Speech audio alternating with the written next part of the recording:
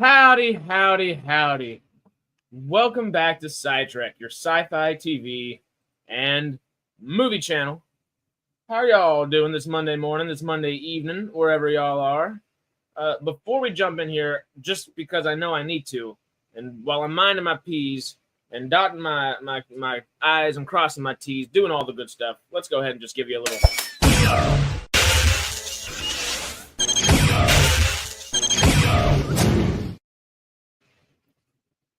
Howdy, howdy, once again. How are you, Melvin? Hello. Woof. I'm good. Good. Good to hear.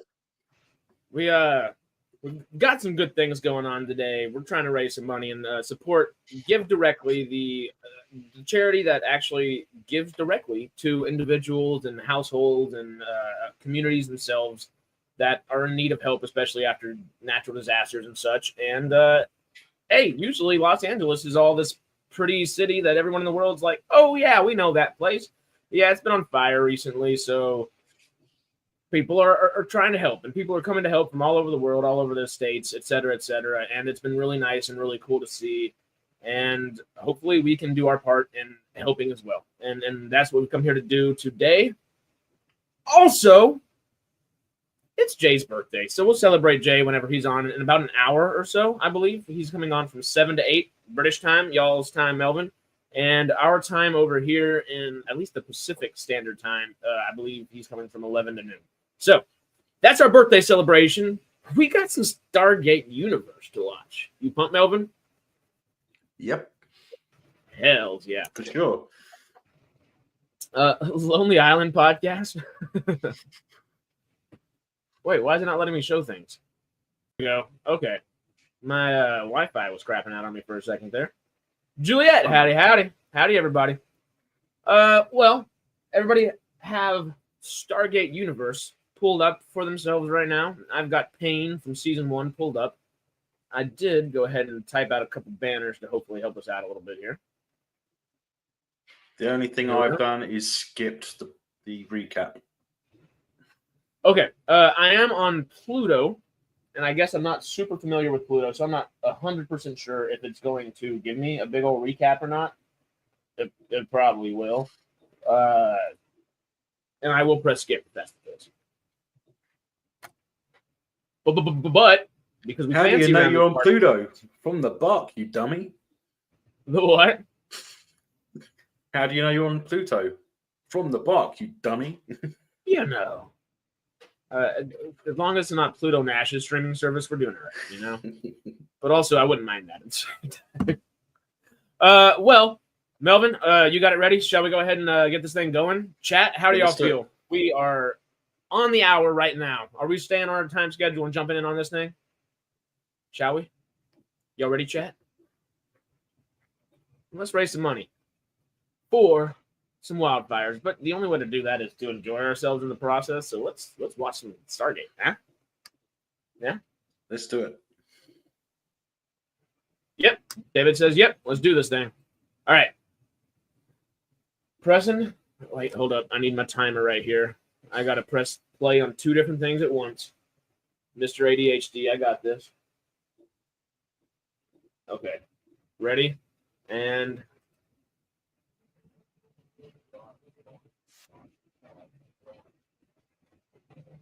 I think this is actually... Yeah, this is a recap. Hold up. It's not giving me an option to skip it.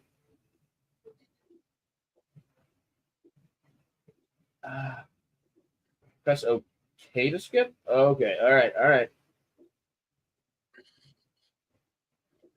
The episode was drowning you out there for a second. Oh, you can still hear it? No, it's on my end. Oh, it starts off with... I had my volume for it up too high. Does Pain start off with a rough sex scene? Is that where we're starting? Yeah. Very rough. I definitely, I guess, watched SGU once or twice all the way through, and that is becoming evident. I forgot about that part. All right. Scrolling back. And the second I see them jump up on that bed, we're going. Okay. There we go. Okay. 1 second in. Are we ready, y'all? Yes, it does. First episode 1 called Air. Yeah, Modest, we're going best and worst episodes of SG1, SGA, then SGU. This is our SGU stream, of course. And it's what Jamie, Sarah, and I decided on our Stargate Outpost in previous episodes. And we are now into the worst episode of season 1 of Stargate Outpost. And it starts out pretty exciting. Much more exciting than I remember. Will you get ads in Pluto or not? Just wondering. I'm pretty sure we're going to get ads in Pluto. Pretty sure we'll get ads in Pluto. Yeah. Advantages of having MGM Plus, I guess. Yeah. And also, where is my... There we go. I almost forgot to grab my second wonderful whiteboard from over here.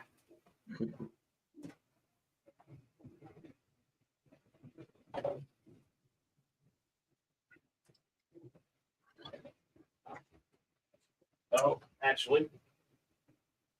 You know, I'd forgotten this episode. Now I remember it. Now I remember it. That whiteboard has stuff all over it. I need a little whiteboard. Yeah, slamming against the wall.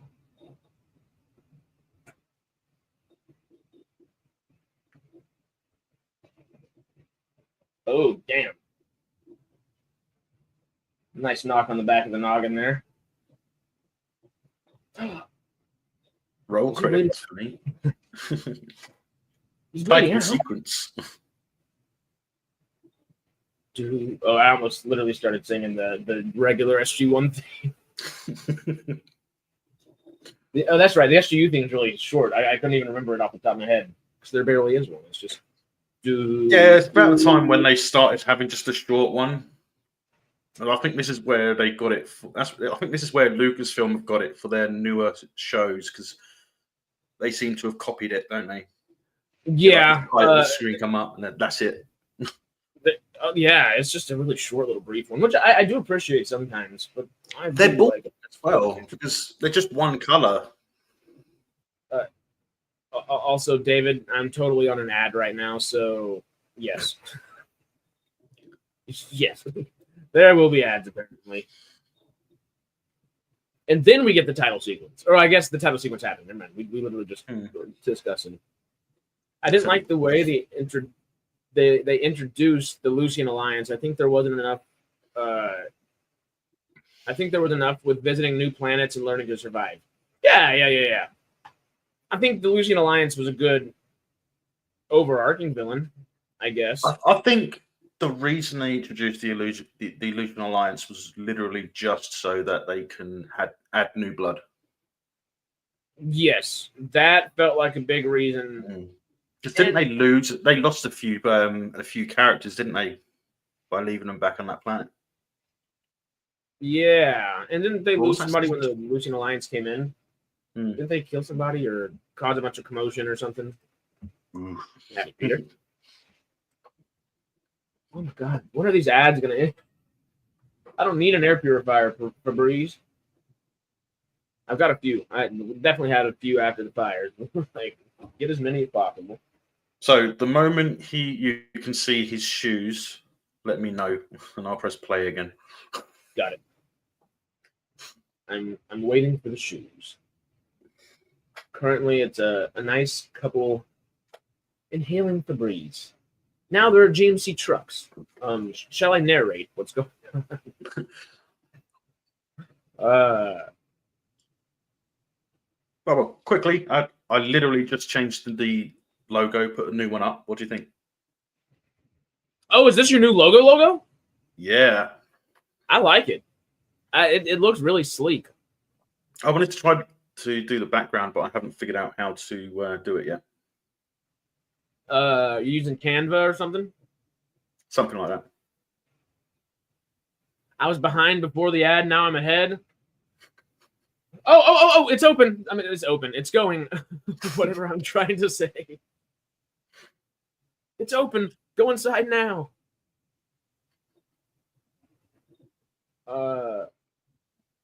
It's actually not open because Vogel is having struggle getting through the door. Yeah. When did Ming-Na Wen start going from Ming-Na to Ming-Na Wen, I guess? I don't know. Yeah. Oh, it's gone. Of course, as I bring it up, it disappears. Mm. Any auditions this week? No auditions, but I did submit for a couple things, which is fun. Hopefully a good voiceover role, which is always fun. It's always fun.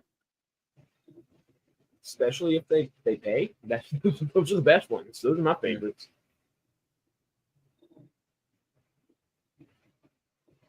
I always use PNG. I always use PNGs for all my logos and even my backgrounds. I like using GIMP. What's the difference, I guess? It's just a format. Okay. Yeah. I think JPEG is smaller than PNG, but PNG is more widely accepted as a format. That makes sense. Okay. Oh my god, this cat almost just ripped my phone out. Oh wait, did we get another donation? David! Thank you! David donated $10, 12 or 10 pounds, excuse me, which is about $12. Thank you. Let me go ahead. I have our schedule right here. Schedule. We are all ready. I took the time to go ahead and write the schedule in our little scrolling ticker down here, if you can see it. So I don't really need the schedule on here. And let me get a nice little alcohol wipe so I can make it look pretty. And we're going to write a nice little list of who's donated what and how close we are to reaching our goal. Because we know when we're doing these kind of things, it's usually a good thing to keep up with. Can be. Does it not keep track of who's donated then? It does on YouTube. I just can't see it through StreamYard, so I have my phone out right next to me with the stream up, just low quality, so it doesn't take up a whole bunch of battery or Wi-Fi or anything, and just waiting to see, essentially. Yeah. What is her name again? I really do like her character. The military female, the girl, good looking and badass all at once, and definitely has the emotional trauma of the group. What, you mean the one that's just knocked out Scott, basically? Yeah, that one. Her. Julia Benson. Okay. Second Lieutenant Vanessa James. Yes, thank you. Transparency in PNG, not JPEG. Mm-hmm. You should ask AI to make your logo. Interesting. That'd be interesting. Lieutenant James, thank you, Adam. I had AI assist with my logo. Hell yeah. Oh, do you earn money from this stream? Barely. Streams, we're not. We if we had like, I don't know the right way to. Yes, but not a whole bunch. We're cents on the dollar typically, unless super chats come in. On streams like this, we earn absolutely nothing. Everything goes immediately and directly to Give Directly. That was a weird brain alliteration there. Give Directly will get everything directly from y'all, anything donation-wise, this stream. I believe they get ads and other view money as well, which that won't be much on a stream typically. But hopefully those super chats and everything else, which are donations and tips directly to Give Directly, will help them out. We are, speaking of, let me go ahead and finish writing.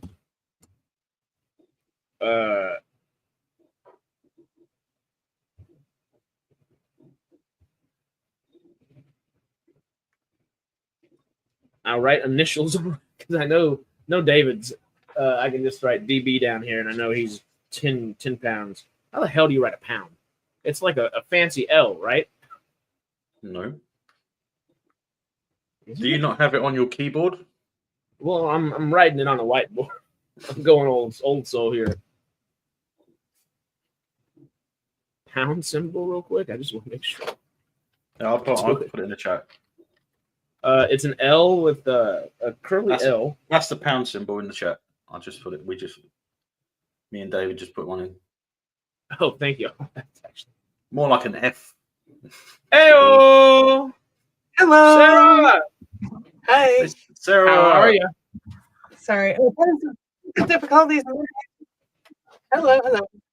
Oh, they happen. It's technology. It doesn't like to be our friend most of the time. Sometimes. Tech sucks half the time. Too much audio going on. Okay, I got it.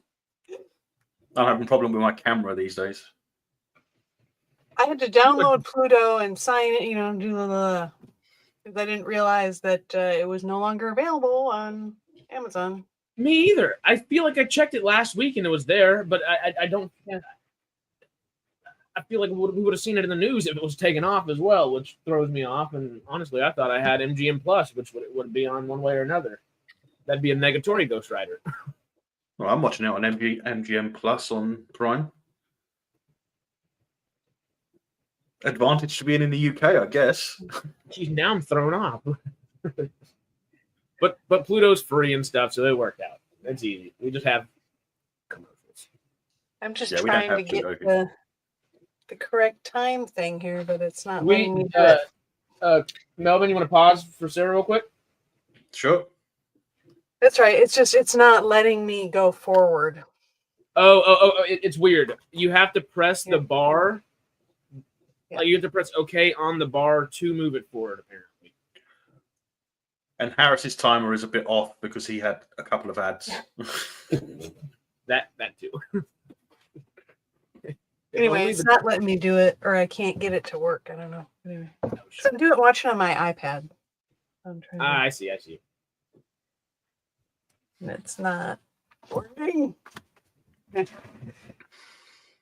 This is such. Anyway, don't worry about it. I can't get it to work. So. Well, we will keep you posted on what's going on. Okay. Yeah. I'll keep trying, but don't wait for me. Well, Scott is saying he's done. What? I guess 12 minutes into this. Your time is 12 minutes into it, but we're about 10 minutes. We'll sync back up at the hour again. Right after this episode, we'll be perfectly syncing in. Until there's an ad. Outside the ad aspect. It was funny, though, because the ad came as soon as the title screen was done. Yeah, the title screen stopped and ads popped on. It was like, great. I have the DVDs, but I don't have a Blu-ray player right here. So. I feel like the only Blu-ray players still existing are great, another ad.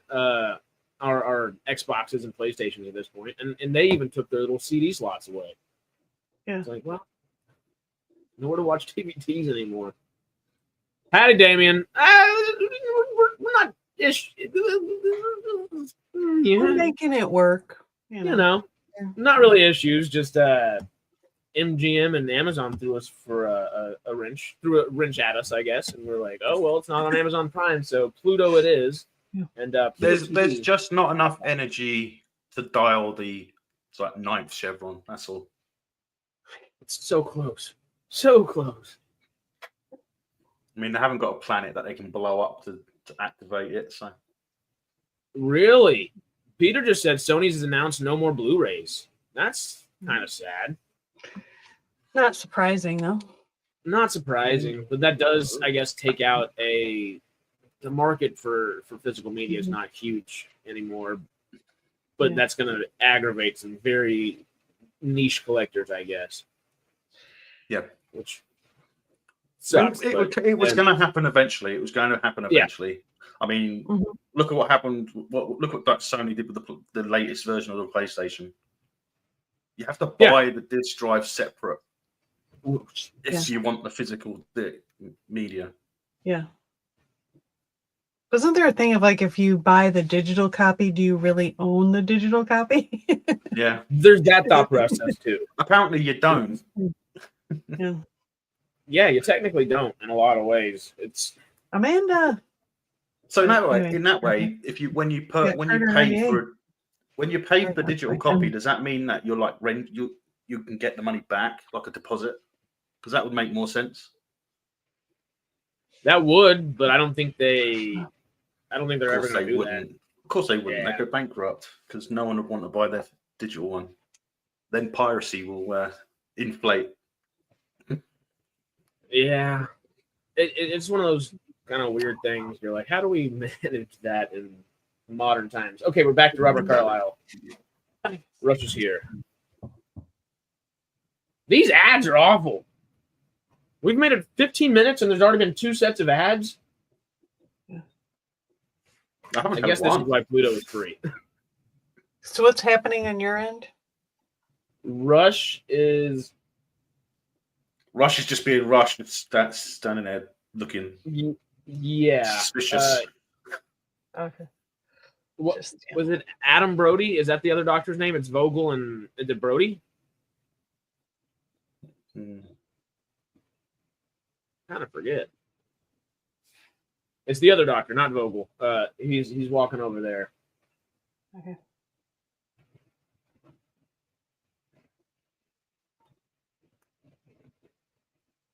Yeah, David. Video games are going to go the same way, where they're just going to be digital downloads, and it makes it easy and convenient.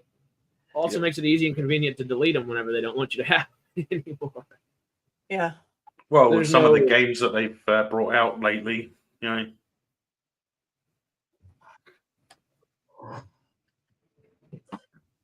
Yeah, there's no like looking down over there and seeing like a Transformers game that that's not available anywhere anymore. The only way to play it is on that one specific console.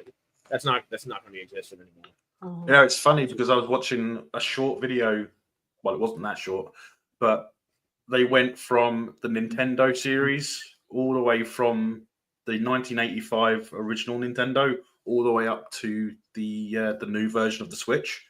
And they were showing all the game cartridges and that, and then they was like, "Why are they still using CDs and DVDs when you had little cartridges that had the same amount of information on it?"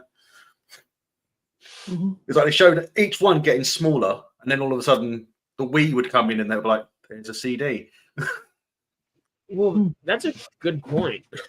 Like even the GameCube, it was one of the small CDs. Yeah, maybe it's a cost thing. Like it's just cheaper to do CDs or something. More plastic involved in little cartridges and stuff. Extra cost. Well, and they do go a little easier. Remember, cartridges have been around a lot longer than CDs. They've been around since the Atari. Well, yeah. Part of it's control, and part of it is distribution as well. Both of those things. Also, with digital media, if you're caught cheating or something, it's easier for them to block you completely because they can block that version of the game that you got. They can block that serial number that you get. That's which leans into they can control, which they like to do. It's always back to bloody discovery. And seriously. Control. Okay, so Michael did a little research. Said yes, cartridges are more expensive than CDs. I combined a couple words there: CDs and DVDs as well.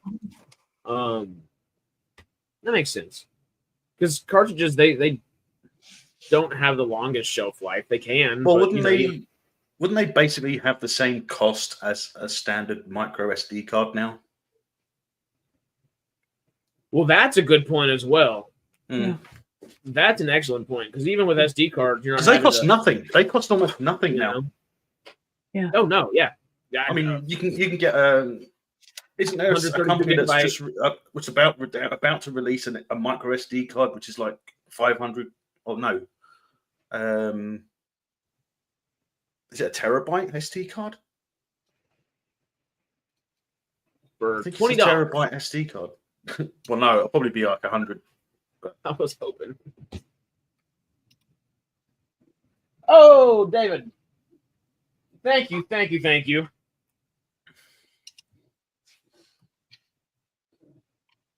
I'm trying to do the pound symbol.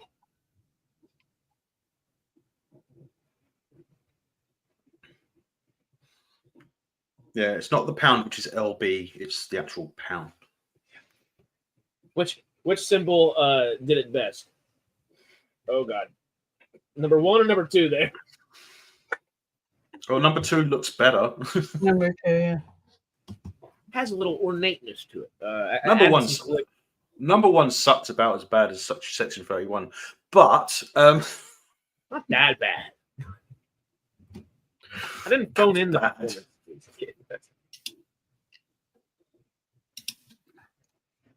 Oh, this is the episode where they tick the box. Thank you, David. I forgot to thank you for half a second there. Thank you very, very much.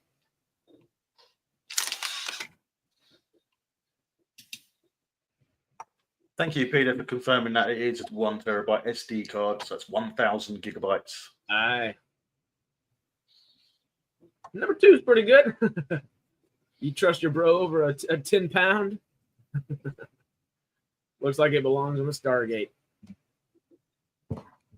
Hire me for my chicken scratch. I got you. I used to know someone who would fall out with someone over 20p. Over what?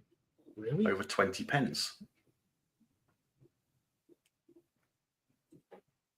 That's too much. Oh, God. Seriously, he used to go on and on about it. He used to complain, saying that, he fell out with someone because, 10 years ago he borrowed 20p and he didn't pay it back. Essentially, if someone asks you if they could borrow, say, 25 cents, right? Was it Jay? Would you be bothered? No. That was good, Peter. But no, that's absurd. That's yeah. Yeah.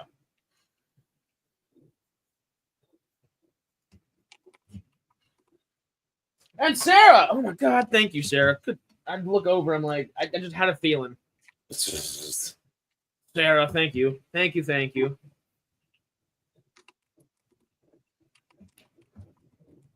A $50 holler from Sarah. Oh my God. That puts us on really good track. We're that's 60, 70, 84, 85 bucks if I'm doing my math right. Yeah, $84. 84. Almost a third of the way, y'all. We're half an hour into a 4.5, 5 hour stream. So thank y'all. This is our best numerical kind of path so far. Thank y'all. And it's nice that this is also the one, I guess, that is closest to home. We can be a little bit more pertinent in where in certain people's cases, they can literally smell the smoke. Yeah. Hi. Me and these crazy crackhead cats that keep running in the background, if you just noticed. Y'all almost got me yelling at my cats. It's half a second ago because I looked over and they're on my kitchen table fighting. They're not supposed to be on the kitchen table at all. But Chloe. Yeah, Chloe, good luck with that. Her dad. Getting cats to not jump up on things. Good luck with that. Oh yeah. I mean, I let them do it on the back table over here to try to hey, here's your one spot. Yeah. That'd be a negatory Ghost Rider there as well. Mm-hmm. That's the exact story what my brother's friend used to say. Which one? Oh, probably though. Who's the actor that plays Chloe's dad again? He's a great actor. I just can never remember his name. Wasn't he in Happy Gilmore? Yeah. Christopher McDonald, isn't it? Which one? Christopher McDonald? Christopher McDonald. We will Google that name and double check. Yeah, Christopher McDonald. Oh. Yes, sir. Great actor. That's the advantage of using Amazon because they got X-ray. Oh, thank you, Michael. But yeah. I was like, let me just do quick math real quick. Hope for the best. Outstanding. Christopher McDonald's been in everything. He's almost like not the funnier Bruce Campbell, but tends to be in the more comic movie or comedic variation of movies than Bruce Campbell. back to the ads, of course. I think he plays like a jerk a lot too, but yeah. I guess he's not usually the funny guy in the funny movies. He ends up being in a lot of funny movies, though. Mm-hmm. He's like the stereotypical bad guy as well, isn't he? In some. I mean, was it? Yeah. Yeah. Happy Gilmore is the perfect example, honestly. Was it that superhero movie parody that he was the bad guy? He was the. I just realized I had the wrong episode up the whole time. Technology, y'all. But bad guy movie? Sorry, Melvin. I saw that, was like, oh, God. Yeah, there's that parody. It was like the scary movie ones. It was the superhero movie, wasn't it? Oh, disaster movie or epic movie? Yeah, but it was the superhero one where they parodied Spider-Man. That one wasn't an epic movie, was it? No. It was. I remember. Yeah, Superman's in here. I don't know if Spider-Man, Jack Sparrow. Yeah, they do the Chronicles of Narnia too. That's funny. I remember the Alvin and Chipmunks in the disaster movie that ends up being cannibalistic chipmunks trying to eat everybody. It's the silliest thing possible. Yeah, so 85, and then he was in a show with Kirstie Alley as well. What show was that? I have both their faces like on a poster in my brain. I just can't think of what it is. I have a vague recollection, but I can't think of what the name of the show was. I'll Google Kirstie Alley and Christian McGuff. At least we get some RDA and Amanda in this. You know? I know I'm probably behind where you guys are at, but I'm at the point where they got a bunch of people on their knees in the main room. The gate. Oh, wait, you're actually watching Incursion, aren't you? Yeah. Oh, yeah, we're on page. Yeah, that's what I noticed is I totally put the wrong episode up there. Yep. So, oops. Harris is such a pain. Never mind. I'll just. No, that's You're such a pain, Harris. Such a pain. There's a reason it's the worst episode of the season, you know, and we voted on it. Oops. To be fair, it was my idea, my thought about doing this one first because it does come before Incursion. Well, that's fine. That's the way we've been doing it. It's just it was proper. I wrote the late banners in the wrong order. Yeah. Because my extra banners are in this order right here, which is the season 2 go in the opposite, so I'm gonna have to catch myself on that one too. Yeah. All right, so I'm not gonna catch up on this anyway. Okay, I'll have to. Hey, at least we all missed, or a good chunk of us missed the worst episode of the season. We get to enjoy the best ones. Okay, I don't even know. Like, everybody's been like, "What are you and Melvin talking about?"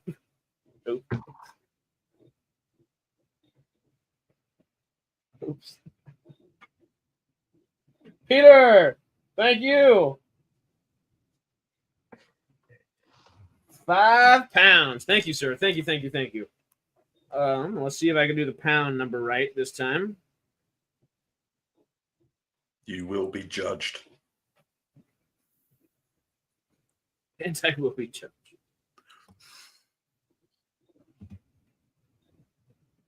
I'm gonna give it some curves this time. You know, it's gonna have an arch. We got this.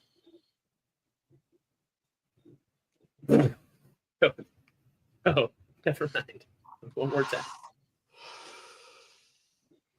oh, the stupid thing! I thought I got it to fast forward, but then it jumps back to It jumps back to where the commercials were. Damn commercials.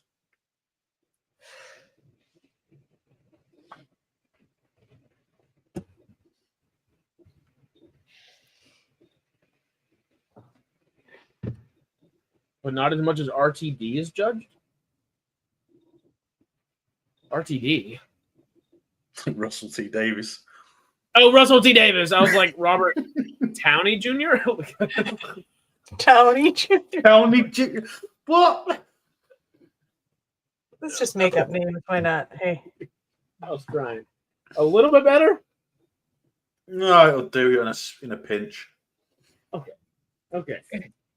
I got the $ down, Sarah. Don't worry on that end. That one All right, I got so problems. I think I'm in the right spot. Rush was just talking on his radio. Now he's getting ready to hit a button. He just hit a button. We just got to, I think, the scene right after that. Okay. I almost said Andrea because she looks like Andrea from The Walking Dead. Oh, what's her name? I'm at a bit where you got Eli and Chloe talking because you can see her. I'm at. I have Eli and what's his name talking. Oh my God. I'm at 26:30. The what? I'm at 26. I'm probably right there too, just with the ads somewhere in that range. Because there's got to be. I'm at the part where Chloe's talking to her dad or whatever. Yeah. Mm-hmm. Yeah. That was. I guess I'm a bit past that. Okay. Yeah. Close enough. Yeah, we're in the right. Rush has just turned around and because he thinks that the sergeant's following him. Now he's imagining that he's stuck in that thing again when he was on the alien ship. I'm at Eli and Chloe. It was like a tick or something that was causing the hallucinations. Yep. Yeah. That's it. Space ticks. Sounds great. Space ticks. You don't want space ticks or fleas. Get back in the ship and check yourself for space ticks. Ticks have always done so well for entertainment. Yeah, exactly. Actually, though. I guess you need that flea and tick med, on the back of your neck when you go into space, Yeah, all work for Disney.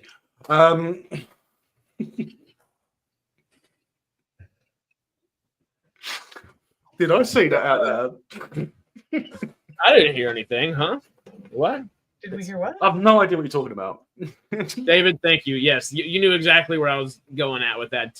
Tamara Johnson or Tamara Johnson, however you say her name in here, looks like Andrea from The Walking Dead. Different actress. Yeah. This, of course, is Elena Huffman. I knew her name. I just couldn't think of it. Yeah, it's funny because you'd think that Destiny being so advanced compared to humans, human ships and that, you'd think they'd have some showers on board. Yeah. Get the ticks off you. I mean, clearly they don't have a problem going to the toilet. There must be showers. Yeah, they have that weird mist one thing. Yeah, it's not a shower. It's like is it a chemical shower? A light shower of some sort? Steam dryer. Sure. A steam shower or something. Yeah. Space showers. Obviously not good enough for space ticks, but close. Clearly.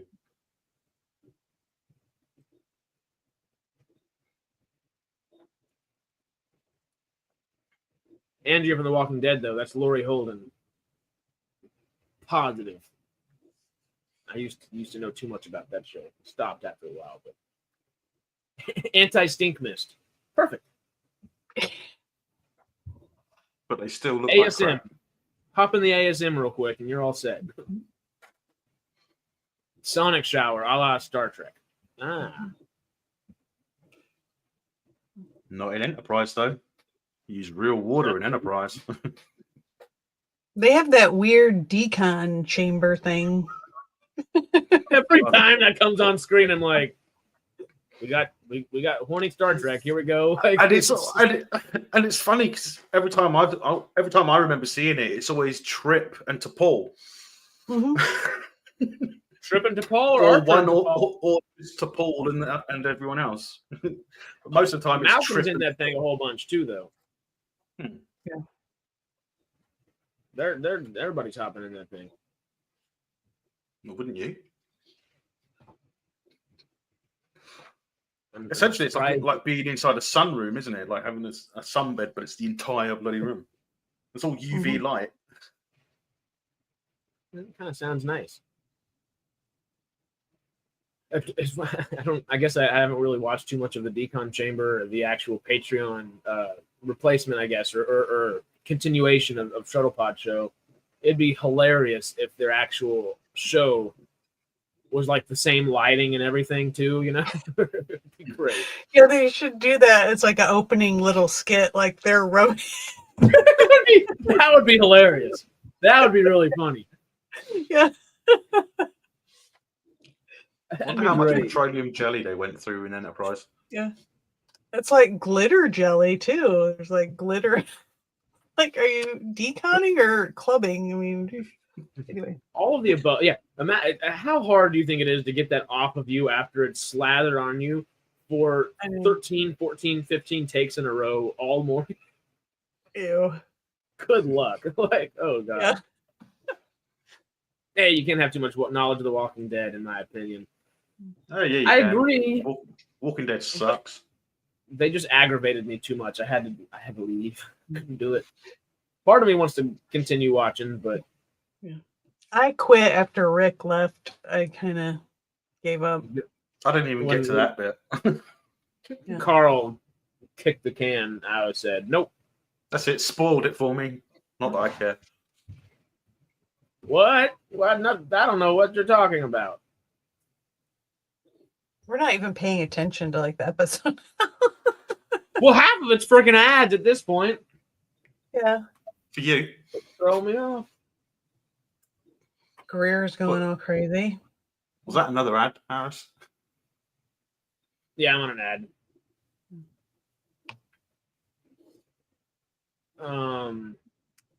Probably a minute into the ad. I think it's the second or third one. It's flu season. The little mucus guy's back. I don't know the character's name, but I remember him. Everybody waiting in line for tick removal. Yeah, for me, they've just removed Chloe's tick. Yeah. Yep. Oh God, Michael Carey. Yes, half ads, half bad episodes. Episode, not episodes. Excuse me. Half ads, all bad episode. Because Mm-hmm. it is the bad episode of the season. Is this true? Yeah, is this true? Is it? I do still think that one of the episodes before might have been more deserving of it. Which one again? Because I think we were struggling on picking it. I'm not going into it. Yeah, I forget. I can look at. Let me dig out my notes here. My trusty notebook. See if I have it written down. I feel like there was one that we were. Let's see where if I can find it.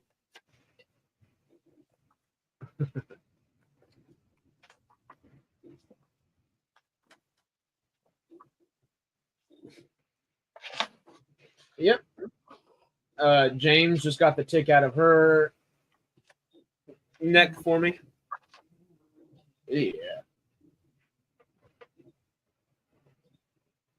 What do they call the forest in space? They call it the dark forest, I think, or something like that. These are dark forest ticks. Giving you the dark side. Just kidding. Wrong franchise. Close enough. Hey, brain pain. Something dark side. Bum, bum, bum, bum. And it somehow returned, I think. Maybe. Possibly. Look at me, Addy Camel. Sparkly glowy. Robot chicken. The Q-tip. Sparkly glowy. I can't do the accent, though. Please try. Please try. Is there an episode called Life? Because I have a frowny face next to Life. So Life? Life. But there's an episode called Light, too, I think. Is there? No. Yeah, I was scrolling through. I was like, I forgot how many episodes this season are just one-word titles. Anyway, my writing is so bad I can't read my own writing. Anyway, because if I write really sloppy and fast, it's like, what was I? But I have a frowny face next to Life. I have a frowny face next to Divided. Wasn't there a movie called The Dark Forest?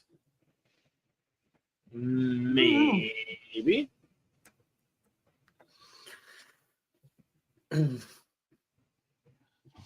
Could have sworn there was. The Dark Forest, the evil never sleep. In 2023, there was a Dark Forest in 2014 as well. I hate when I'm right. But yeah, Peter said the Dark Forest relates to animals in a forest, not advertising their presence to potential predators. Yeah, kind of like what there's people, I guess, that allude to us being in a dark forest in space. And maybe we shouldn't be sending radio signals out there because, hey, a nice big space owl might swoop in and pick us up or something. I don't know. I mean, if they're animals, then they're not going to be smart enough to pick up a radio signal, are they? Who knows? We all saw Nope.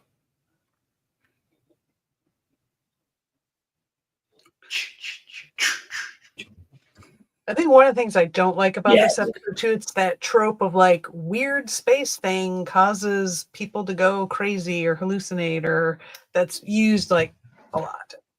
Isn't this the only series of Stargate where a bug bite doesn't turn you into a bug? I think so, actually. Because it happened to Tirk in SG1. He started turning into a bug. Oh, yeah, that's right. It happened to Shepard in Atlantis. The Eratus bug. Yeah. So this is the only show of Stargate that doesn't have that happen. But saying that, Chloe does start turning into an alien. But that's not the same, is it? Well, this is also the tick, though, is it? No, that wasn't because of the tick. No, but that was because they needed a plot to get the bridge open. Well, we just saw the aliens, and this is the first time we get to see them, isn't it? The little blue guys that look like fish. Oh, yeah, little blue aliens in SGU.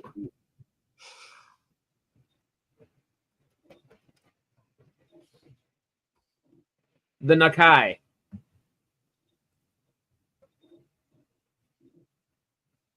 Sergeant Greer. Master Sergeant.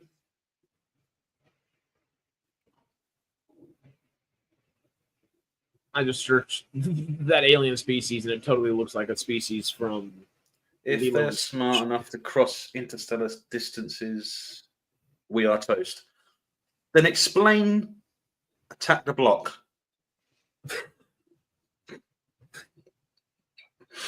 Good movie. Great movie. Good movie, yeah. There's a second one coming. Is there really? Yes. Attack the Block's John Boyega, right? Yes. That's probably the only good movie he's been in. Well, yeah, but well, hey, Don't you dare say Pacific Rim Uprising. No, I actually haven't watched that all the way through. I own it and have never taken. I've seen it a few times, but I think I always fall asleep. You can guess my activities prior to watching. There are some good parts, but the first one has an epic theme tune for Gypsy Danger. Well, it's Guillermo, and then Del Toro doesn't come back for the second, and you can feel it. The Force Awakens was the best of the three, generally. There was the best of the three.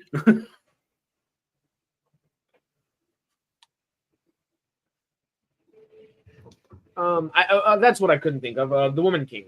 The Woman King was not the best title because it threw a bunch of people off, and people were all pissy about woke and everything during that time. So it screwed itself by titling itself that, but it was a damn good movie. And he is really good in there. No, but I can't think of a whole bunch of other stuff. I know he's kind of said no to going in and being the new Black Panther in the MCU, but damn, he would be good, honestly. Yeah, maybe. Are y'all fans of these aliens? The little blue guys? Do you remember what they look like? I can bring up real fast. They're kind of cool looking, but they didn't really do that much with them. Which in the episodes where they teamed up against the drones, those were okay. Yeah. Little blue guys. Little blue aliens SGU. Best search ever. They're blue and abba-dee, abba-die. Dabba-dee, dabba-da. We could totally sing that entire song between probably the three of us and get it probably word for word, which is a bad thing. And it would suck so bad that copyright wouldn't matter. Maybe, honestly, that song, it's pretty simple. That anyone just saying the words might get you caught.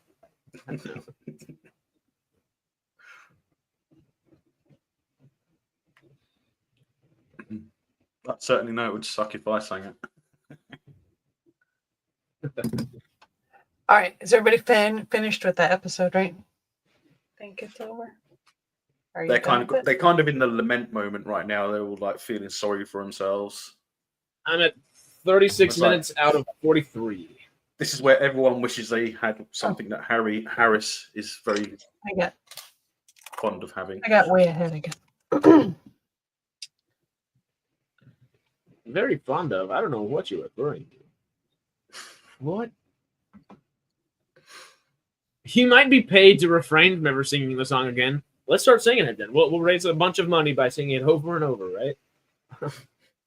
No, I only got 20 minutes into section 3 before giving up. Oh no. I watched it last night, unfortunately, but I knew I had to. I wasn't gonna watch, and then I'm like, I gotta watch it for the, for. Did you finish it? To talk about it because you guys were talking about it yesterday, and I couldn't be here to talk about it. But I watched it on Saturday, I think it was. I watched the whole thing, and I was just like, "Holy crap!"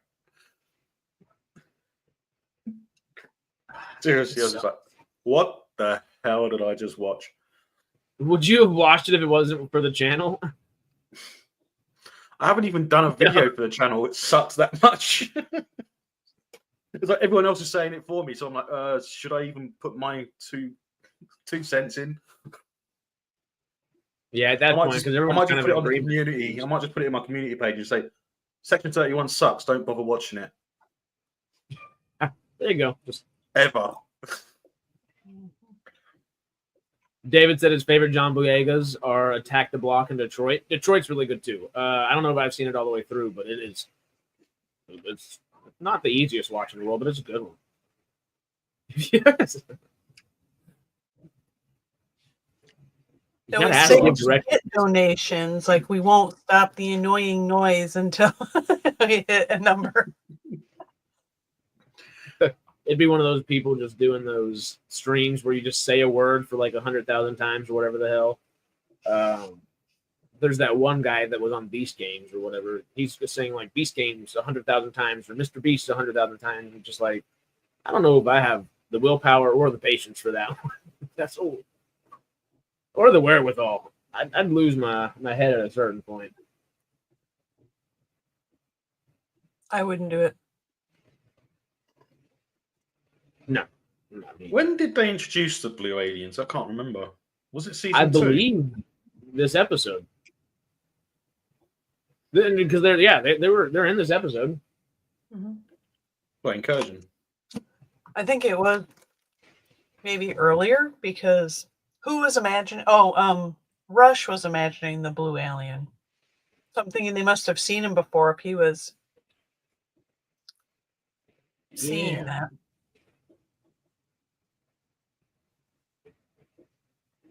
Because he was the first. Oh, he was the first to get taken by them. Remember, that's why he was so. Mm-hmm. That's right. Yeah. Which makes sense. Get the smart guy. And I couldn't tell you what episode that was. Me neither. Yeah, right now I'm at Greer being kicked down on the ground and handcuffed.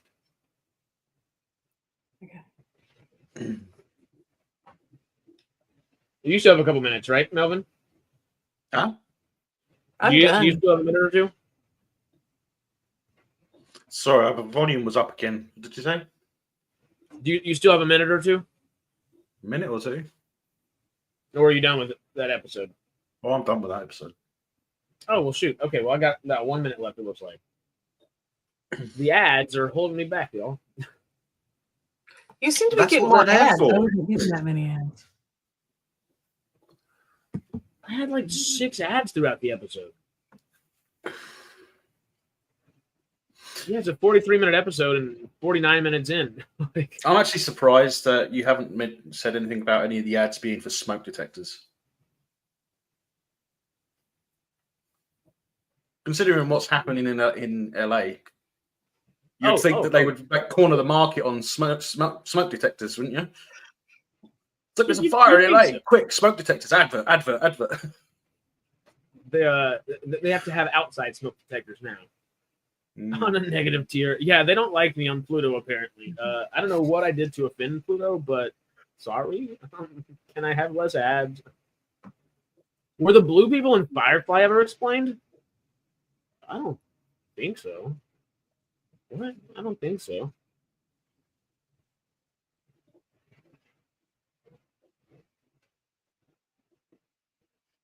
The blue people have to deal with Summer Glau stuff, right?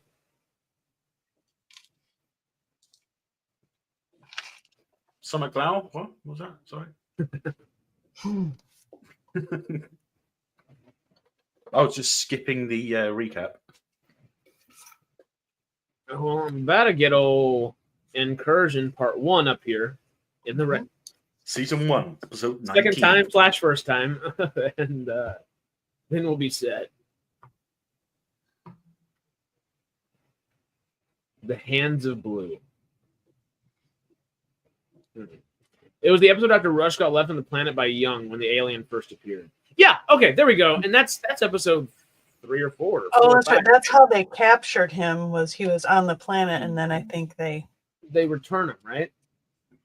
I think. Okay, is that how they got him? Maybe if I'm remembering correctly. Can I go back? There we go. View all episodes.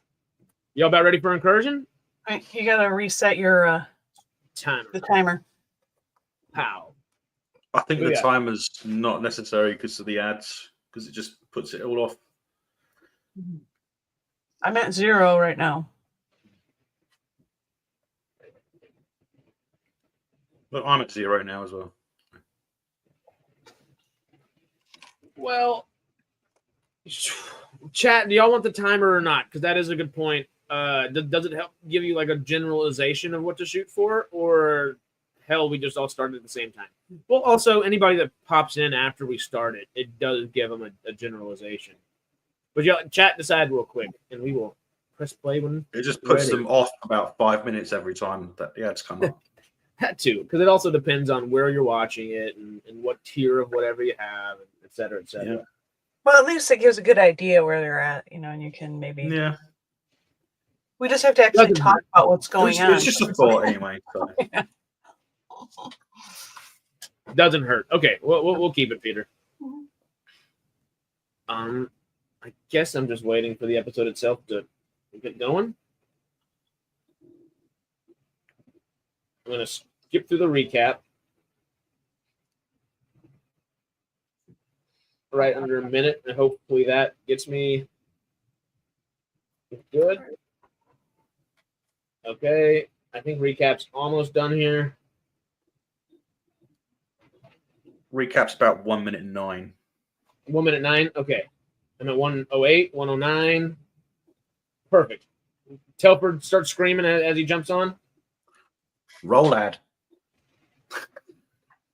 Roll ad. Thankfully, not yet. In an Optimus Prime voice, like roll ad. Roll ad. I can't even. Peter Cullen can get to an octave that I don't think many people can get to. Or like they say rawhide. Rolling, rawhide. I got that one. All right. It doesn't sound as good, but I can do it. If you would have a rawhide too.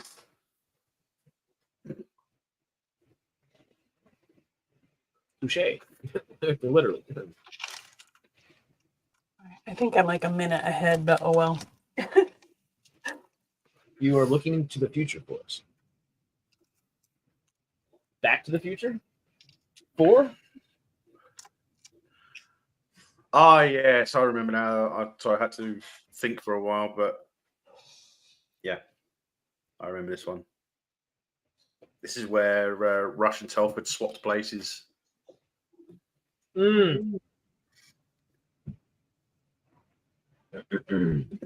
It is Brody, right? Am I crazy? Adam Brody. I knew. Okay, good. Vogel and Brody.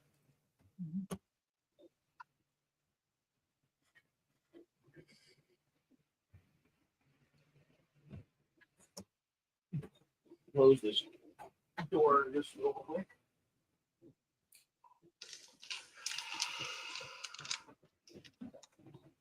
What's Lou Diamond Phillips' best role? The what? LDP? Yeah. I can answer that immediately, and it's Chavez in both Young Guns 1 and 2. And I will watch it and then rewatch it, then rewatch it again, then rewatch it again, then rewatch it 4 more times because it's so good. What about Luis Ferreira?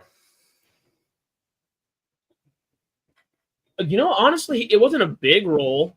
It was a very small minor role in Shogun at the beginning of 2024 when Shogun, the new version of it, came out.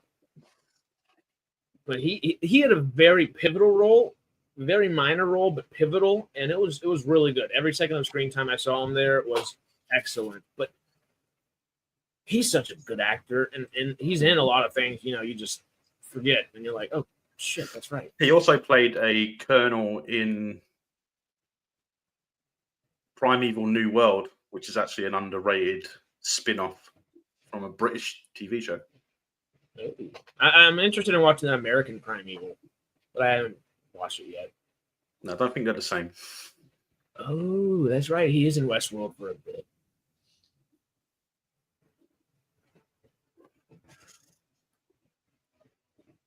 Yeah, honestly, I really liked him in Shogun. It was a small bit part, but it was pivotal, and you needed someone with. Oh, we're on ads again. Sorry, y'all. But no, he had an excellent role in there, and it was one of those things where, like, pound for pound, he's one of the best actors that showed up in the series, which is saying something because damn, that series was full of amazing actors. Shogun was awesome. Yeah, Shogun. Yeah, was awesome. sure. Shogun. I just want to watch the old one. I'm looking forward to season 2. Yeah, you planning to add any streaming things just yet? I'm thinking about it. I got to think of what would be a good show. You know, it has to be something that everybody can access. Because I was thinking like Defiance, but you pretty much have to buy it. I don't think there's any place you can watch it. Yeah. Is that the same Defiance that was on around the same time as that other one? Which was it Revolution? I don't remember. I think they were on about the same time. This sounds right, but I don't remember that show.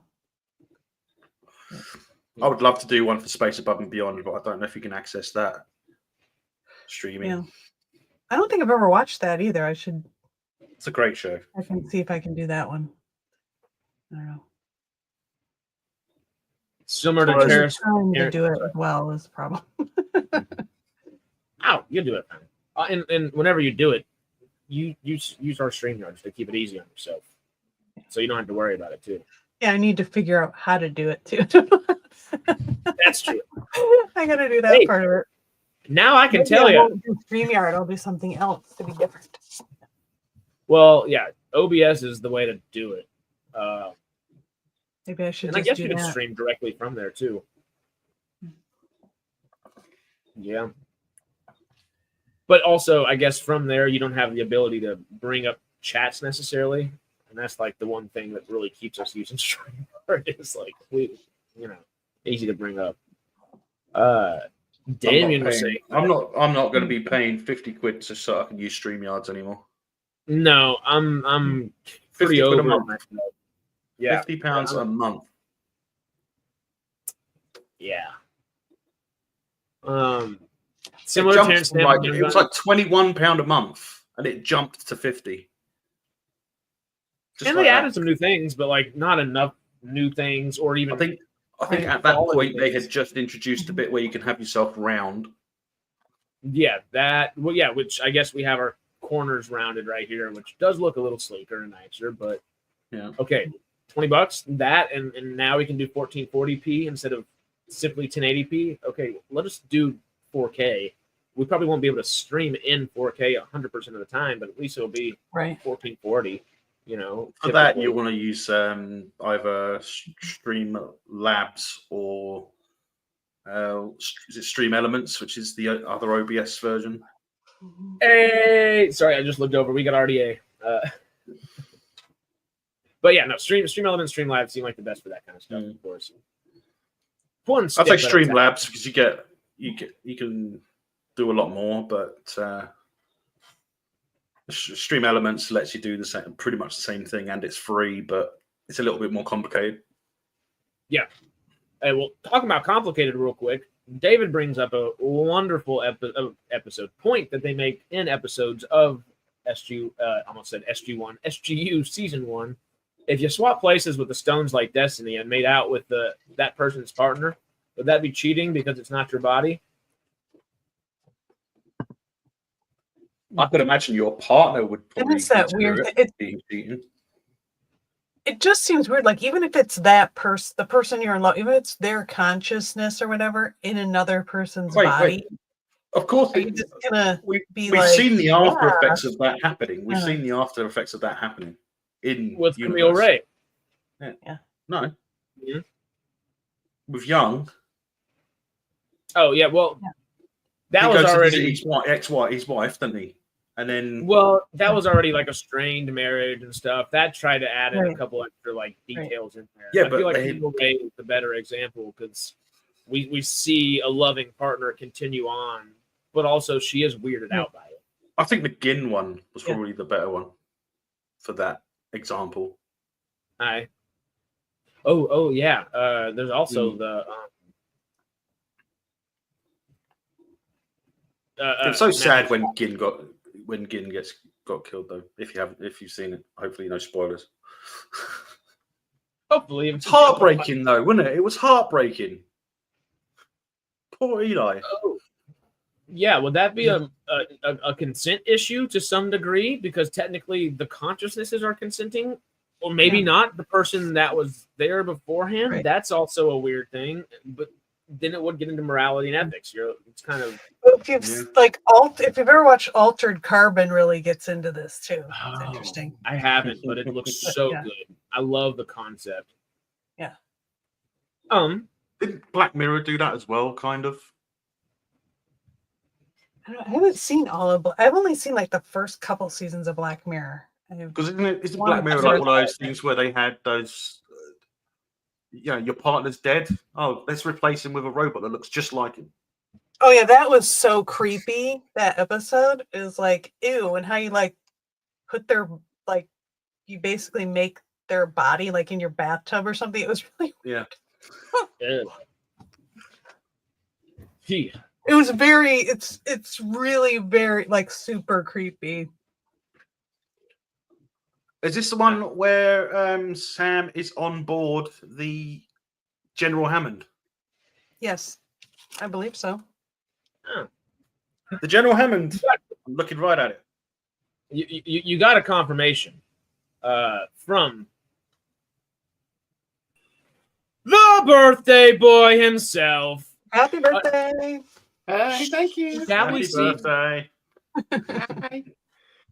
Shall we take the few moments to sing terribly now? Black. Is it no?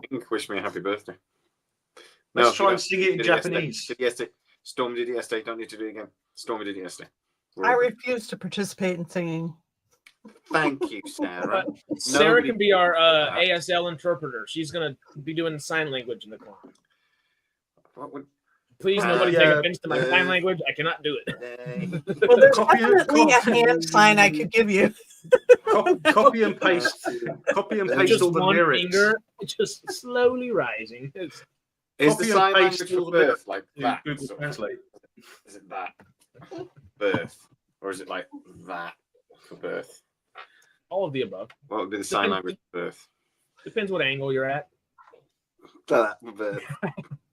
Hello. Crying I was baby. born with glasses on, apparently. Hello, mommy. Oh no, it wouldn't be hello, mommy. Would it be hello, doctor? Hello, doctor. Yeah. Hello, doctor. Turn around and say hello, mommy. I'm on my way. Stop rushing me. On your real birthday this time. Mm-hmm. Oh yes, today we had I had a whole birthday weekend. As you should. Mhm. As you should. Oh yes. Mm-hmm. You know what I did to my birthday today? I took my car to go get an MOT. I am so rock and roll. Damn right. Oh yes. And then they said one of my tires needed doing, and they quoted, "It's dangerous." But he said, but it wasn't delivered, so he's going to come for like another 2 hours. Like, yeah, I'm not waiting another 2 hours. I'm going to go. I really can't recommend it. You might die. Yeah, I'll be all right. I like those lyrics in the chat. I like So those far, so lyrics for good. happy birthday. Oh, Happy birthday to you. Happy birthday to you. It's a shame about United. Time to be a true blue. Uh-oh. Oh, we're gonna start it now. Can I block Damien? It's like, have I got a button for that? I always forget how to do it because we don't like doing it, do we? But I mean, can I send his account a virus or? Happy birthday. 60 is a big number. It is. 60 is a Happy big birthday, Jay. By the way, Modest said you were 57. All the numbers. I think he's just turning 21. You can finally drink. And we can drink at 18 here. I started drinking at 14. I started drinking at 12. Well done. Is that why your camera doesn't work? I plead my camera don't work. The way you open, was it? My camera doesn't work because I watched Section 31. Punched his camera. My camera was facing the TV. My eyes burned out, and so did the camera. I've heard news on that from Skydance.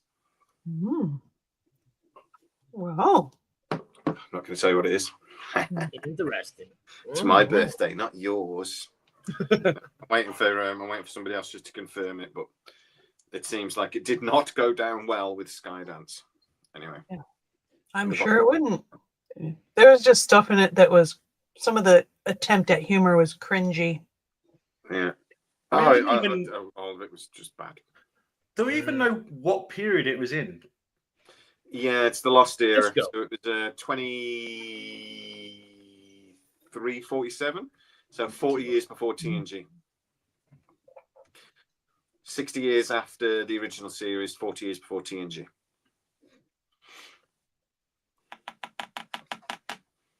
So we finally get something in the Lost Era and it sucks.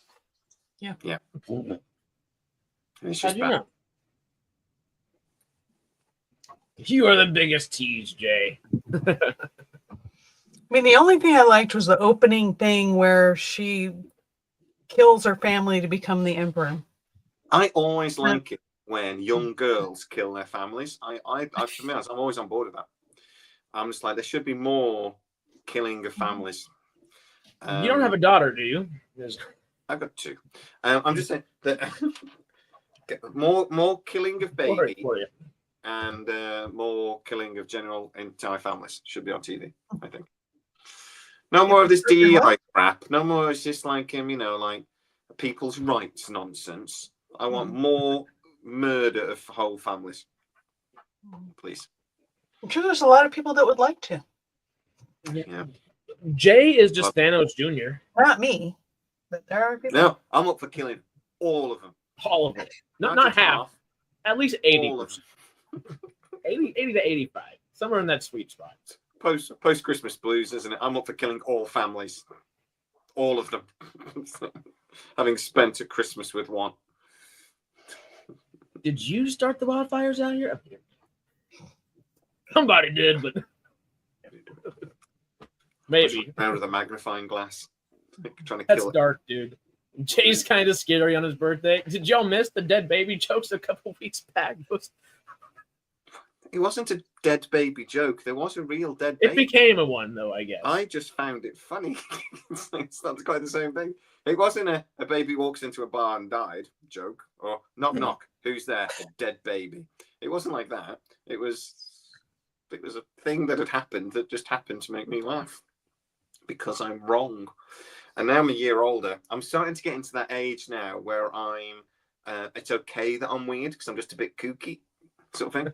If I was richer, so if everybody wants to just like start spending, monetized messages. I've got what they're called. Thinking chats to make us richer. I could be. I should have forgotten the word. What's it when rich people are crazy? Eccentric. Eccentric. I could be eccentric if I was older. If I was wealthier. Now I'm just a bit kooky.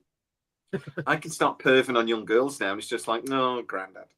So I think I'm getting that age. I'm going to stop pinching young girls' bottoms soon, and then it's going, oh, young lady. Be careful in California with that one. This stream is going to get pretty dark humorously soon. Yeah. We joke about the baby joke. Do y'all not remember the joke he said right after that one about the helicopters? That's also not a joke. It really happened. I guess that's true too. Neither. I just thought it was funny. I thought it was ironic. Oh, I remember it now. Yeah. To recall that story. Hey, we're going to pretend 1, 2, and the 3. There's a helicopter. Yeah, it's funny. That's just irony, isn't it? Yeah, life is crazier than fiction sometimes, and I just like that. Mm-hmm. Yeah. But what are you going to do? It is. Peter, he has to make it to there first. Yeah. There was this woman over here a few years ago. I want to call you Rodney. I can't get it out of my head now. Sci-Fi Quest. What's your real name? Matthew. Matthew. Gerald. No, seriously now, because I've got Rodney in my head. Melvin. Ralph. You're not helping. Ray Bradbury. I've been drinking heavily, and this is not helping me. Gene Roddenberry. Melvin will remember this. Sorry, Mel. Fuck knows what's going on at the moment. Anyway, Melvin will remember this. There was a woman on the news a few years ago, and she's seen on a CCTV camera. She walks along, and there's a bin. There's a cat on top of a bin, and she picks the cat up, opens the bin, lobs the cat in the bin, and just shuts the lid. And everybody went, oh, "How dare you, animal!" And this ditty old lady sort of thing. And I just thought, nice one, you miserable old cow. Come on. I thought it was funny. And I'm sure the cat didn't die, and if I'm sure it escaped and shit. It's when then the bin man comes and you see the bin going to the back of the bin lorry. I'd be like, cat died. But that's only if the bin wasn't put out a week early. Well, yeah, it could have just died in the bin. But it did poke some holes in there. It's all good. But I still think that was really funny. And she was like demonized. Miserable old cow. It's much worse than that. It's just like my nan. It's fine. The cat lady.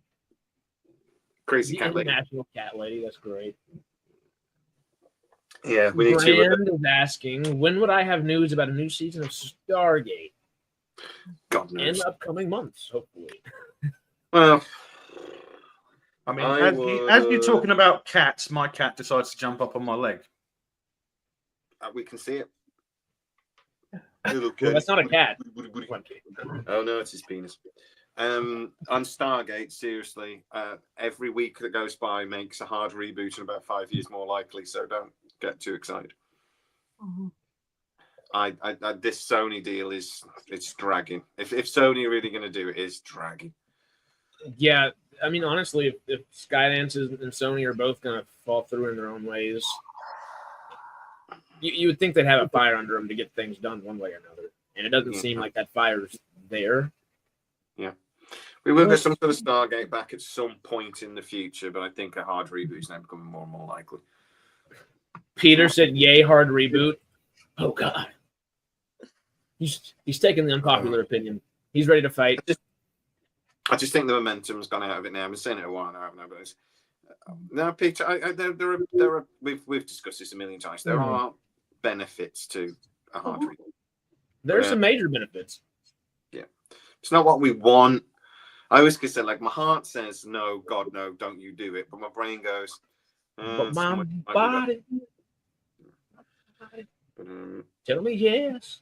I was told around Christmas, and we're already nearly in February. So I haven't heard anything since. So tomorrow then. Yeah. Well, that's the other thing, isn't it? If they sign a deal, it could be announced in no time. I was always told as well, just before something will get announced, you'll hear nothing. They'll batten down the batches sort of thing for a month or two before. So you never know. Like it was like when the movie happened, we heard nothing, and then we started hearing little bits when it was actually going into like they were actually starting to like put some like mock-up sets and things. Then we heard a few bits, but actually for about 3 or 4 months before, once the decision was made to actually, they started doing a bit and they cancelled it almost immediately. But we heard nothing. It went absolutely dead quiet because they sort of like, well, I think once a decision's made, they stop talking to people about things, so stuff doesn't leak out as much. It's only really leaks out when they're talking to people about stuff and they're trying to get opinions. And most of our stuff came through them talking to like PR and things like this, and trying to get like building all their metadata and stuff. That's how we found out most of what was going on. But obviously that's once the decision's made. But, well, yeah. But at the moment, no, I'm not hearing anything at the moment. RDA and Amanda. Sorry, go. RDA and Amanda are up on the screen, on my screen right now. Anyway, I think they're about to be. You just got past the gunfight scene. Yeah, I'm at the part where she just shot out the camera. The leader, what is the name of that? Be right behind you. I forget. The the Kinos? Lucian Alliance? Are they Lucian Lucian Alliance? The people? Yeah. Because they're the only people that come on board, right? Lucy. All right. I'm not watching it because it's my birthday and I watched Star Trek 31 the other day, so I think I've punished myself enough recently. So I'm not watching it at the moment. Well, that's okay. If you didn't like 31, we've got Academy coming. It's my birthday. Be nice. We call it Star Trek 90210 on this channel, by the way. I call it Star Trek Drain Chill. Well, me and you get that anyway. It's like just like Doctor Who Grain Chill. That might get cancelled yet anyway, so don't worry about it. That was the Sarah Jane Adventures. I was actually told today that Doctor Who is 75% to 25% at the moment, in their opinion. Can't tell you who they are, obviously, but they're somebody that would know about these things. 75% chance of it getting cancelled. I thought you were going to say a 75% chance of it sucking. Yeah, no, 75% of it being cancelled, or Disney cancel it. What BBC and whatever do then is up to them. Disney will cancel it. BBC will carry on. Yeah, but it won't get anything like the budget. The BBC can't afford it.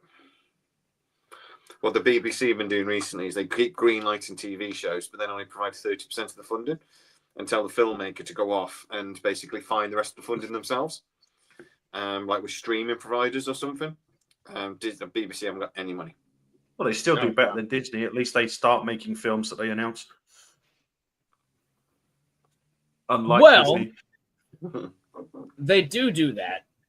David did comment. They do. David said the next Stargate program will be called Stargate Beyond the Grave because all original characters will be dead by the time they make it. Hilarious. That won't stop them. They can deep fake them. Yeah. I think we got to continue the birthday celebrations here real quick. Okay. And have a nice howdy. Hey, how you doing? Hey. Mike is here. Howdy. The Solar One podcast. Y'all know where he is. Mm-hmm. How are you doing? Happy birthday, Jay. I do, man. How are you? I'm all right. Thank you for inviting me. How's it going? Oh, not too shabby, not too. What's on your wall? Oh, Nanaleafs and Star Wars, all sorts of stuff. Yeah. Oh, very cool. Yeah. Exactly things. That was really good. Yeah, it's good. I saw your thing about Doctor Who. Apparently, like, it's looking like it's not going to happen with Series 3 or Season 3. So. Possibly, yeah. Yeah, I'm not that sad if it was the case after what we've had over the last year or two. It's kind of like it might be time to give it a long rest, I think. So, we keep saying that on our channel, how, it's done some good stuff. It's not for everybody. And obviously, I don't know, some of the things it's done over the last few years with Rusty Davis haven't gone down that well. So it'll be interesting to see whether Disney falls out or not. Well, it's just concern is that like Disney had like they were going to negotiate the new deal in October, and then they pushed it back to December, and now they've basically pushed it back to we'll see what happens when Series 2 drops. Yeah, that's not a good. In business, that's not a good sign. No, and they're obviously being very cautious about how the first few episodes go in season 2. And I think is it April it's starting, something like that. April, I don't think it's been officially announced yet, but it's like I think the expectation is March or April. Okay, well, we'll have to see how it goes. I don't think it's been officially announced, but so I struggle to keep up with these things. I get told these things, and I have to go and. I don't know if you remember, but I did a video a while ago about Doctor Who getting cancelled, but I didn't do any of the research that went with it, so I just did a video and it was like all wrong. Okay. The information I said was right, but all of the details I put in wrong because I hadn't bothered, because I don't care. I really struggle with Doctor Who to care. I should have phoned Matt and got him to check with me before I did it. But so then I had to go and do the research and do the video better. But it's Doctor Who's just like it's become ever since Mark Smith left. It's just steadily become more and more painful. But Ncuti Gatwa, who's an actor I quite like, but it's cringe. Even the David Tennant triple episodes were bad. Yeah, I mean, a lot of people are saying it's not the actual actor; it's what's been written for the actor in the role that's wrong, rather than some people are saying that Ncuti's been miscast, but as you say, David Tennant returned and he was very popular. And he still didn't come across that well in the still crap. He did. So that's probably a very accurate observation about it, really. So it's a shame. Have you all seen Section 31 yet as well? Have you seen that? So what, sorry? Unfortunately. Section 31. I was just wondering if everybody's seen it yet. I've not seen it. Is it any good? You've seen it. I think yeah. No, it's not. I saw it 6 months ago. Yeah, I know you saw it. I think actually I did see something about it. You saw an early rough draft, but you said that the final version was even worse than the actual rough draft that you saw in the. Well, at one point Michelle Yeoh sang. Oh no! And you know how I feel about songs. What you mean after the Strange New Worlds musical episode that you loved? Yeah, exactly. So she actually—that's what I think. I said she's like a mob boss, but she's not, because they sort of imply it, but then they don't actually like follow through with anything. Yeah. They imply she's like taken over this thing, and she's. There was a few scenes as well with her like doing some whispery stuff that again implied more that she was doing something dodgy. But then I said, but she's like a showgirl, but she's not. But they cut the scene out, and I think that's probably the only intelligent thing they did when they were editing. is they thought, actually, you know what? Maybe we should cut it out. But yeah, she's the first time you see Michelle Yeoh, she was singing in the editor I saw. Yeah, I know. It's a shame. I did try though. I did try to be open-minded, but I just thought, nah. Somebody said that if you watch The Acolyte with the sound off, you'll still recognise it as being Star Wars. If you watch Section 31 with the sound off, you won't recognise it as being Star Trek, which is quite an accurate observation. I said in my video, they had opportunities. Section 31 was Star Trek? Really? Apparently. I had no idea. No. I mean, they had two opportunities to bring starships into it. We see 2 Mirror Universe starships. Yeah. And traditionally, Mirror Universe starships are like Federation starships, and neither of them were. Both of them were completely different. They had an opportunity to bring a bit of Star Trek in, and they still didn't. And you're telling me when Section 31 realised, if this thing goes off, the quadrant is going to blow up. The Starfleet wouldn't have gone, you know what? Fuck the treaty. We're coming. You know what I mean? It's just like, they would have gone phone up and gone, no, you really need to come. It's like, no, I'm not joking. It's like, the treaty. No. There's not going to be anywhere to argue if you don't come right now. And they'd have gone, this shit. Very interesting where it went. And what I'm sad is that all the big franchises that we like, obviously Stargate, there's nothing at the moment. I know there's potential ideas, but it never seems to come through. No. Star Trek has got a lot of problems, obviously with Section 31. Doctor Who we just talked about. Star Wars have The Acolyte. And it just seems like all the big franchises are all kind of like deteriorating and struggling to find their own voice. It's not just the Acolyte, though, is it? I mean, the Acolyte was like the bottom of the barrel sort of thing. Yeah. I actually liked Skeleton Crew. I thought it was quite good. Yeah. I mean, bits of Ashoka. I actually quite liked Ashoka, but bits of it weren't great. I liked Skeleton Crew. I thought that was quite good. Yeah. Bits. Third season of Mandalorian wasn't great. A couple of the movies haven't been great. Star Wars has been struggling for a while. Same as Star Trek. Yeah. I still think it's surprising that there isn't a Stargate show on at the moment of some sort. I'm actually thinking that it's probably a good thing we didn't get Stargate.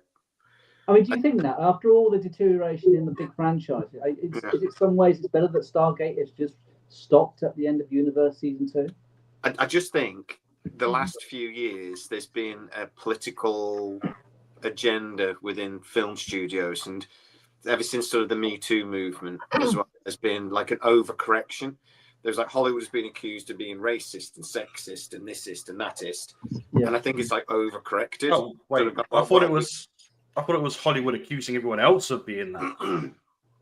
Well, no, all the above. Like, it's secular. No, that's just being silly, isn't it? Because the Me Too movement, basically, big Hollywood executives were being, the whole casting couch stuff and stuff was becoming more, something that was always known, but it was becoming more.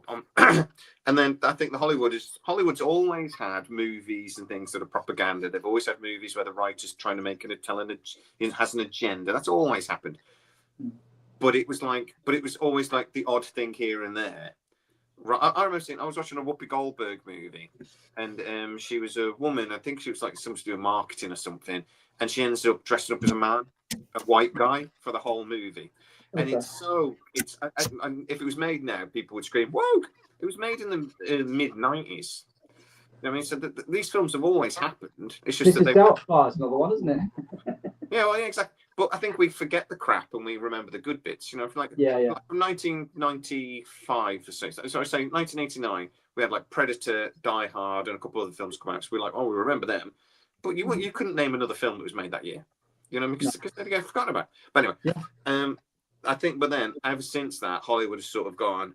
We can't be accused of being anything ist, and they've just gone way over that. And then the political thing as well in the world. But I think there's now seen a reaction to it, and like I said, I know for a fact Disney are desperately trying to get away from it. They're sick of being called woke, and they want to get away from it. They just don't. And they're trying to get away from it. And but yeah, like Disney, Hollywood got. I know where you're coming from, Melvin. Hollywood got very preachy, but I think it was a reaction to what they were being accused of, and rightfully so. Because I could name a film that was made in '89. Go on then. 1989. Star Trek: The Final Frontier. There you go. Did you Google Ghostbusters 2? Ghostbusters 2 as well. Yep. Hey. I see. I actually don't think Predator or the films I mentioned were made in 1989. I just pulled a number out. Okay. I'm pretty sure Predator was before that. But anyway. Predator was 87, I think. Yeah. God, the late 80s were pretty good for action movies, I tell you. Yeah. Lethal Weapon, Die Hard, Predator. Oh my God. Batman was 1989. Yeah, I was just thinking that. Yeah, Batman. Yeah. No, Melvin is reading Google. No, I'm remembering because I remember in 1990 I was trying to record it, and my brother changed the channel on Sky. Yeah, I was trying to record it onto a VHS, and he changed the channel on Sky, and it didn't record. It recorded something else halfway through. God, how old was I in 1989? I was 12. Don't really remember anything. I just was running around pretending to be a helicopter all the time. I was 9. Oh, I was -10. Fuck off. Do I have to say? Today is not the day to be sat there going, I'm younger than you. It's not the day, mate. It's not. I said negative. I was infinitesimally small at that point. I think I was 17 then. I think I'm the oldest of the bunch here. So, Harris wasn't even a tadpole at that point. Not even an inch in his dad's pants. Or the milkman's pants. I don't really know the family that well. All the above. Do you have milkman? That's a lot of work. Sarah, you're not older than us, and I don't give a shit how You say you are. You're not. I am. Bring Anyway, out your passport. I still wouldn't believe it. I was born in Victorian times. No, you weren't. yes, I was. I'm immortal. That's my secret. Ah, that can be Finally, there was something. Finally, I have to let you know. I'm old enough to Peter, remember when Peter, I don't it's remember actually when- 20 years because it was the last time I spoke to my brother was my aunt's funeral. all right, mate. That's yeah. that's a I'm long just saying. time. I'm just correcting him. Oh. That's all. Bring it down. It's my birthday, man. It's a celebration. Mike, what were you saying? No, I was just saying. I remember Star Trek: The Motion Picture when it came out in 1979. I remember going to see that, so that shows my age a bit. Wow. I saw it in the theater. I was pretty young, but I did see the movie in the theater. Oh, okay. Still, that's just such a cool 20 experience. members. Just been able to see all of them all the way through. That's fun. Do you guys remember the first film you ever saw at the cinema? Oh, Watership Down. Watership Down. Oh, my And all the parents. kids in the cinema cried. They all cried. The first film I remember. Southampton, they all cried when they came out of the cinema. All the My little parents kiddies. got Watership Down on DVD, or on Yeah. video back then, and put The us first down film to I watch it. remember. The first film I remember watching in Melvin, theaters just fuck Richie up, mate. Rich. Melvin, my birthday. Shut up. 1 second. Shush. I was talking. Shush. Like, know your place, Melvin. I know. I my was place. talking. You just started talking halfway through my sentence. I don't know what you're doing there. I'm Just waiting shut for a gap. No, I'll be 1 second. You mentioned Watership Down. You It's need that, relevant. like on Zoom, you can raise your hand. You gotta. Wait for a gap. Then I'll not raise wait my for it to hand. be halfway through a sentence. Rescue. Watership Down. My parents bought it. Just thought it was a cartoon. I was about 5. My mum and dad went out and was cooking Christmas. It was Christmas Day as well. They were cooking Christmas dinner and came in and just found us behind the settee going, "That rabbit just murdered that other rabbit." Like crying. My little brother was crying his eyes out. My mum was like, "Well, we ruined Christmas." Go on, Melvin. You now have permission to speak. What were you saying? You've forgotten, haven't you? No. First film I went to see in the theaters that I can remember was Richie Rich. Oh, that's a good one. I don't know that one. How old are you? I remember that really well. I remember it coming out. I didn't go to the cinema to watch it. Never Go on, saw it. Sarah. What's your first movie at the cinema? I think what's it called? Pete's Dragon, the Puff the Magic Dragon, whatever. Oh, the proper one. Yeah. Oh, I love Pete's. That was Not the called, yeah. remake one for a couple of years ago Yeah. because you're only old enough. I don't know if it was when it came out or it was like a matinee special thing. I don't remember. That was brilliant. I love Pete's Dragon. What about you, Harris? First cinema movie? I've got to look at it real quick. The first one I remember. No, okay. I was thinking it might be Herbie the Love Bug. I actually think the first movie I ever went to go see, and the first film memory I have is Return of the King. The first film memory I have is Gollum, or I guess Andy Serkis turning into Gollum. And while that is a diabolical film memory, it's not half as diabolical as Watership Down for your first film in a What? That's insane. It's horrifying. It's horrifying. It wasn't my first. To be fair, it wasn't my first cinema movie. My mum and It was Mike's though. Day. I just remember it being Christmas Day, and we were like opening our Christmas presents. And I'm like, "Oh, what's a new film?" You remember that song, "Bright Eyes Burning"? Oh God, that Deeper than fire. Yeah. And then this massive rabbit just got boom, and then like bit this other rabbit on the head, and it's horrendously violent. Yeah. My first cinema movie, and I remember it really well, was Superman 3. Richard Pryor. The one with Richard Pryor. Yeah. And I don't remember the film at all, but I remember meeting up with family, and we walked into the cinema. The cinema's a carpet shop now. That cinema, because we've got a big multiplex job in there. Because Billy Connolly's wife was in that, wasn't it? Simon, was it Dickinson? What's her name? She was in Not the 9 O'Clock News. I can't remember her name, but she was the blonde in. Pamela something. Pamela. I didn't realize she was in there. Oh no, I can't remember. She's not the blonde head. Oh, yeah, she is. Yeah. Superman 2. Oh no, she was in 3. Oh yeah. Well, real quick, let's extend this question and the birthday celebration, of course, with one of our favorites, Denny! Happy birthday! How you guys? Good. Doing well. Yeah, everybody doing good? Having a fun time? What'd you do for your birthday? I haven't been able to watch. I was on another call. So what have you been doing? I took my car for an MOT. Oh, that's not fun. I think we need to get something better going for you there. Yeah. Definitely. Do you have any more cake left? I didn't. I didn't even have sex. I'm just done nothing. My life is over. Beamed up. We need to get you beamed up. Do something really fun. That's rude. Okay, Jen. I will. Shall I get? I'm pretty drunk at this point, so. Good for you. That's a good start. Yeah. It's later in the evening here, obviously, but Yeah. there's been a couple of these. Well, good for you. I mean, isn't that part of the fun on your birthday? Is you kind of get a hall pass to do that? Let's go. I'm straight. Right. And the diet starts. I'm having coffee. I'm sorry. It's 11:40 in the morning here, so. Okay. Hey, it's always at least 7 o'clock in the evening somewhere here, actually. Yeah. So you can start drinking. Very true. How are you, Jen? What have you been up to? I'm doing great. I mean, happy New Year to everybody. Happy 2025. I'm doing great. 2024 was weird, and not to put too fine a point on it, but January in this country has been a bit odd, been a bit much. Yep, on fire.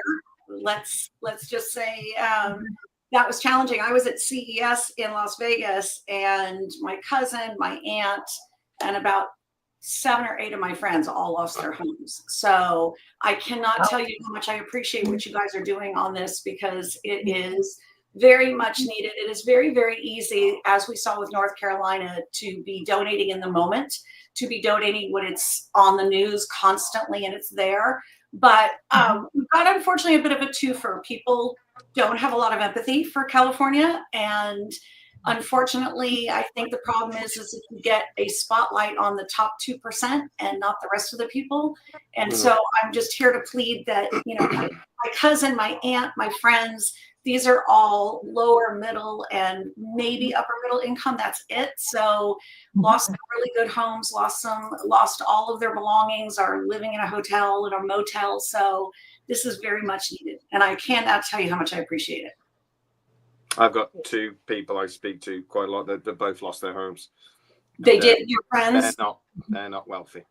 So, I mean, yeah, I mean, they're not Mel Gibson. I mean, it's hard. And look, it's good in the one sense that you have people who do have the spotlight that can then help.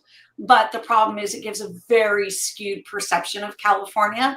And we have enough problems with perception of our state. So as Harris can attest with Texas, we both get very, very skewed perceptions of our states. And unfortunately, a lot of time it ends up meaning that people think we don't need help. And that's not the case at all. So we still are dealing with the end of the fire. We finally had rain yesterday and today, so that was huge. We here in San Diego had a huge border fire that was 10,000 acres. It wiped out huge swath of the preserve that's down there in Otay Mesa that is protected territory, and it's driven out a lot of the mountain lions, a lot of the wildlife, a lot of the birds. So it's whether you want to believe in climate change or not, I've lived in California for 50 of my 60 years, and I'm telling you, it's different. It's radically different. So fire season was never a thing, ever. When people say don't believe in climate change, it just wind me up. I'm like, no, it's science. You can't believe or not believe when there's evidence. Yeah. And like empirical evidence. I know, but unfortunately, you can argue about the reasoning. You can argue about why it's happening, but you can't. I know, but unfortunately, sorry, hold on. My husband's he's texting me like crazy, and I forgot to tell him I was going to be on the podcast. Tell Tim howdy.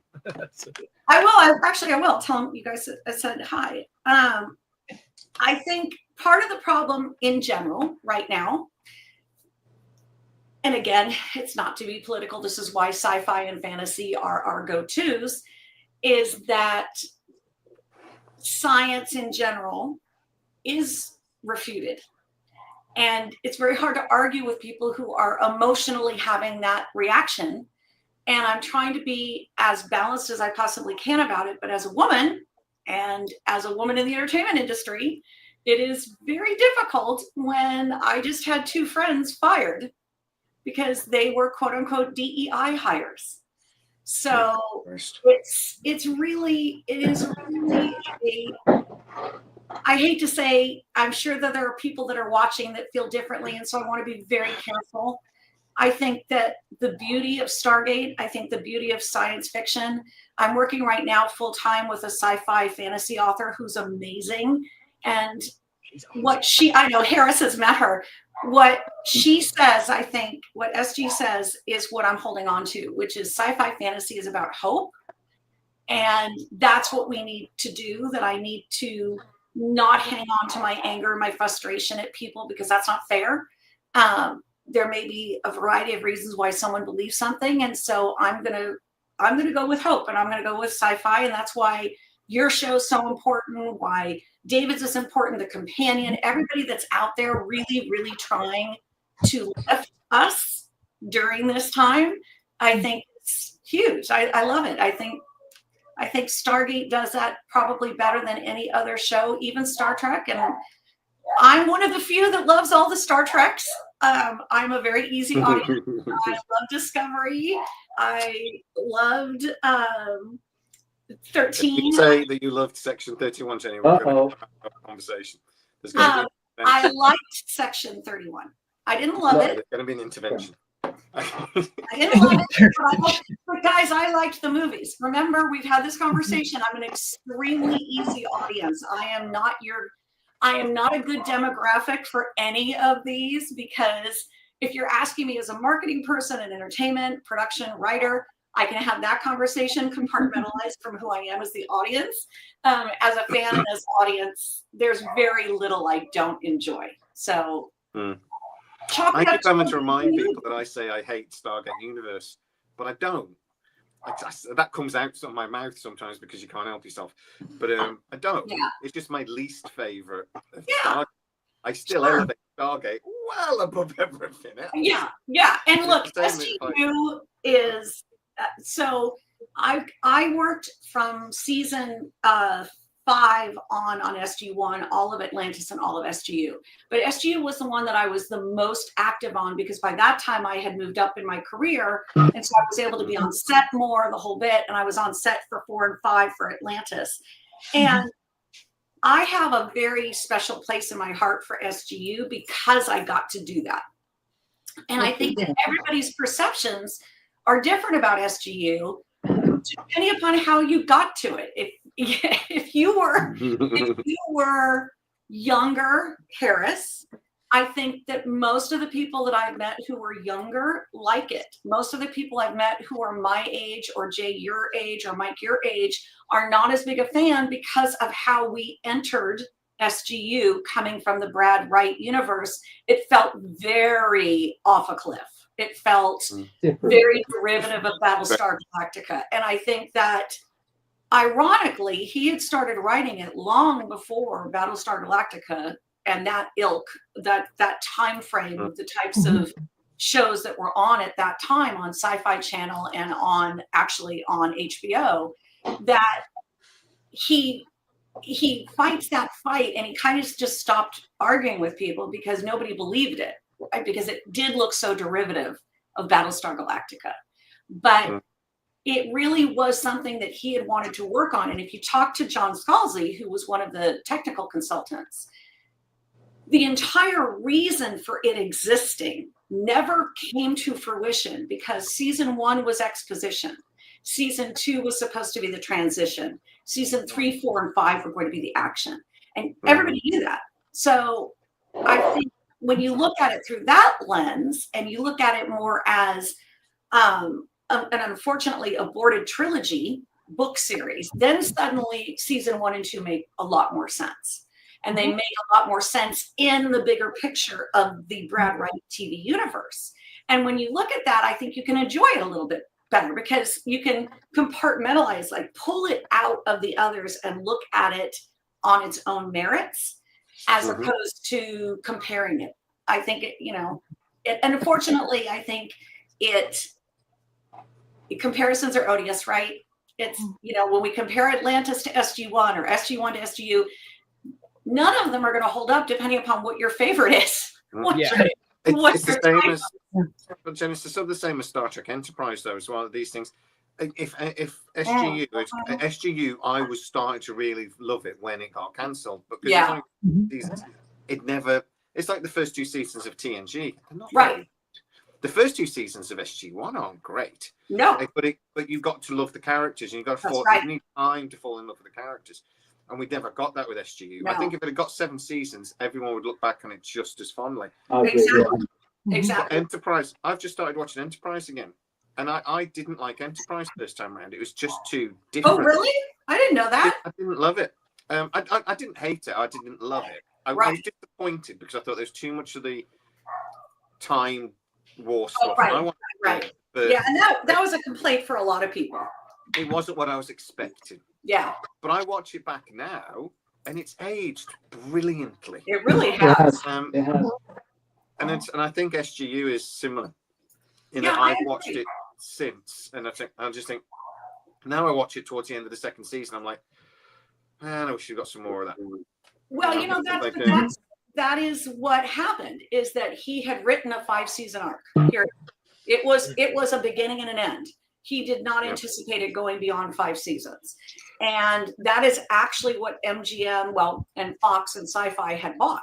So what's so frustrating is that exactly what you've just said is what happened.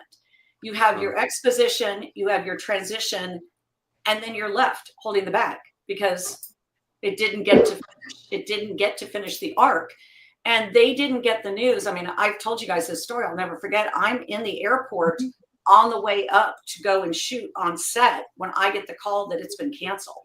So it really is so abrupt that the fact that they even got to shoot the last 2 episodes to some degree tie something off was because they scrambled like crazy and pulled everybody up and pulled everybody back from a hiatus and said, we got to reshoot everything. So I think you're spot on that when you go back and you look at other shows that did get to finish that arc, and it just even past that 1st season, just to get to finish that story, you think, oh, what a wasted opportunity. And I think what's hard for me is that I was there at Fox when we were pitching internally for them to do the movie, to finish it. So we were going to do the Atlantis movie and the SGU movie. And we got farther with Atlantis, and I was so devastated because it didn't make sense to me. We made money on Arc of Truth and Continuum. So we made money years later on the Catherine webisodes. So, we made $1 million on that with downloads, which paid for more than half of what it cost us to shoot it. And so those types of proof of concept that don't convince them. I was having this conversation with a friend who just left Amazon, and I really, as I get older and I talk with more and more friends that are over there, I am more and more perplexed by the resistance to Stargate internally at these studios. It really, I think, puts a very negative light on the perception by these studios of Stargate that it's a B or C level franchise and IP. And the more I get distance from the last time we've done anything with it, the more I realize that there's such a condescending attitude towards its IP. And that's so disappointing. And it's so frustrating because it is, if you look at what you guys are doing, what David's doing with the companion, the companion's doing the mental health book, but Amanda's directly related to that. And they are blowing Kickstarter stretch goals. So yes, mental health is important, but a lot of that is because of Amanda. And it is just insane to me that there's no connection for the people that are in decision-making roles here, that this is not a derivative B, C level title and IP. This is one that still has, to this day, probably around 300,000 active users around the world. I was just talking to my friend Kyla Starneri. She and I were the ones that basically turned off the lights at MGM. I was the last one that got laid off at Stargate Command, and she was able to stay. And she did everything she could to keep Stargate going. So she's the one that had the clips on the YouTube channel in 2020. She's the one that kept the interviews going. She's the one that kept everything going as long as she could. And she could not convince people internally that Stargate was an IP that was worth pursuing. That's wild. But they do know it is. I mean, speaking to people I speak to, I know Jenny, you speak to. They real quickly. Let me cut you off super quickly. Sorry. Jenny, have you met Sarah and Melvin over here yet? Yeah. Have you met Mike as well? Sarah, I'm pretty sure we've met on one of the shows along the way somewhere. I remember. Right. And Mike, I think we have, right? Haven't we been on one of the? It might have been a long time ago. So it's nice to see you again anyway. But it's good to hear what you obviously, because you're involved with it. It's always great to get your perspective, especially as we were saying how Stargate hasn't returned, and most of the other big sci-fi franchises have. Yeah. And how it would actually be like if it were to return, in what sort of form, and how it would continue the storyline, and whether long-term fans might feel alienated from it, or whether they embrace it. You never know, do you? No. And why wouldn't you take a stab at it? You've taken a stab with every other IP franchise. That's what I'm thinking, and it hasn't happened. Some of which nobody gives a shit about. I mean, that's the part that just blows my mind. Yeah. Like, much smaller audience. And Jay, to your point, we do know people there that are fighting the good fight, but even some of them are decision makers.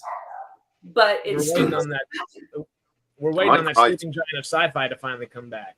Yeah. Mike Wright was desperate for it.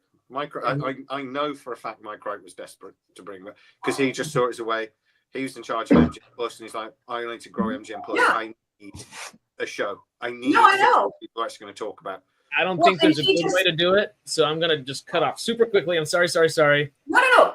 We've got one more introduction. Another SciTrekker himself to come in to say happy birthday. Hey, Greg. Hey, buddy. Happy birthday, Jay. Good to see you, man. That's a proper birthday celebration. Okay. Yeah. Happy birthday. So can't wait to buy you a pint when I see you in August. So. Yes. Greg's also in the Los Angeles area, and he's been affected and knows people that have been affected as well. So once again, if y'all can donate and want to help, thank y'all so much for everything you can and do donate to help. Thank you. Yeah. Now I'm thankful that I haven't been affected in the sense of losing my home or anything like that. My business has been greatly affected. We lost about 3 weeks worth of business of cancellations. I run a small performing arts venues out here. Oh, geez. So thankfully we're able to keep rolling right now, and February is looking pretty strong as people are getting back on track. But it was a very, very quiet couple of weeks for us. And that was scary too, because we didn't know how long it was going to go for. Where do you live in LA? I live in North Hollywood. Oh, okay, got it. Yeah. And my theaters, I was in the circle of concrete surrounded by all the fires. But you were threatened from the smoke, and certainly the air quality was. Yeah. Oh no, actually, air quality has been pretty good for the most part, but for a couple of days, it did smell like campfire here. Yeah, it was kind of. We scary. got it down here. It was. I mean, it blew down here a week before last, and it was orange, brown. Yeah. It was bad. Definitely seen all that. And I was working in West LA on the days that the Palisades fires were really raging, and I could see it on the 405 as I was driving north. The one that got me though was the Sunset Fire. When that blew up, the evac zone reached 2 blocks, all the way to 2 blocks from one of my spaces. So that was like, oh, am I gonna lose one of my venues tonight? That was a scary thing. So. But I'm counting my blessings that we know a lot of people who've been affected, a lot of people who've lost their homes, a lot of friends in Altadena and who've been displaced. And thankfully we are not amongst them, but we, are grateful for everybody here who's watching today. Thank you all so much for watching. These are real people who've really been affected, people who have lost literally everything. Yeah. I have friends that were in Spain, and when the fires broke out in Altadena, and they watched their home burn down from their Ring camera, they came back to literally a crater in the ground. So this is. That's my cousin. My cousin got the first evac order. So for people who don't know, CAL FIRE gives 3 orders. It's you're in a red flag evac zone, get ready, go. They got the get ready, and 10 minutes later got the go. They have no time. They have 2 small kids, and they're in Altadena, and they literally have the clothes on their back and 1 bag between the 4 of them, and everything burned to the ground. It is the scariest. It looks like a bomb went off in Altadena. So when you see the pictures of Maui and how that vortex, that tornado went through Maui, went through Kaanapali, that's what it looks like, except it's in 4 different places that it happened. And it's so densely populated in these places, especially in Altadena, Pasadena. Oh, yeah. Pacific Palisades, of course, was somewhat densely populated, but a lot of those were older, so they had bigger land. Altadena was one on top of the other. And packed really tight. It packed, and that Hughes fire. I mean, it's just, I don't know how to explain to people, because I was just up there, and I'm going back up on Sunday for the Saturn Awards, actually, for the Sci-Fi Awards. And I know that we're having a big fundraiser at the Saturn Awards for the fire. And you drive through it, and there really aren't any words to describe it to people. You take a picture, and it looks like something out of a sci-fi movie. I don't know how to explain it. End of a world movie, like a bloody Satan Rising or something, like a cult. Greg and I do a Fallout podcast on here all the time, and we just, not to make light of it, but you got to smile while you can. And hell, it felt like we're in Fallout. It feels like it's a Fallout thing. It's insane. Yeah, I mean, if they just move production for season 2 back here to LA, they got a whole bunch of new shooting locations. I was gonna say, I have a friend. I mean, this is the kind of dark humor that my friends have. So I have a friend who's an independent producer, and they're shooting something called Deepest Darkest. It's Mark Bernardin's film. I know Mark. Okay, so we're helping executive produce that. So we were joking with him about, because it's kind of an apocalyptic horror thing. So we were saying, you didn't lose your house, but you can film in the neighborhood that you're in. I mean, that's literally what we're saying. And I had a friend who actually went out and got B-roll footage, because they know it will be used for something somewhere along the way. I mean, never let me said that entertainment industry doesn't know how to use every little bit of everything that we have. But I mean, and that's the only way you get through this. It really is. Yeah. It's the only way you get through it is with humor. And I'm going to go back to what SG said, that we're going to have hope be our thematic word for 2025, because I honestly don't know how else I'm going to make it. Yeah. Well, hey Jay, for your birthday, I have to make a confession. I'm gonna make a massive confession here. I kind of lied about some of my geek credentials when Harris was interviewing me for the channel. I've seen the original Stargate movie, and I've never seen an episode of any of the shows. Oh my god! Wow. Yeah. Greg. Yeah. Yep. No, I'm the Trek guy. So yeah.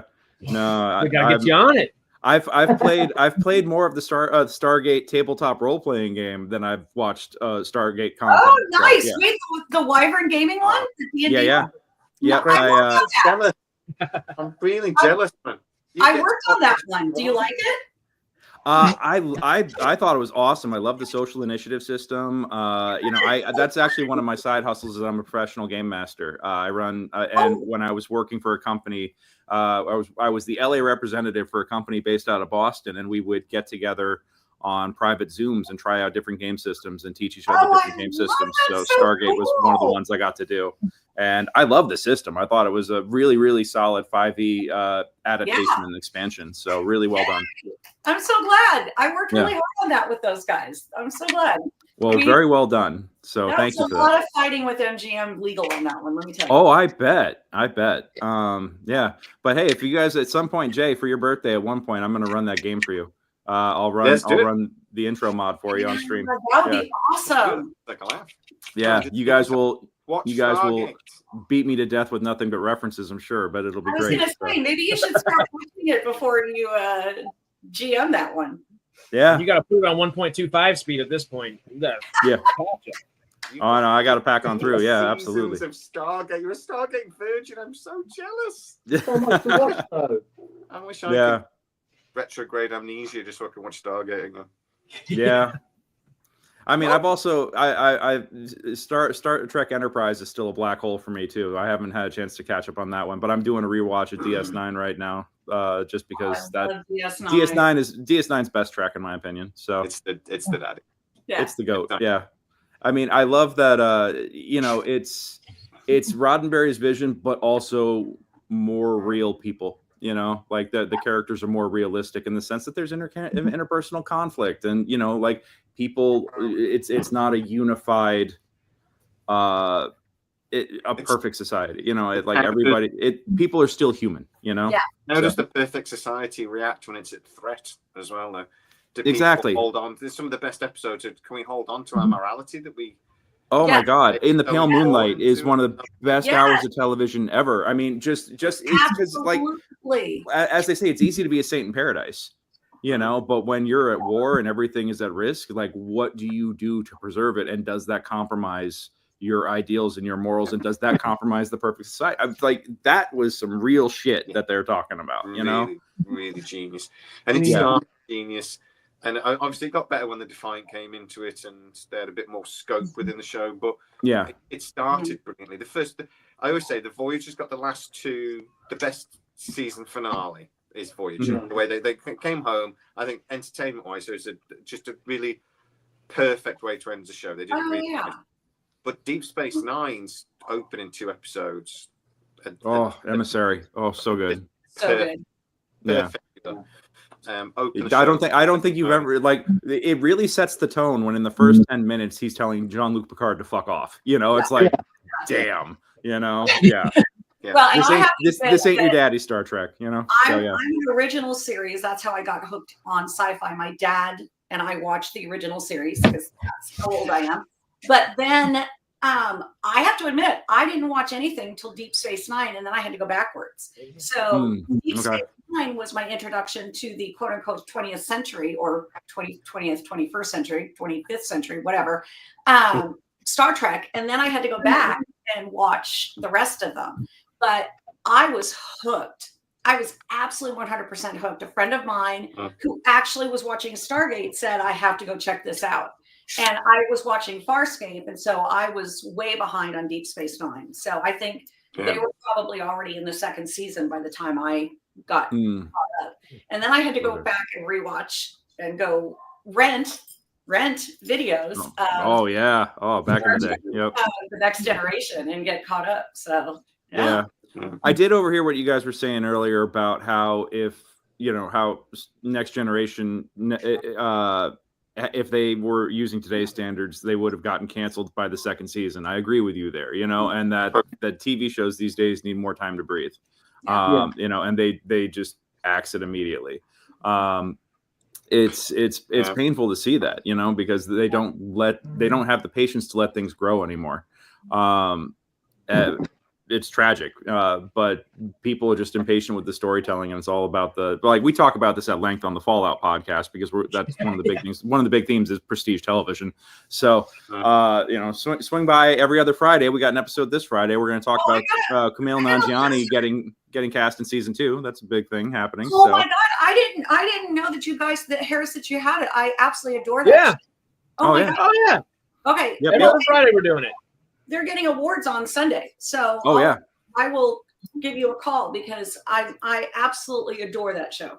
I've got to watch. So good, so good. Can't wait for season 2. We've been, you know, this is the one show where like I like to go in like spoiler free as much as possible on most things. This is the one where I'm diving in and I'm like, give me all that backstage content, like you know, awesome. Photos of cranes at random motels in the desert in California, you know, being like, oh yes, they're shooting already, let's go, you know. So. Theorizing, putting 2 and 2 together as much as you can. It's just so fun. Yep. Macaulay Culkin as Arcade Gannon's going to be great. Calling it now. So yeah. I agree. Yeah. Oh my God, so good. It's so good. Oh, good to see everybody. Hey, everybody in the chat here. Thank you all so much. I just, as someone who's been living in California for the last 20 years, we've talked about the fires and the effects on them for a bit on the Radical Wasteland podcast every other Friday. You know, I've been living here for a very long time. I've seen the fires. We've dealt with fire season, you know, and hearing hearing how fire season didn't used to be a thing, and now it's a thing that's kind of accepted annually. It's been getting worse and worse. This is literally the worst we've ever seen it. And just to give you a sense of scope, it burned 3 Manhattans just in the Palisades alone. So if you know how big Manhattan is, multiply that by 3, and that's how much land was lost. And it's easy to look at the news or look at information online with a sense of detachment, with a sense of, I don't know anybody there, so this doesn't affect me, or, and not have empathy for people like that. Well, empathy is not a sin, guys. Empathy is not a bad thing. Empathy is what makes us human. And this is a time, I did fundraisers last year for North Carolina hurricane relief. Yeah, exactly. And, it's like we're here to take care of each other. There's this mentality of state versus state going on, and red versus blue, and all this other stuff. But at the end of the day, we're all people. Forget nationalities, forget country loyalties. We're all people. We all bleed the same. Yeah, people need help right now. And if you have the opportunity, if you have a little something extra, there are people who have literally lost everything.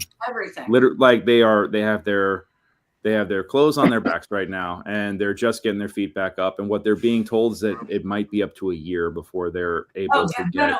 It is absolutely going to be a year or longer. Especially a year or longer for new construction, for things to get back. And housing already in California already is insane. These are real people really struggling.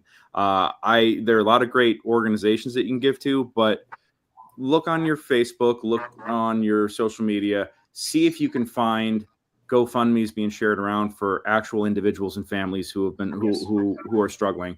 Who have been affected, because that's money directly in a person's pocket. Right. That can help them buy food, that can help them get clothes, that can help them get back on their feet. And it's every $5, just like crowdfunding, if you're going to go to a Kickstarter or something for a game or a comic book, take $5 out of that and give that to somebody else. I promise you that $5 can help somebody get food for their kid for that day. Can go down to a shelter and help them. And because some of the shelters are now having to charge money because they can't afford to keep giving money and keep people at the shelter. If you're talking about people who own their homes, it's not just that. People who were renting, who now have nowhere to go, and the housing crisis is fucking sane. People are tripling rents to people who lost their homes. Yeah. So, and those people, the gougers are getting reported, but it's still happening. It doesn't matter. And it's we don't have resources to shut them down. And if we did shut them down, then we wouldn't have those rental spaces. These guys know that we're in a catch-22. And so they're gouging. It's not, I know it's been in the news, and I know I've read a lot of comments about people saying, oh, that can't be true. I'm here to tell you, my aunt and my cousins were getting gouged. I'm not kidding you. $6,000 a month for a 2-bedroom. $6,000. They can't afford that. So they got kicked out. No. One of the chaps that lost his house that I know, his company has stepped up because he works for an agency. And his company stepped up because he's moved down to San Diego to be with family. And he's just like, I'm not moving back. The company said I can sort of remote work. Yeah. Do a lot more work from thing. I'm going to have to go to LA sort of like every other week. It's just sort of some like meeting or something they have every other week that I've got to go to. But other than that, the company is already sort of preparing for the fact that if we're going to keep going, we're going to have to. No, we are. We're going to lose people. I mean, but Tina, who I told you guys about, who was at Amazon, she's moving. She's leaving. Yeah, there's already times. And I mean, with between COVID and the strikes and now this, I mean, people have had it's been watershed. People leaving Los Angeles because Los Angeles is an incredibly expensive place to live, and it's and if the industry isn't going. People have even less of a reason to stay. I know a lot of incredibly talented performers and creators who have left because they're just like, there's nothing here anymore, you know? And then this just kind of is, just the cherry on top, really. So, And as we've discussed, and I'm sure, obviously, Jenny and Greg, you and I feel a lot is you don't have to be an actor and live in LA anymore. It doesn't feel like. A lot of times you can go live in Atlanta, obviously New York, there's places in Canada, even DFW and Austin are becoming viable spots, and there are other exceptions to that as well. If it's cheaper to go live there and you can still get arguably maybe even more work than you're getting right here, right now. Well, as a producer, I got to say, honestly, I think, Greg, I don't know about for you, but for me, I would say of all of my friends that I graduated with, that I've worked with in this business, that I've been in digital production since 92, I would say of all of my friends, at least a dozen at least have left, and they're fine. I left LA. I'm in San Diego. Not like that's a whole lot better right now, but I left LA in 2006. I've been telecommuting since then. You don't need it. And I think that, look, I'm never going to leave California. It's my heart and soul. My family's here and I'm generationally from here. So I want to make it work. But for anybody who leaves, my God, I get it. I absolutely support whatever you need to do, wherever you need to go. I mean, my parents may leave. My mom is 7th generation California. They are 85 years old and they got smoked out. He's a vet. I just don't know that they can afford it. And I get it. I really understand why people need to find alternative places to live. And thank God we work in an industry that do that. I mean, there's a lot of people who can't. And I think that those are the ones I want to get money to, are the ones who don't have an alternative solution. Yeah, exactly. I think anybody who's able to afford to move right now, that's a bit of privilege, so there are some folks who are can't afford to stay, can't afford to leave. It's a really ugly catch-22. So my pal went down to San Diego, though. It's not an afford thing. It's just I can't remember all these, but it just says they're old and I'm on my mom and dad's settee. What the hell has happened to my life? Yeah. But he's gonna stay down there. So he started to look for a place down there. So I was going to say I've got to make a move at this point because I've got to pick up my son. But I will quickly say that from the UK perspective, I mean, it has been in the news so much over the last couple of weeks. It's not so much forefront in the news, but we do realise over here from our perspective just how big and how terrible this whole thing has been for you all, and how sorry that you've all had to undergo such a terrible traumatic experience. You always hope that these things aren't going to happen, but from what I gather, this is definitely the worst thing I've ever seen as a disaster in California. And I just have the greatest sympathies for anybody out there who's had to undergo this terrible experience, and hope you guys are tough. You'll push through and you'll get through to the other end. But it's just going through the motions at the moment. So I'm really sorry for you all, and I do hope that the best can be done to get you through this as quickly as possible, and we can look at this just as a bad memory in our lives. You know what I mean? So absolutely. Mike, thank you so much for that. We appreciate that. I'm going to do it off, but thanks for inviting me on. And good luck with it. And I'll be back soon. And Jay, come on our show soon as well, mate. Yeah, we're talking section 31 in the week, aren't we? I think. We are in a week's time. So thank you for that. Cheers, guys. Enjoy the rest of the show. Take care, all right? Thank you, brother. See you, Mike. And in a week, section 31 on the Solar One podcast. Y'all Thank you, guys. Bye. Great podcast. Cheers. Bye-bye. And actually, I hate to do this, but I'm going to have to take my bow out too, because this is the middle of my workday, and I have a new intern starting at the theater here in about an hour that I got to go meet. God, so, yep, awesome, guys. Thank you so much, Jay. Happy birthday, buddy. Glad I could swing by even real quick. Chat, thank you guys. See you all later. And Harris, I'll see you on Friday. Okay. Yes, sir. Nice Good luck, and give your Jenny, Jen nice a howdy for me. Yeah, we'll do. All righty, guys. Take care. Jay, now you're right back down to us. I love Jenny, right back to us, Jay. A couple of argument videos where we sort of debate each side of a thing, and that man he can argue. Right? He parts Scottish because he can argue. Oh, I love it. I want to be on one of those. I love those. Anytime, you're welcome. I love those. Greg's really good about it. He writes plays. He's a playwright. Is I guess his most consistent kind of thing. I guess like presenting to the public wise. Obviously, he's got his theaters that he runs. That would be the most consistent. But he writes plays all the time, and a few that he has are the kind of choose your own ending play, and they're almost like video games where 3 or 4 options can happen. So that guy can debating him, good freaking luck, because oh my god, he's got everything.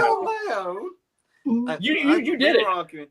We had that argument over the strikes, didn't we? And I was in it. I did not agree. Wait, what did you guys argue about the strikes? I can't remember what my During position it. now, but I basically You were anti-strike. He was for it. Yeah, I was. Yay! I know. Oh, I had to start the argument with everything I said in the next 45 minutes. Is not were you true. just being contrary to be contrary, or were you It actually? was for the sake of devil's advocate. It was the position I had to Okay. take. Okay. The thing. And then we've had a Star Trek versus Star Wars debate a couple of times as well, haven't we? That got quite feisty. That was me and you, wasn't it? And I get quite I get quite insulty when I don't. Yeah, but I mean, we gotta have thick skins if we're gonna be doing this shit. I mean, come on. I mean, if Definitely. you're a Stargate fan and you don't have a thick skin right now, man, I don't know how you're surviving. I mean, more than Star Trek. It's if you're a Stargate fan, you got to have a thick skin, or there's no way you can survive as a fan. Period. Well, Star Wars for that matter. Being ignored worst. And Sarah, especially as women, we definitely have to have thick skins because the toxicity for women in sci-fi is still ridiculously bad. Yeah, it's a lot better than it used to be, but yeah. It is. It's like going to a football match. My football team, they had to put in, because there's a European law here, and they had to put in as many women's toilets as men's. And we were all like, for the football, and we were like, this was probably about 20 years ago, we were all like, women can't come to the football. But weirdly, as soon as they actually had toilets, women started to come to the football. Yeah. They found us in there having a pee because we were like, wait, which one is your team? Who's your team? I'm a Man United fan. Oh God, that's right. I forgot. Yeah. You and my son. Remember, I forgot. I told Tim yesterday was texting me nonstop during the game yesterday. And I was like, whatever. I'm a Chelsea fan, die hard. So. I was like, oh yeah, Great. Yeah, I mean, I watch it for my son, and also because it's Man U and they are entertaining. But so my son, he was in California, soccer's huge, football's huge. And so he started at 3, and he actually got coached by 2 Man U players, an ex-coach and an ex-player. And he was drafted to go and be in the development team. And we decided not to because it was a hobby and an avocation, not a vocation. And one of the things in California is that sports is very heavy in California, as it is in Texas. And you really have to make a decision very young if you're going to pursue baseball, basketball, soccer, American football, rugby, lacrosse, swimming, if you're going to pursue it, because in California, there's a lot of professional athletes, very young, and they go to college and the whole bit. And so for Timmy, I was really excited that he kept it as a hobby. So for instance, he's in an indoor soccer league right now in Chicago, and he picked Martinez's number. So he's very much, I'll have to get the 2 of you again together to talk. But you guys, I know Harris, are you coming out for WonderCon? What are the dates again? March 28th through the 31st. I would love to. I need to go ahead and love it if you come out. All right, I'll email with you separately. But Jay, we got to get you out here, dude. I'll be over in October. I'll be over. Okay, LACC is in September this year. Yeah. New York Comic Con is in October. I'm going to be in California. Wait, you are? I'm coming specifically to see this numpty, and then I'm going to go to New Mexico and see Stormy. So. Oh, sweet. So wait, we're in Mexico. We're in Mexico. New Mexico. Las Cruces. Las Cruces. Okay. Yeah. So now it's just I'll put it on the calendar. I'll put it on the calendar. I've basically got 2 weeks off that I'm going to be able to come across, and I think it'll be October. Okay, and then but I was going to look at if there's anything on in Vegas. Actually, I have to admit, I don't know when the Vegas Comic Cons are, but October's a loose date at the moment. There's really no Vegas Comic Cons anymore. Not really. Oh, isn't there? I thought that still were. Oh, that's a shame. No, there is Harris. What's the one? It's there's CinemaCon and there's a couple others. But yeah, they're It's Yeah. huge. But that's in That's a whole different animal in a way. Plus, you need to be invited to CinemaCon. Yeah. But CCI, so Comic-Con International, was being feted by Vegas again, but they just signed through 2028, I think, with San Diego. So Todd Gloria, who's our mayor that just got reelected, he had quite a knockdown, drag-out fight with the CCI folks, but they resolved it. And we're going to expand hotels. We're going to expand the convention center. I don't know how or where, but whatever. And so San Diego's going to stay here. Jay, I want to get you to San Diego. It's still the mother. I'll drive you there because I will take any excuse to go down to San Diego. I was basically invited to go, but I wasn't very well. I know. But look, I mean, I can get you media passes. It's not a problem. So it's just a matter of you tell me when you want to go, if it's next year, whatever. June, July normally, aren't they? Yeah, they're always in July. Yeah. So yeah, it won't be this year. It won't be next year. It might be the year 2020. That's fine. I mean, if they're going to be here through 28. I mean, I'm always going to work it. So regardless of who I'm with or who my client is. So Harris, I'm full time with SG now. We've actually expanded. Jay, I'm going to send you the links. She's a really fascinating sci-fi fantasy writer. Sarah, I bet you would like it too. She's written 5 books. They started more as YA, but they've gone into, they've arced basically over the 5 books into new adult, basically.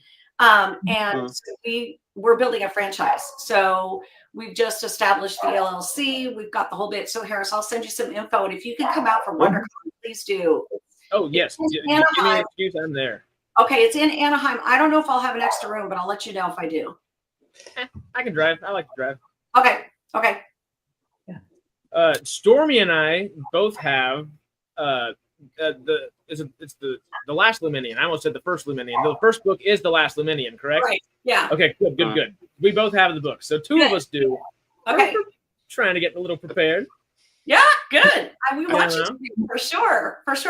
And we got to do something with her because she'll have fun. But speaking of which, I got to hop off for a production call for her. But Jay, I miss you, dude. And Harris, as always, I love seeing you. Sarah, it's good to see you. It's good to see you. Yeah. Happy birthday to you. Happy birthday to you. Thank you, sir. Thank you, my lady. Enjoy yourself. Enjoy the month because you celebrate all month long. So from now till February, you celebrate the whole month. Yeah. I wasn't going dry January. Nope. That's the whole point, is that you get the whole month to celebrate. We all do. All right. Well, have a great one and love to everybody. Thank you for having me. Coming on for my birthday. Oh my God, of course. I love it. So, all right. We love you, Jenny. Bye, guys. When we're coming down to you, I'm bringing ribs. Oh God, please. I can't even tell you how much we love that. Seriously. All right. Bye, guys. Bye. See ya. When I do come over to San Diego, excuses to cook ribs. When I come over, we should have a word with Greg and get a space, and we could do like a round table or something. We could get. Say that again? We could do like a round table or something. We could do like get Jen up, get I don't know whoever else, and do like a round table thing. Get like set up 3 or 4 cameras, go live, and just talk. It's almost like the guy that is really good friends with Greg and I that filmed the Colin interview could do that very easily. And it's almost like Greg has a theater or 3 that we could use at any time. That's what I'm thinking. Why don't we get a space and we'll do some sort of thing to try and get Stormy over and actually do this live. Sarah drives down too. Sarah, I think you probably have the same amount of time as Stormy does to get here, probably. Maybe a little bit longer. Probably a little bit longer. It's like 17-hour drive. Flight. Maybe we need to or maybe we need to do it. Which direction? Which way are you? Just I'm she's north. She's almost directly north. North of LA. Directly north. I mean, there's like a freeway that goes from I-5. I can just take all the time. Beautiful freeway, but it would take some time. We've got 6 or 7 months to think about it, so we could try to do something. whether we could maybe just fly you into LA for the day and fly you out, maybe. And but hey, Yeah, I mean, I think there's flights from here to LA like every day, you know. So I'm sure we could get the SciTrek. You know, we can. We'll pay for your taxi. But I don't think we should try to. Why don't we try to do something? I don't know why it's never occurred to me before. All I've ever thought before was I'm just coming to see you guys. I'll come to see you and Harris and you and Stormy even, and that was the point of going. But actually, I always said that we should try to do something. I want to do a video. The second you said you were coming, I've been thinking about stuff since then. Yeah. You know, there's in California, there's the Star Trek mountain thing. There's this rock thing that's just like that. It was appeared in, Pizzin, all sorts. I want to go there, and I'm just like, we could carpool karaoke. But yeah, we gotta do some stuff. Melvin, hop in the storage of the plane. Well, yeah. But if we got Jen on board to do something, do something. And a good thing, if we're technically renting out, which we would probably do, would be the right way to do it for Greg's thing. So obviously support the local business. Yeah, do it properly. We would do that, and if he's part of it, that'd probably leave. He's got 2 or 3 people, including his wife, his Jen, that do it. So we would have actual people to help make sure a technical know-how within everything as well. So we wouldn't have to worry about, okay, once the cameras are on, if anything happens, we're screwed. It's we actually have a team behind us, which would be really fun. Well, I mean, it'd be cool to do it live, but then somebody filming sort of thing, and actually have a couple of cameras set up that we can cut in and out of. But anyway, like I said, we've got loads of time to think about it. But I don't know why it's never occurred to me before. Why don't we try to do a proper thing out of it? Do a proper round table, and it can be like a Stargate thing. We can try and get. I mean, Jen knows everybody if we really try to. So could you get somebody to come, and we'll do a thing. We'll do a proper live. Do a proper thing, yeah. Live. We could do a little video. We could do. This is me thinking again. We could do a little video of when we're at the airport and I come off the plane and you're there and we run into each other's arms, saying "Ah!" And when we go and pick up Stormy and I run into his arms, "Ah!" And Stormy just goes, Harris. You have the sign at the airport. Oh yeah, that'd be perfect. I was gonna give him the best Californian hello I could give him and roll up to the airport and make him walk to the car, and as he walks to the car, roll the window down and the cloud of smoke just exits. No, because I'm English. I'll just go, I'm not getting in the car, sir. I can see the slow motion replays of you running towards each other and falling over. Oh, does Stormy partake in your hobby? We will find out. He looks like he would. Well, I was about to say, I don't know if rocket scientists are allowed to, but also Richard Branson is the boss, and Richard Branson likes to partake. So, yeah. I don't know. Right, guys, thank you so much for this. It's been really amazing, and thank you for the nice surprise, Harris. It was lovely. It wasn't Amanda Tappin, as I insisted, but actually Jenny was a good close second. So we're saving Amanda for when you get here. What do you mean? Oh, of course. If Amanda Tappin's there, I'm just snogging her. We'll be in the corner, because she will obviously fall in love with me immediately. And this isn't just obviously. Of course. Anyway, no, thank you guys. But I've got an early start tomorrow, so I've got to get some sleep. Hey. But thank you so much, and everybody contribute. I've started my donation, but my debit card is in the pigging thing, and I can't remember the 3-digit number on the back, so I will do that now, and hopefully that money will get to people that really need it. And it will. Give directly, just like Greg was talking about, because the best thing to do is obviously go to direct GoFundMe's and the individual that we can find, but Give Directly also does that and does community stuff at the same time, so they're really good about that. And anything that y'all are able to donate is going to good causes. So thank y'all, and thank you for turning 21, Jay. You made it not so much of a downer. It was a more fun. For the 26th time. It happens. Yeah. I tell you what, I don't feel. I was talking to my mother this. I do not feel 47.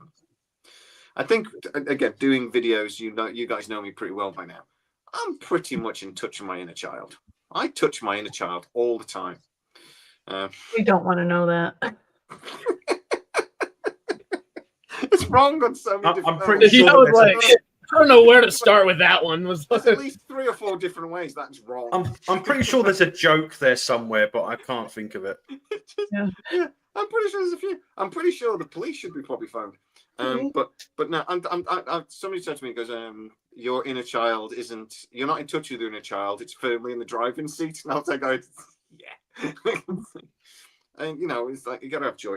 I do not feel 47 years old, and You never do feel your age. You still feel like the Yeah. young person. Then you look in the mirror and you're like, okay. There's a disconnect. Where did my forehead get this big? What the hell? But to be 47 again would be nice. In 3 or 4 years' time, Sarah, you'll feel it. You'll know what it's like. There's no way you're older than me. It's just not happening. I don't believe it. You're a liar, and I don't mind saying it. Liar, liar, pants on fire. I Where really did should Lady start Queen lying come about from? my age, I guess. Yeah. Where did Lady Queen come from, by the way? I've meant to keep meaning to ask. You guys came up with it. Did we? We were, You we were guys, just trying to yeah. say something, and it kind of worked. And it just went, okay. You were going to say like Lady of SciTrek or Queen, and then you put Oh, I Lady do Queen remember together, and it was like, so I just Yeah, we kept I roll calling you with the it lady. now. Hey. Yeah, Has a bit of an alliteration. Lady of SciTrek, Lady Queen. Yeah. Thanks, guys. I'm gonna head off though, and All right. happy Happy trails. Enjoy the rest of SGU. You poor. Good night. Happy birthday. Eat some cake before you go to bed, brother. Yeah, happy birthday, Jay. Have a good one. Cheers, Melvin, mate. I'm sorry I told you off early, but you were talking over me, and that's not allowed on this channel. So Yeah. It's okay. I'll do it for you. I do it It's actually. like it's quizzes and arguments and talking over me.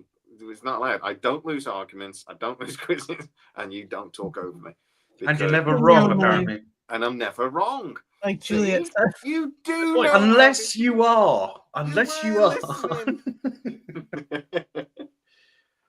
I wish my wife would go with you never wrong. That would be good, wouldn't it? She disagrees with that philosophy. Anyway, I love you guys. Seriously. I will see We love you you too, brother. All right, bye. soon. October can't come soon enough. We're just gonna Yeah, skip to don't wait. October. real quick. I'm booking the tickets the next couple of weeks. Let's stop planning and get some dates pinned down. Switch to night. Night, Bye. brother. Mate. Okay, now he's finally gone. Let's talk about him. What do we You're gonna And then need to get we're some. through. You're gonna have to get some IRL streaming gear for all that stuff. The guy that helped us with the call interview, Matt, he has that equipment. Yeah. Now renting out for Greg is going to be easy. That's where it gets a little pricey. But Mhm. he does help with that a little bit. So that's Yeah. very nice. Friend discount. Yes, it's necessary whenever you got the fancy equipment there. But it also is very nice to have the fancy equipment there if you can afford a friend's discount and feed someone enough times to try to afford yourself another one. You know. Just a Let's see wearable camera and a microphone. That's all you need. There we go. I'll bring my Right, GoPro and a little lab, and we got this. Exactly. GoPros come with the strap that you put it on your chest, don't they? Oh yeah, I forgot. I Yeah. have a little thing for it. And you can switch between your phone and the action cam. That's true. I did To your forehead. get this little thing for Christmas for like Comic Cons, so it can be You can like always a, get that. You can always get one of those backpacks where you have the camera A that looks light like and a microphone? predator. Looks like a predator gun on the shoulder. You can put a phone right here. Okay, so it's a light and microphone, and then so it's kind of like an Light all-in-one for your phone. thing. It's That's like a kinda cool. portable thing, which is kind of nice. I was like, I don't know exactly when the next one will be for me to use it, but I shall when it. Well, apparently it could be WonderCon at the end of March, which would be fun. I want to start going to cons and stuff when I can, so I need to get some.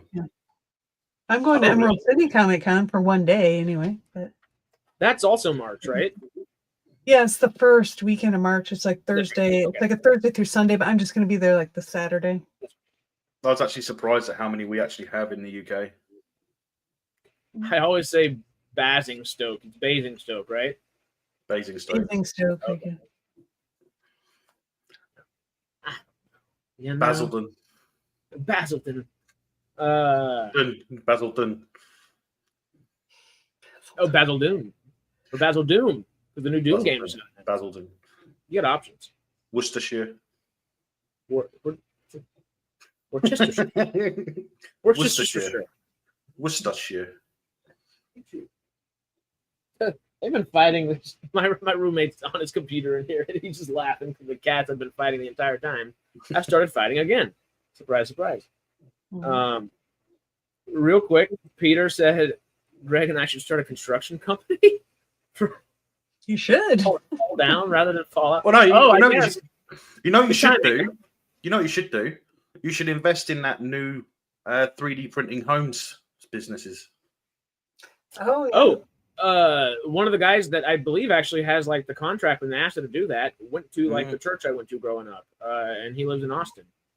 So, I might say, hey, you need a California office or something.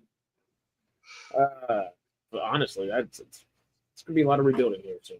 There's also those flat pack houses. You know the new ones like Elon's invested in. The module ones. Yeah. Mm-hmm. Honestly, that's going to be something that might be honestly, that'd be a really good thing. And tiny houses, I feel like, would be a really good thing. I used to be huge into tiny houses, and I really like the idea of them. Yeah. I actually like the look of the container homes, where they use the old containers and convert them into modular houses. Containers, yeah. I think they actually look pretty good when they're done right. The episode, I think, is over for me anyway. Oh, just ending? Yeah. Yeah, I'm at 37 and 43. The ads are getting me again. I'm at 41:12. Oh, of course, as the clock is probably like the actual time, and the ads have said sorry. Nope. Each house would come with a Stargate door cam. Yeah. Oh, everyone's ringer is just right. your Stargate. It's perfect. Everybody's door, go like Hobbit door and make it. Well, they do call them ring cameras. Hey, we'll just give everybody Kinos for their ring cameras. Yep. I wouldn't mind a Kino hovering around behind me. Wouldn't want to go to a baseball game with it though. No. 3D print. Oh, well, maybe unless you can hit it, then it would be really cool. Mm-hmm. Yeah, 3D printed houses are sick. I really think 3D printing is going to be. AI is obviously a huge thing, but 3D printing, I feel like, is going to be just. I think the future is 3D printing and modular. Agreed. I very much agree. It just feels like if you can 3D print a concrete house in a matter of days, I mean, it's better than rebuilding your house out of wood, isn't it? Oh, it might be slightly more expensive, but at least it's long term. It might not be more expensive either. You have a lot less time to do it. The building cost, maintenance is lower. As much depending on the timber. Maybe the module houses can go up there pretty quickly. Yeah. I'll be right back. Elon was living in one, wasn't he? Okay. At the spaceport, apparently. Real quick, you just thinking in the future, like it will end up being a modular thing. One of my favorite Ray Bradbury, I can't even say the name, Ray Bradbury quotes is anything you dream is fiction and anything you accomplish is science. This whole history of mankind is nothing but science fiction. I say that semi-frequently, obviously. I go back. I'm pretty sure half of y'all heard that half a dozen times probably. But nonetheless, it kind of shows that, hey, in the future, a lot of the media we have forms what we kind of tend to build towards. Like, obviously, when the Star Trek, Star Wars debate, one of the things that I was losing in that debate was, yeah, people got a bunch of ideas for a bunch of cool stuff from Star Trek, and we've kind of built things to kind of turn into that in our own way. Well, it's that long-term thing, isn't it? So it's what they say is, think about it, right? The Star Trek ships are made modular. The Navy builds ships modular. And also, sci-fi is only science fiction is only fiction until it's made real. Well, and then the most futuristic technology and spaces we have are either 3D printed or because sometimes 3D printed tends to be able to like put together in a modular sense, I guess. But modular houses and 3D printed stuff. Aren't the starships 3D printed? I know the booster sections are. Yeah, SpaceX. I think the booster sections are, if I remember rightly, because they're sealed. Oh, I mean, I'm pretty sure that the booster sections are 3D printed. I wouldn't be surprised if starships themselves were mostly 3D printed.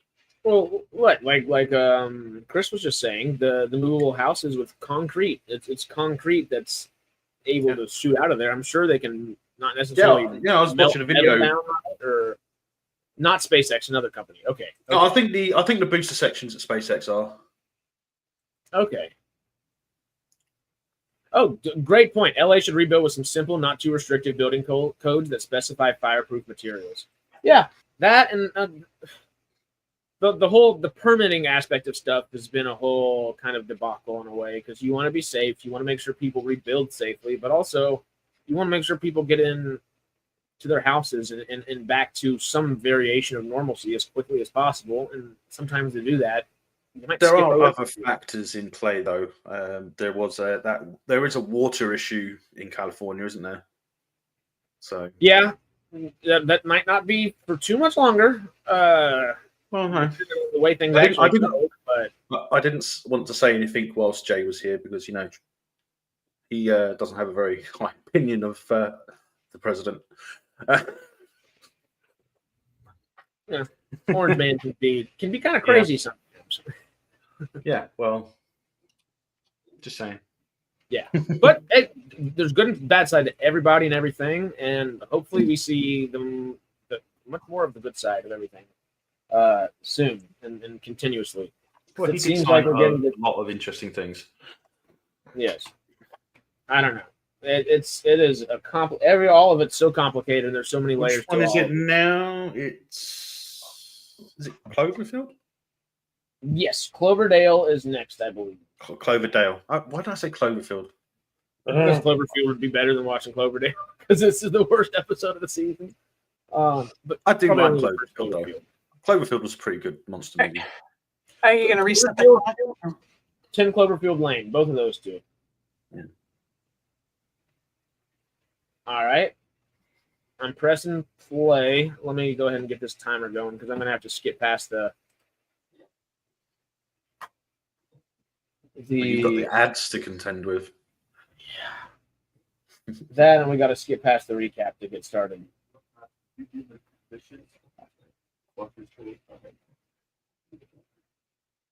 So you said about 1:09 last time. I'm going on 1:04.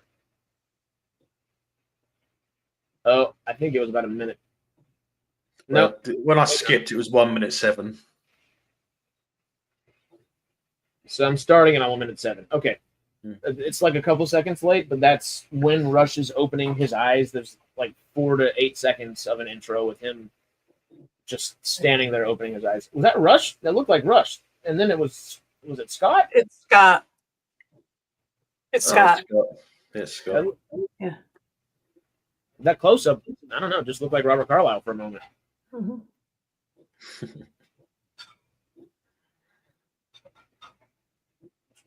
Yep, good point, Chris.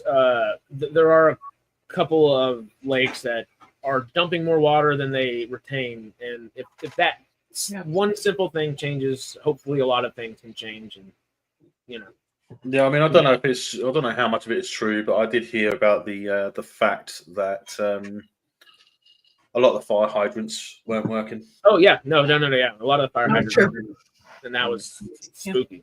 That was one of the bigger things. It was people were all right. Okay, I'm gonna fight for my home and grab my water hose. At a certain point, you don't have any water left. No, because it's been diverted to fight the fires. Yeah.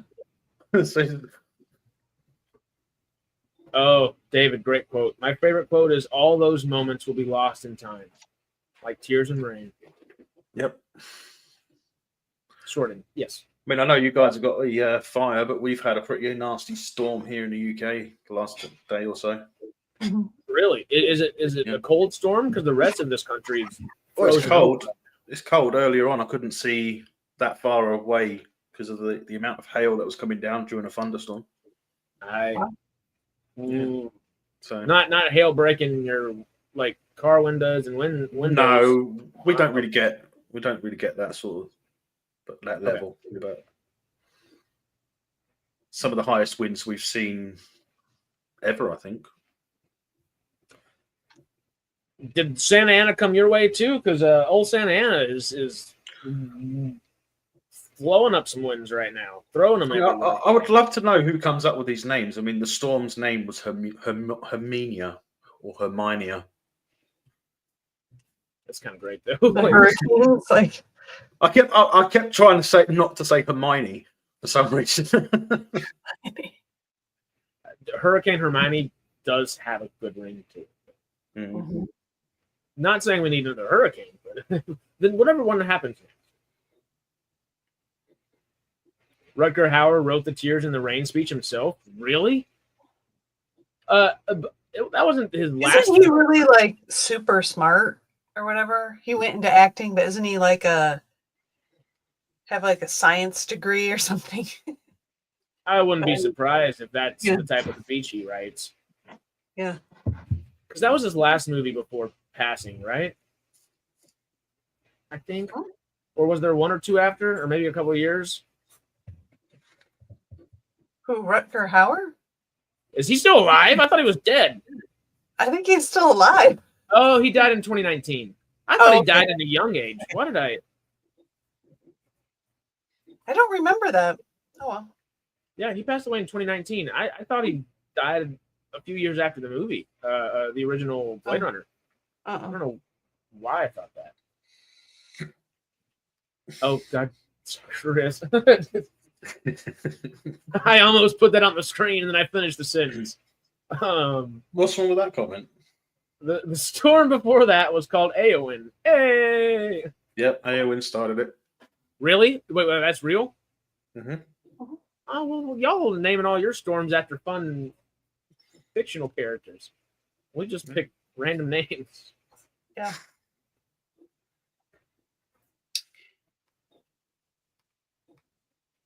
Yeah, I'm on commercial right now. This is Somebody's the eating a chicken nugget. Killer plants, right? Yeah, killer plants. Which is lame. What has been done more? What's that Killer movie? That funny movie about the plant? It's like the big giant Venus flytrap. Yeah. Little Shop of Horrors. Yes. Okay. Thank you. It's like this is the Little Shop of Horrors episode. See, I wouldn't have gotten that just because there's an episode of That's So Raven that it's essentially a Little Shop of Horrors, That's So Raven episode. But the second, like you said it, I know Little Shop of Horrors, but all the brain power goes back to That's So Raven right there. I don't know if that's a good thing or not, but it's something. So close to getting that on screen.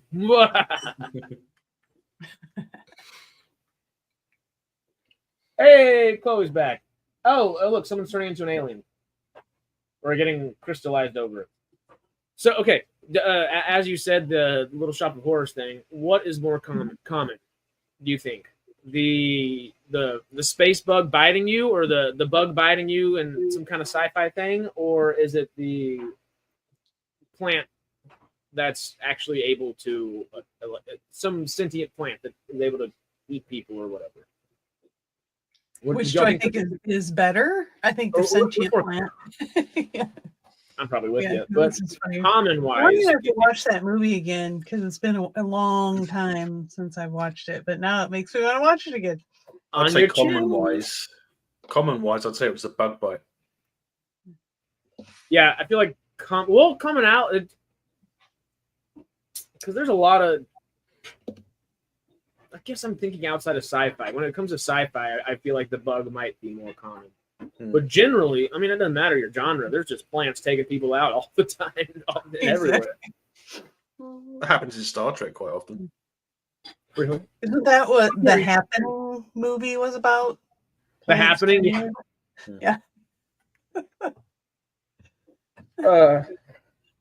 Every time The Happening even is mentioned, my brain goes straight to the lawnmower scene. Just, it's so scary. Can't outrun the lawnmower.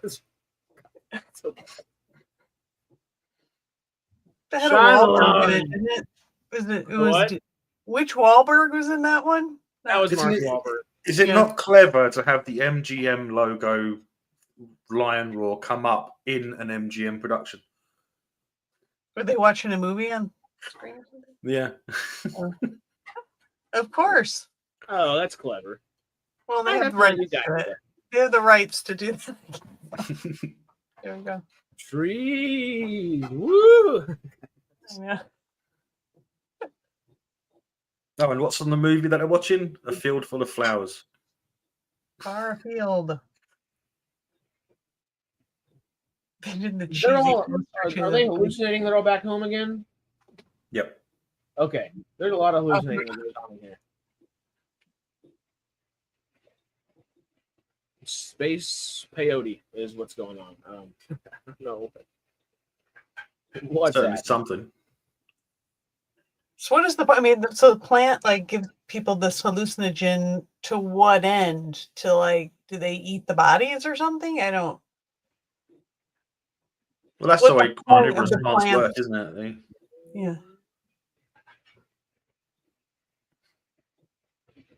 Yeah. Every time I don't get a little anxious, but I'm anxious for the characters whenever I see Rush and Young on either side of a Stargate. It's like one of you is about to get screwed. It's always like, Yeah. Don't touch.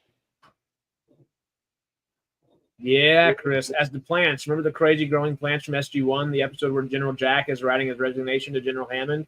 0 hour. Yeah, that's a fun one. The whole place is entirely taken over. It's I like that. Oh, I kind of vaguely remember. That was one of those kind of meh filler episodes. I think wasn't It's a it? monster of the Yeah. week. Yeah. But it's a fun. Oh, yeah, well. Was it though? Fun or what? Well, monster of the week. I mean, it's just a plant. It's a It monster. was just a plant. It was just a plant that was reacting to Monstrous plant. the artificial lights. So it grew fast. It did. It's essentially Yeah, basically like is it China? Japanese knotweed or something? Japanese or Chinese? I can't remember. Or bindweed. Vineweed. Yeah. Where can I find some? It's not that kind of weed. I'm joking. I could. It's an invasive species of plant. We have a big problem with it in the UK. Oh.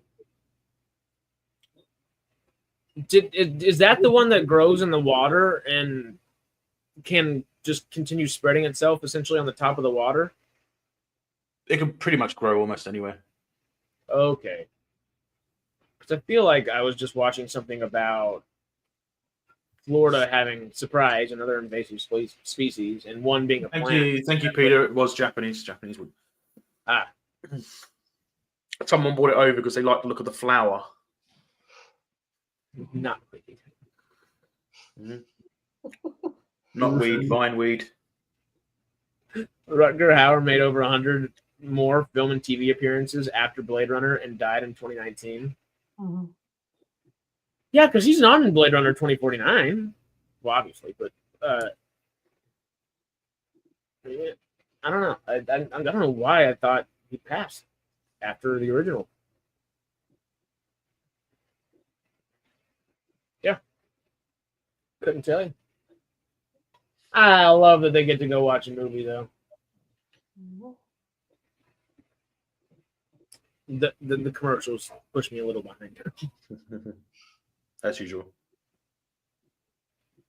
Huh? You're always I- behind on something. At Not the moment, really it's getting Star Trek. commercials. I'm catching up though. Season 2 of Enterprise.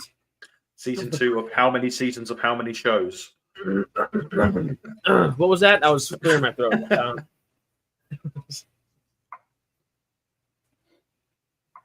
A few.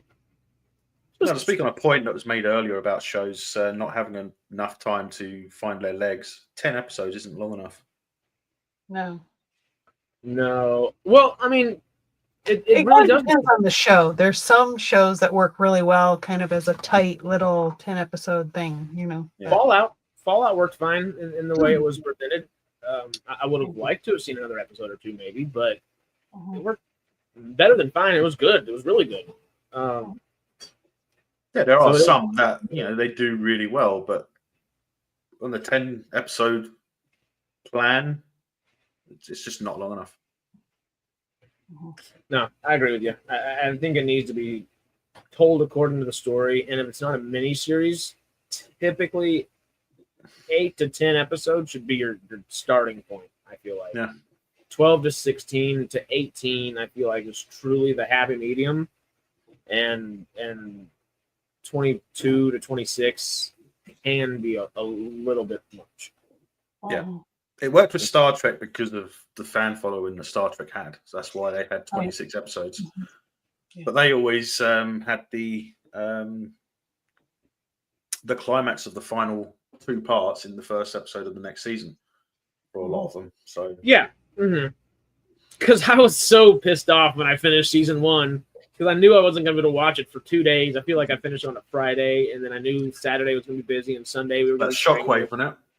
Yeah, Shockwave. So I watched Shockwave Part 1, and that's when I realized Shockwave Part 2 was the opening to the next season. And I knew I wasn't going to be able to watch it until Monday, and I just was like... That happens a lot in Star Trek, by the way. You'll find out. Yeah, that's kind of it. They usually do it about mid-season and then end of the season.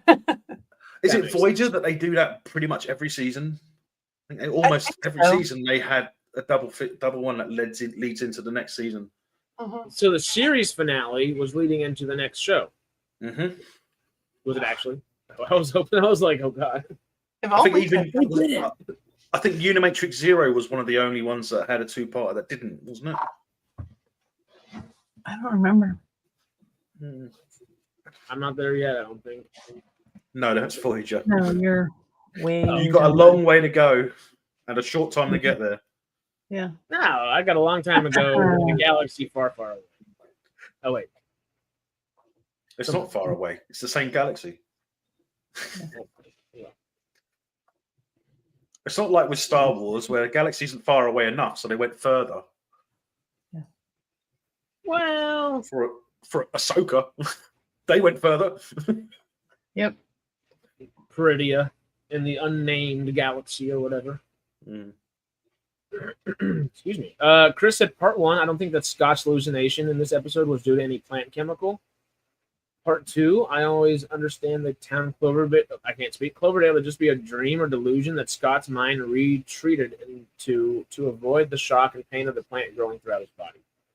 Yeah, see, Cloverdale is Scott's mind translating everything that's happening into his imagination, basically. So I think it's actually the infection's defense system. It would make sense. Yeah. Or it's one of the things where you get stung by the plant. It gives you, it makes your body, paralyzes you, but your mind carries on, and this is how it stops you from recovering, basically. The whole point of a plant like that is to sting you, to kill you, so that you rot away and feed it. Yeah, So and then what it you is. go into the soil and give it some extra food. Okay. Exactly. Like most carnivorous plants do. Yummy. Venus flytrap does it. They trap it, but they've got the dissolving enzyme inside.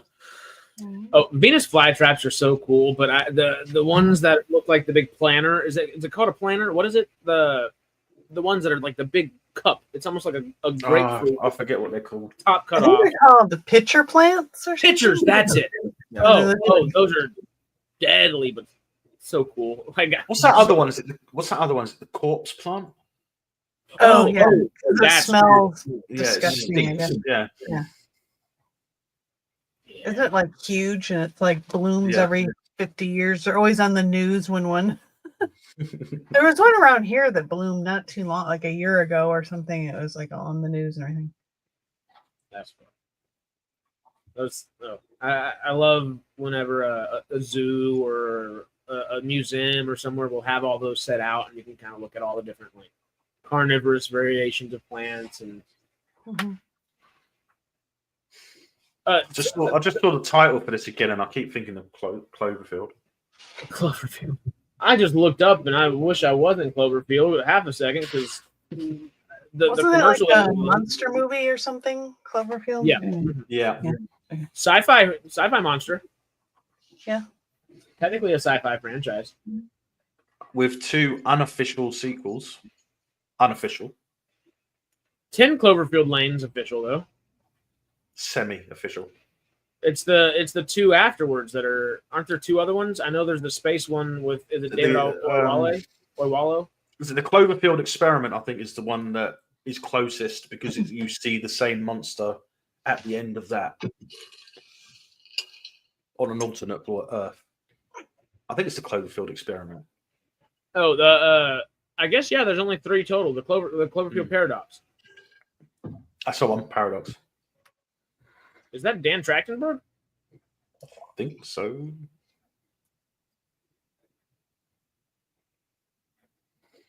No, directed by Julius Ona.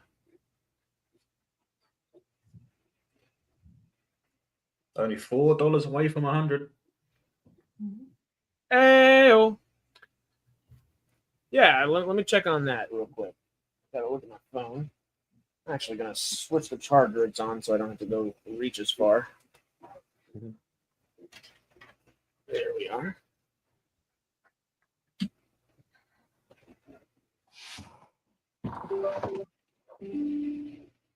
$96 raised so far.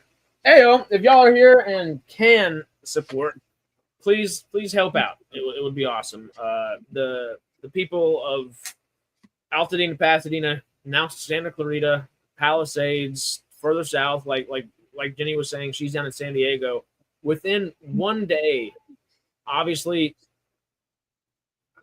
the way people are thinking around LA is they're thinking about LA because all the fires have been hitting LA so hard.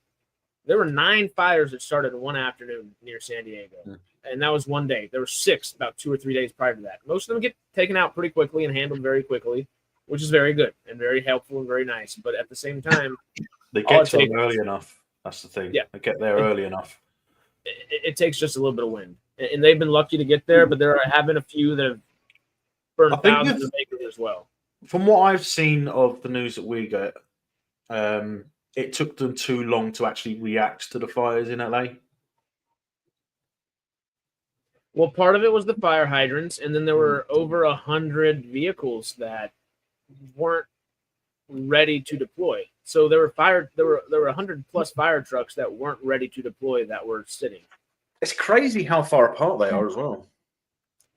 LA's huge. I mean, it is 80 cities. LA County's 80, 85 cities put together. It's a whole bunch. And each one is its own municipality as well. So it gets kind of confusing and it can be a little dicey in that. And the reason I still haven't been able to necessarily wrap my entire brain around it because I feel like we should see the mayors for the individual cities a little bit more than we have. And Karen Bass, who's the mayor of LA, has been kind of the forefront because just Los Angeles proper, obviously, it's the easy one to go for. But it almost feels like, I don't know a better way of describing it, but like all the mayors of all the other 80 plus towns are just kind of electing her like war chief in a way and say, hey, like, talk for us essentially right here, right now.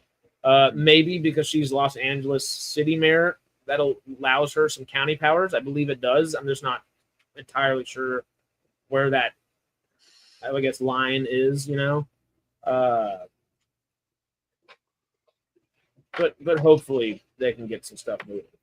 And anything that y'all can help with, and thank you, Sarah. Thank you, David. I put in a little bit. Thank you, Jamie. I believe he was going to toss in some. Peter as well. Everybody that's donated and everybody that will donate, thank you all so much. It's crazy. And like we were talking about earlier, it's easy to lose empathy. But like Jenny was saying, empathy and hope. I guess she was talking about hope. Empathy and hope do coincide, and let's do our best to provide a little bit if we can. If we can.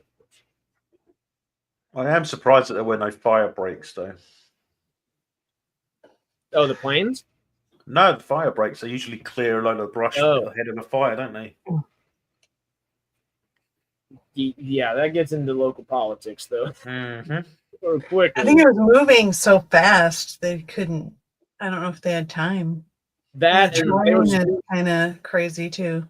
Yeah, they're supposed. I'd think that they may, hopefully, that they would learn this time that they need to make sure that there's permanent fire breaks set up. At this point, whoever's left out here is going to be screaming from the rooftops and not allowing them to do anything otherwise. And if they try to screw the little people over, I guess they're going to just have more people move out. And at times, LA can feel like a shell of what it was in 2018, 2019, like early 2020. If that were to happen, it would be a shell of itself. Yeah. I'm gonna go get some more water. I'll be right back.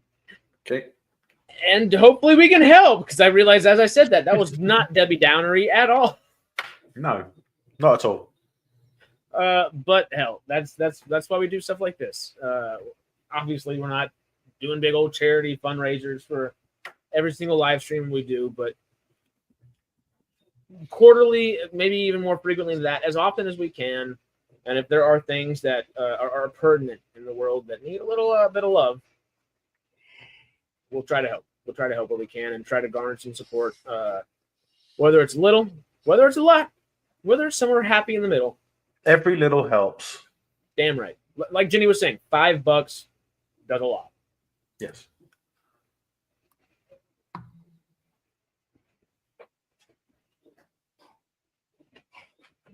I'm going to be bad for half a second. You see nothing. Oh, I wonder what's happening behind that howdy, howdy, howdy.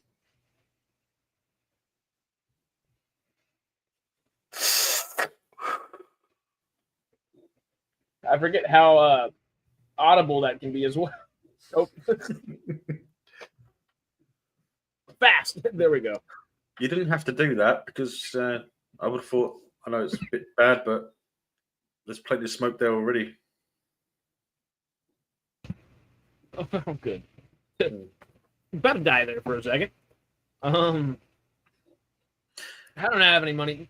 Modest Traveler, thank you for. Don't worry, Modest. It's the same for me. These things always happen the week that I don't have anything. Hey, and nonetheless, y'all spend your time here, and that is invaluable because, hey, you make the stream more fun, and it allows us to discuss things and have things to talk about, have an audience to bounce off of, and get some good, I don't know, crowd work, but for online, you know what I mean? Yep. And it helps for the feng shui, the flow, all of it of the stream, which in turn, you know, if more people see it and if y'all shared it and things like that, people are going to get some eyeballs on it, hopefully, and it boosts the algorithm to get out to others, which hopefully in turn will get some more support. So long story short, thank you. You know?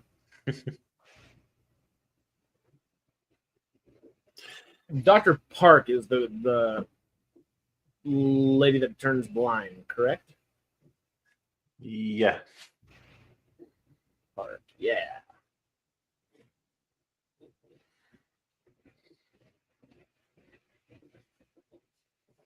Where is she? I don't see her in this cast list.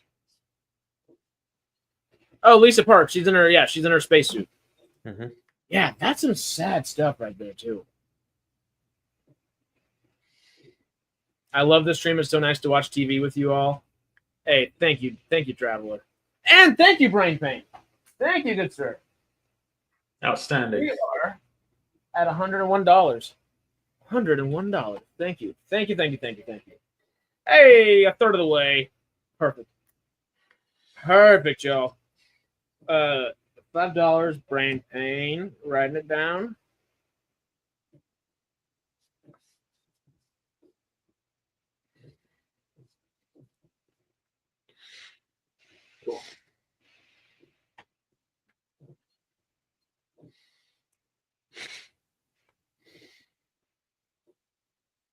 Oh, back in Cloverdale.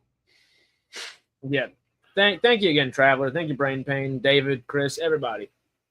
And specifically Sarah, as always, because she goes above and beyond with both her time and everything else. And thank you. And Melvin, you hang out with us all the time. Thank you for doing that. I'll try. Thank you. We got almost everybody here today. That's Stormy. That was awesome.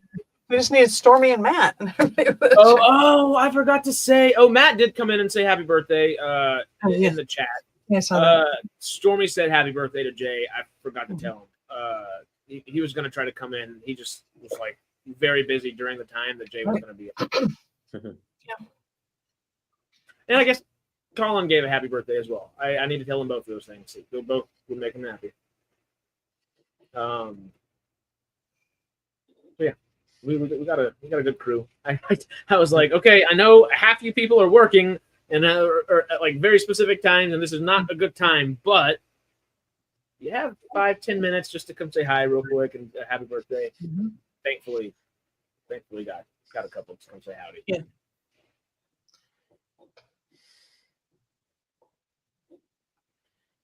The one good thing about Cloverdale is it lets you into the way Scott thinks about everybody on the ship. Yep. In his own. Yeah, that's kind of funny. We could have had it the better version of this episode is honestly if that happens to everybody on the ship, and then you get everybody's or at least a certain couple or a few perspectives of everybody from a different. Yeah. The thing is, we have episodes like this in all three shows. Oh yeah. This one just kind of felt like the most dragged out of them all, which at this point you would think they would have had it down pat. But yeah. David said, yes, that's why she's Queen Lady Sarah. But of course.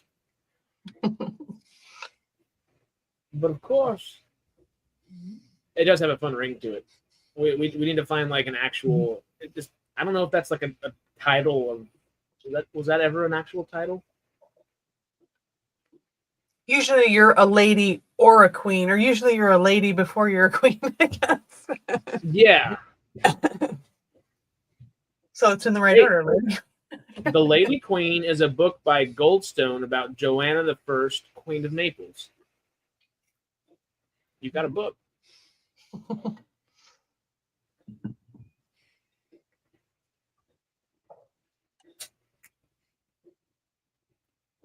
Cat's getting on counters. I kept myself from yelling. At least I got a snap and a point, and the cat knew fast enough to get down. You have to get a water gun, and then seemed too far away. Well, if I had a water gun, that'd be perfect. Mm-hmm. Well, just get a pump sprayer. Yeah. You can get them from like 10 feet away then. Yeah, exactly. Or a Super Soaker 5000. Yeah. Just have to sit there pumping it for like 5 minutes before you shoot them. Hey, but then you got plenty of time afterward. You got to roll that thing up first.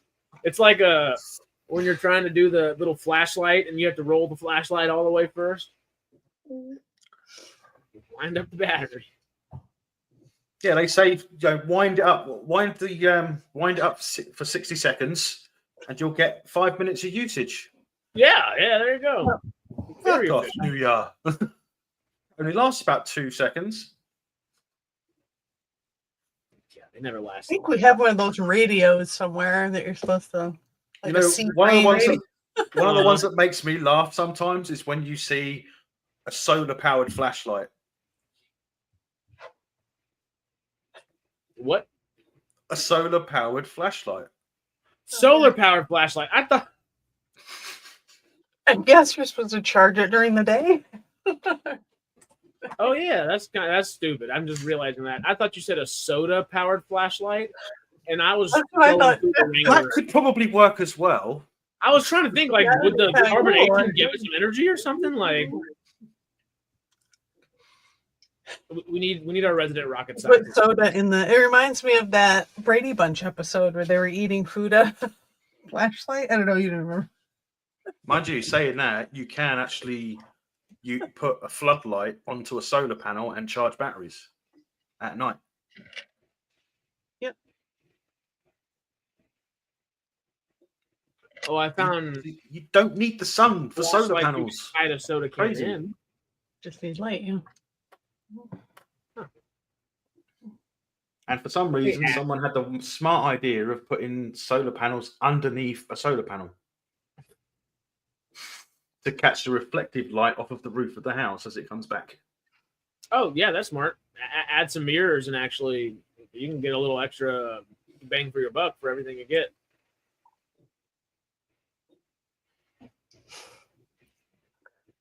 Oh, no. I'm not going to bring that one up, David, but it's funny. From the evil munchkin.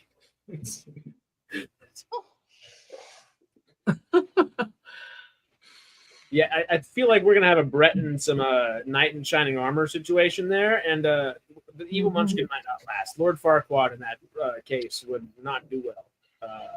Okay, no. Yeah. No. Jay is the like foreign like what is it? Not it's not dignitary. What word am I looking for? Is that the right word?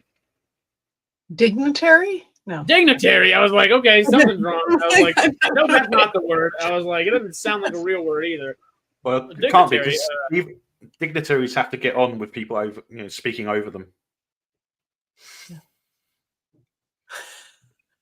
Well, sometimes they get. I was thinking more like usually you're trying to be extra polite, and it's like, well, screw being polite. Let them have a few moments.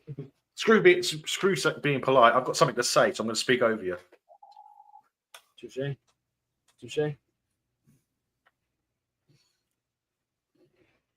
Not everything's a proper debate.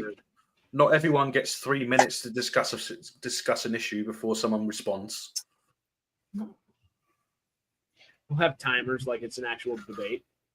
Honestly, though, it would be really fun to have Ginny and Greg debate something, or Ginny and Jay debate something. I call moderator for that one. There would be a debate that would probably be interesting. DS9 versus Babylon 5. It could be. That I'm sure. So even though I see where people say they're alike, but yet they're completely different too. Yeah. But not terribly different. I mean, they both have the religious aspect. Yeah, they're both true. space stations. Mm-hmm. They both have a big war.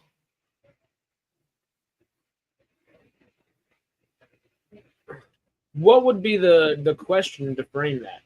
Which one's better, or which one, like, that's kind of, subjective, and it can kind of just be arbitrary.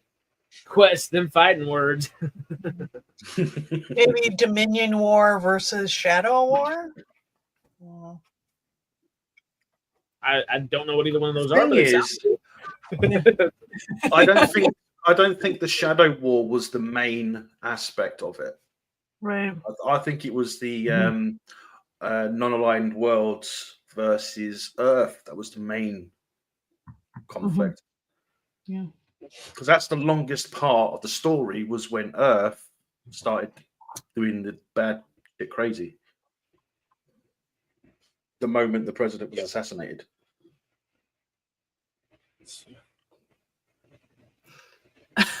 I'm looking for something to frame out of it.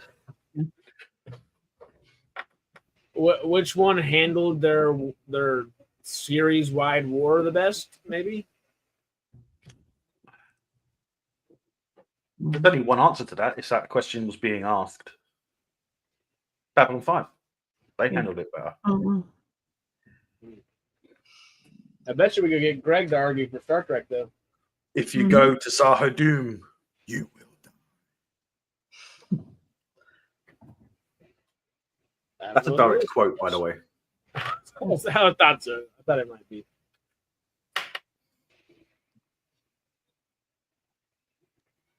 Scott looks like death warmed over.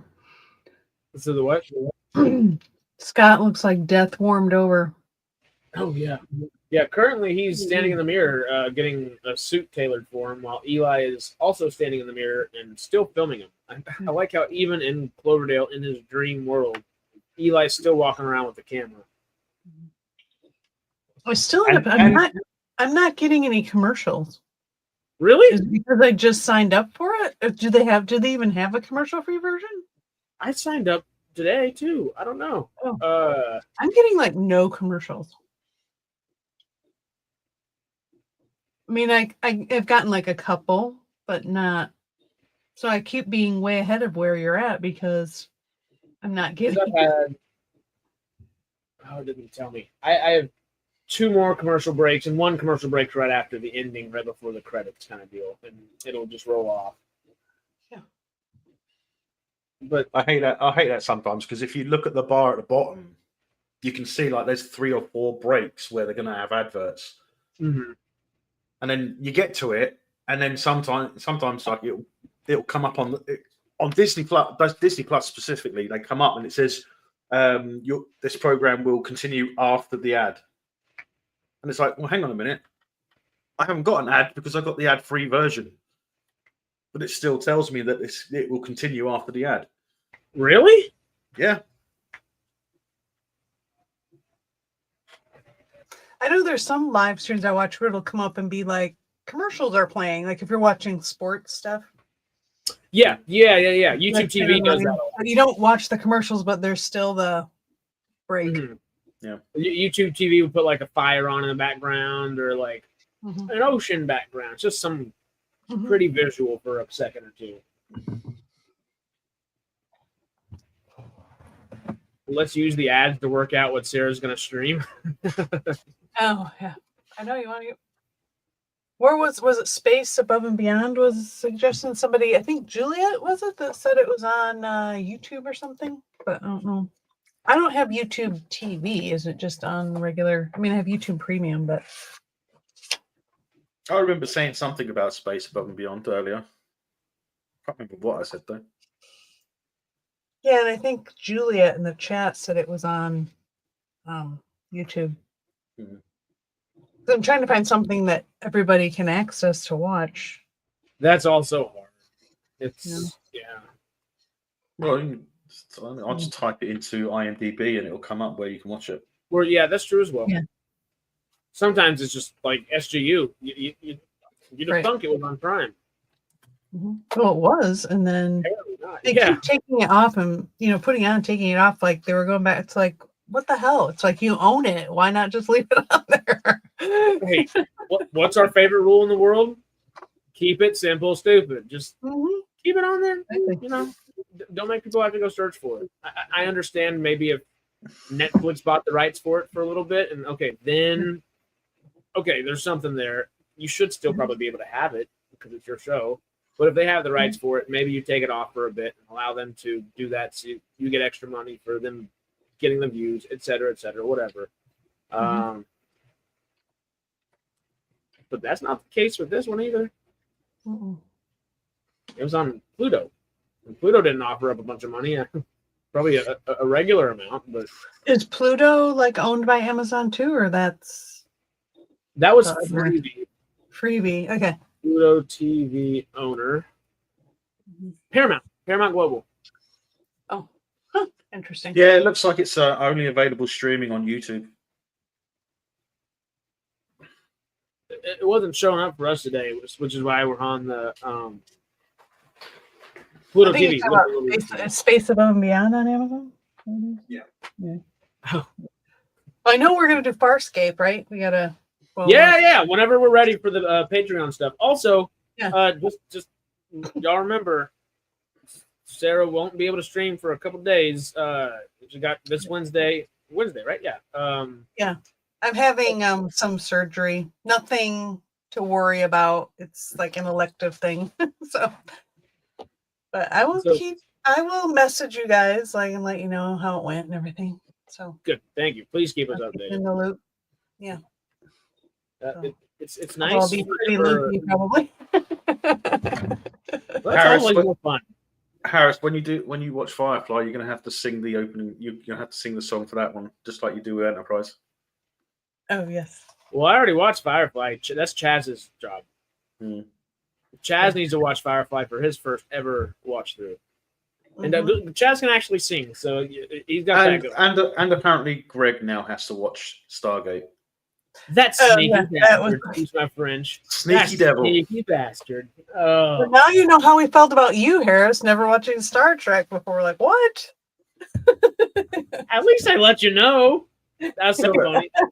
I'm gonna give him a punch in the gut next time I see him. Twin Destinies now, wasn't it? Yeah. Yes. Episode 12. I'm on my last commercial break, I believe. It's almost over. I hope.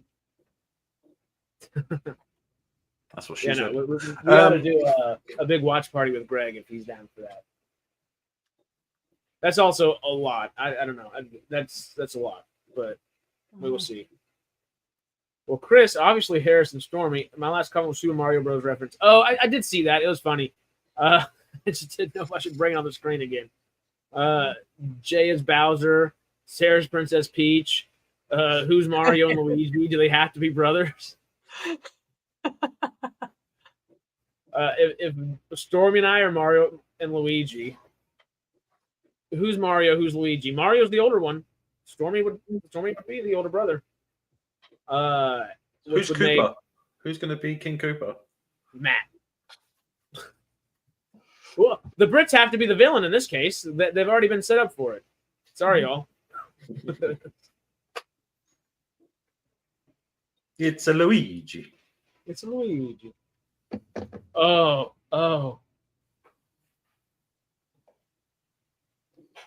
Right after this episode ends, I might have to go, just because it's a celebration day. I might have a slice of cake in the fridge. Speaking of Luigi, my old Italian neighbor, who her dad is a baker, a professional baker, has a little shop in Italy in a little town, does the whole 9 yards. She can bake like nobody's business. And yesterday she called me over and said, "Hey, come grab a slice of pie." And I show up. It's not a pie. It's a full apple and pear and chocolate chip cake. That's like the best thing in the freaking world. I just tried it. It was like, oh my God. Good. And it wasn't a slice. She gave me the whole damn pan. And I was like, you said come over for a slice. She said, oh yeah, I got something to do. Like, you got to go too. I was like, so you told me to come grab a cake and leave? Like, all right. There are worse things to do. That's so like Italian. Here, have food. Yeah, I was like, that's my job. This is what I do to people. You're doing my trick, damn it. But I kind of learned the trick probably from spending time around some Italians. I spent some time around an Italian. He worked for Asda when I worked for them, and I said to him about my favorite pizza being a pepperoni pizza, and he said, "Well, you don't go to it. If you ever go to Italy, do not ask for pepperoni on your pizza." It's sometimes there. That's when you just grab it. But also, oh my God, I've only ever been to Italy once when I helped her move back from LA back to there during like the whole pandemic time and stuff. Personal pizzas are a thing over there. I do. They're very good. I like the. Do you have mod pizza? Yeah. Yeah. I like their margarita pizza. It's like the that's really good. Or it's not called that though. It's called Jimmy Dean or something. I can't remember. Not that. Anyway, it's a margarita, but they have a different name. Their special name. Yeah. Yeah. Are you familiar with Mellow Mushroom Pizza at all? No. Oh my God. It's like a psychedelic kind of mushroom kind of themed pizza place. Oh, magic mushroom pizza. Is it those kind of mushrooms on it? No. It's from Atlanta, Georgia. It was founded in Georgia, so it's definitely not. Yeah. But they opened up a place in Beaumont where I'm from probably a little over a year and a half before I moved out here. And I helped open the place. And there's a reason I had to lose weight when I moved to LA because, dang it. Damn, I can toss back some pizza. Pizza is bread. So I need to avoid bread. Get my brain off of bread. There's already cake in the other room, y'all. It's also good though. Isn't your birthday up next in our group? Maybe. Maybe. It could be. Maybe. It could be. I don't know. You know, yeah. Chazz's birthday is February 10th, though.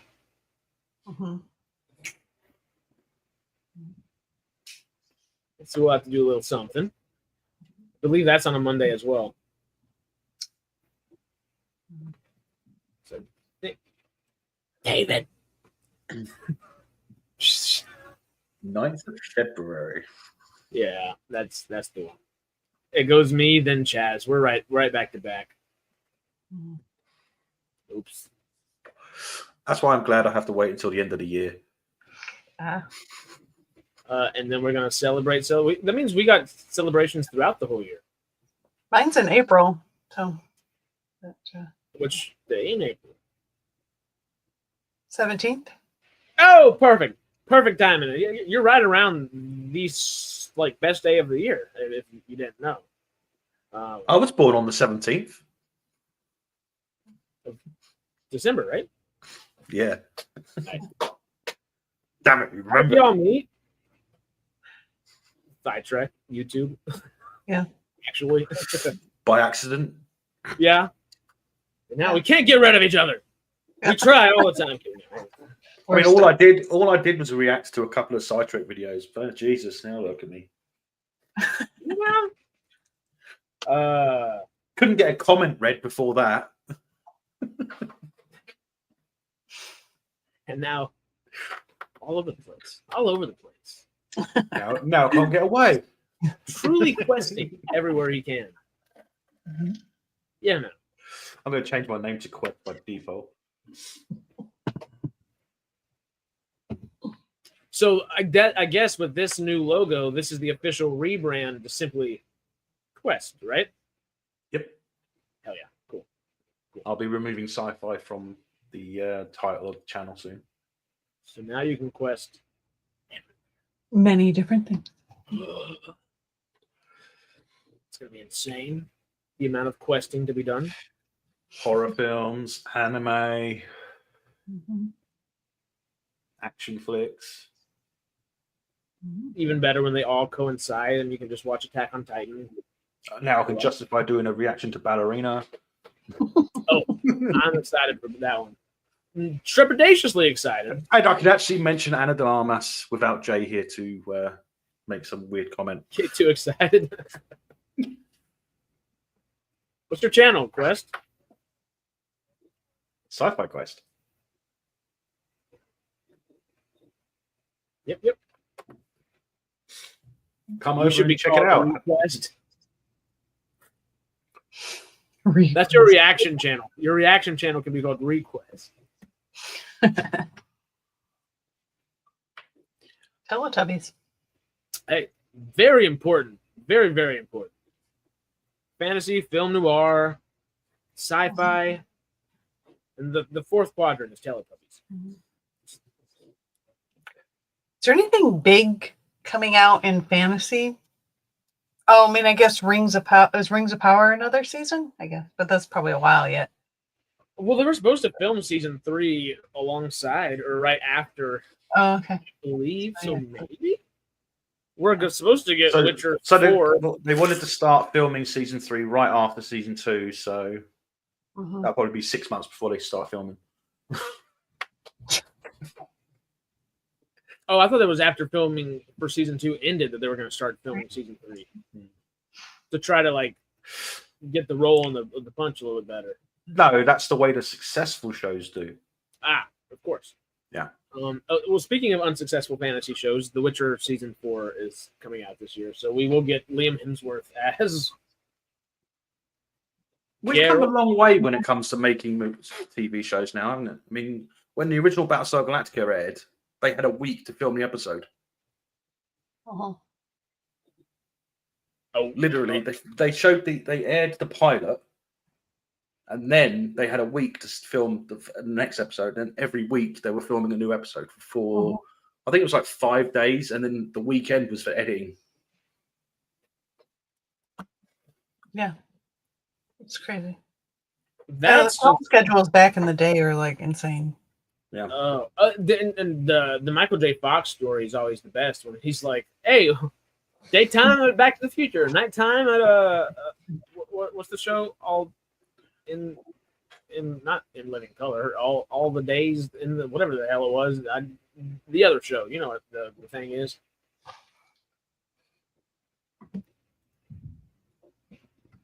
Are y'all done with the episode, by the way? I'm waiting for you to restart or get going. I thought y'all might be. Twin Destinies, our final SGU episode. Thank God it wasn't triplets. Hey, well, this is the good one. Twin Destinies. We're having fun with it. We almost chose the one with Bill Nye as the bad one, just in Neil deGrasse Tyson, but we decided, I forget why we decided against it. We didn't want to watch actual episodes of Stargate. Neil deGrasse Tyson has there was something worse. Neil deGrasse Tyson has poor taste in sci-fi. Now I want to know what were the. Yeah. He did a top 10, I think, if I remember rightly. He did a top 10, and most of them suck. Oh. I think one of them All he had was, one of them was Odyssey, I think. That was one of the good ones. And then 107. Do we have somebody else donate? Oh wait, that was Brain Pain, wasn't it? Yep. Okay, well, yeah. Sorry, I just looked back at that and got excited. Ooh, which means I did do a little something wrong. I need to write the pound sign instead of the dollar sign here. Fourth time's a charm. Nope. Third time was much better. I'm not going to change it this time.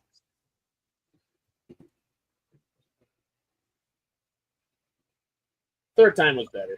I think you should just switch it to GMP. GP. No, not GMP. Sorry. GBP. Sorry, I got the gross the M domestic. came from. I don't know. No, I don't know. I'm having fun with my scribbles. Convert it to Bitcoin. Yeah. Make it all. It's going to the moon. It would be nice. Well, apparently soon you will be going to the moon, won't you? I mean, if we can get an actual space race going again, you know we're going to have some fun sci-fi projects. So we're going to be talking some fun stuff. Fun stuff. I'm for it. Let's do it. And we have a resident rocket scientist to talk about it with. So, hey.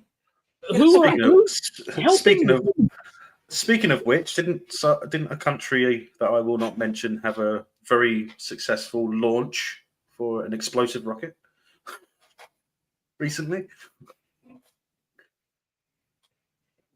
A country beginning with C.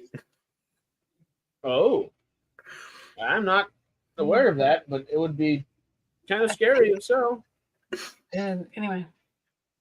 Apparently they were testing a new reusable rocket. Brain Pain said someone else did the last donation.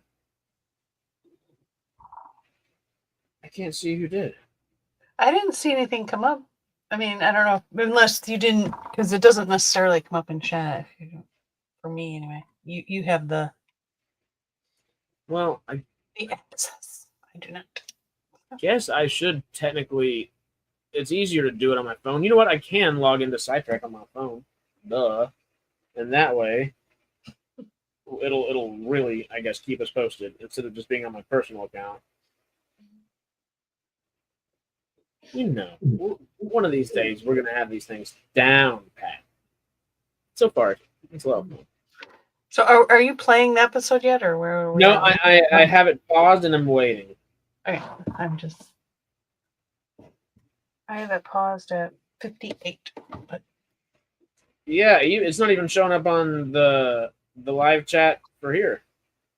yeah, because you don't have to when you donate. You don't have to have it. You have the option to pick it showing up in the live chat or not. So maybe somebody just did anonymous. Maybe that was Jay or something. Oh, that makes sense. That makes sense. That would be what he was trying to do there. That makes sense. Cool. And it was definitely British because $5, £7 kind of deal. Yeah. I am paused on. I see Vogel with his hound over his mouth, with his hand over his mouth, and Dr. Park sitting right next to him. He looked like this. Yep. All work. He's got the brows up right now. Uh-huh. All right, I am ready when y'all are. Yep. Ready? Ready? Go. Let's do it.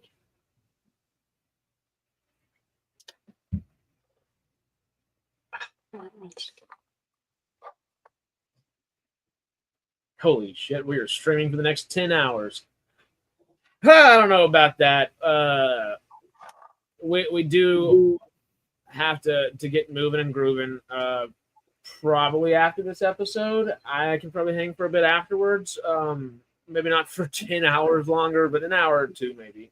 We'll see. We'll try to get as close to that goal as possible. But at a certain point, we will have to start moving and grooving for ourselves, you know? The day is the day. And we can always come do another one of these or send people to the right areas to do so. And we'll continue to provide links and such. And you know what? Let me double check. I want to make sure. I think I put some other charities to donate to in the description of this video. And if I did not, I did. Okay, cool. When's the next Enterprise episode watch? Whenever. It's been 4 days. It has. I know. Did my camera just Your little crap out glitch. of me? Your Yeah. little, You're strobing a bit. yeah. The stupid app is not wanting to work right. Okay. Okay, we're back. I used to be fascinated by people walking past the strobe. You know, when the strobe light's gone, someone walks past it. It used to fascinate me. You know, what do you have to do today? Well, stream for charity and also eat and get ready for the week. Plan out a few other things. You can make the thumbnail for Friday as well. Smoke. And you know, I do have 2 roommates who have been staring at me.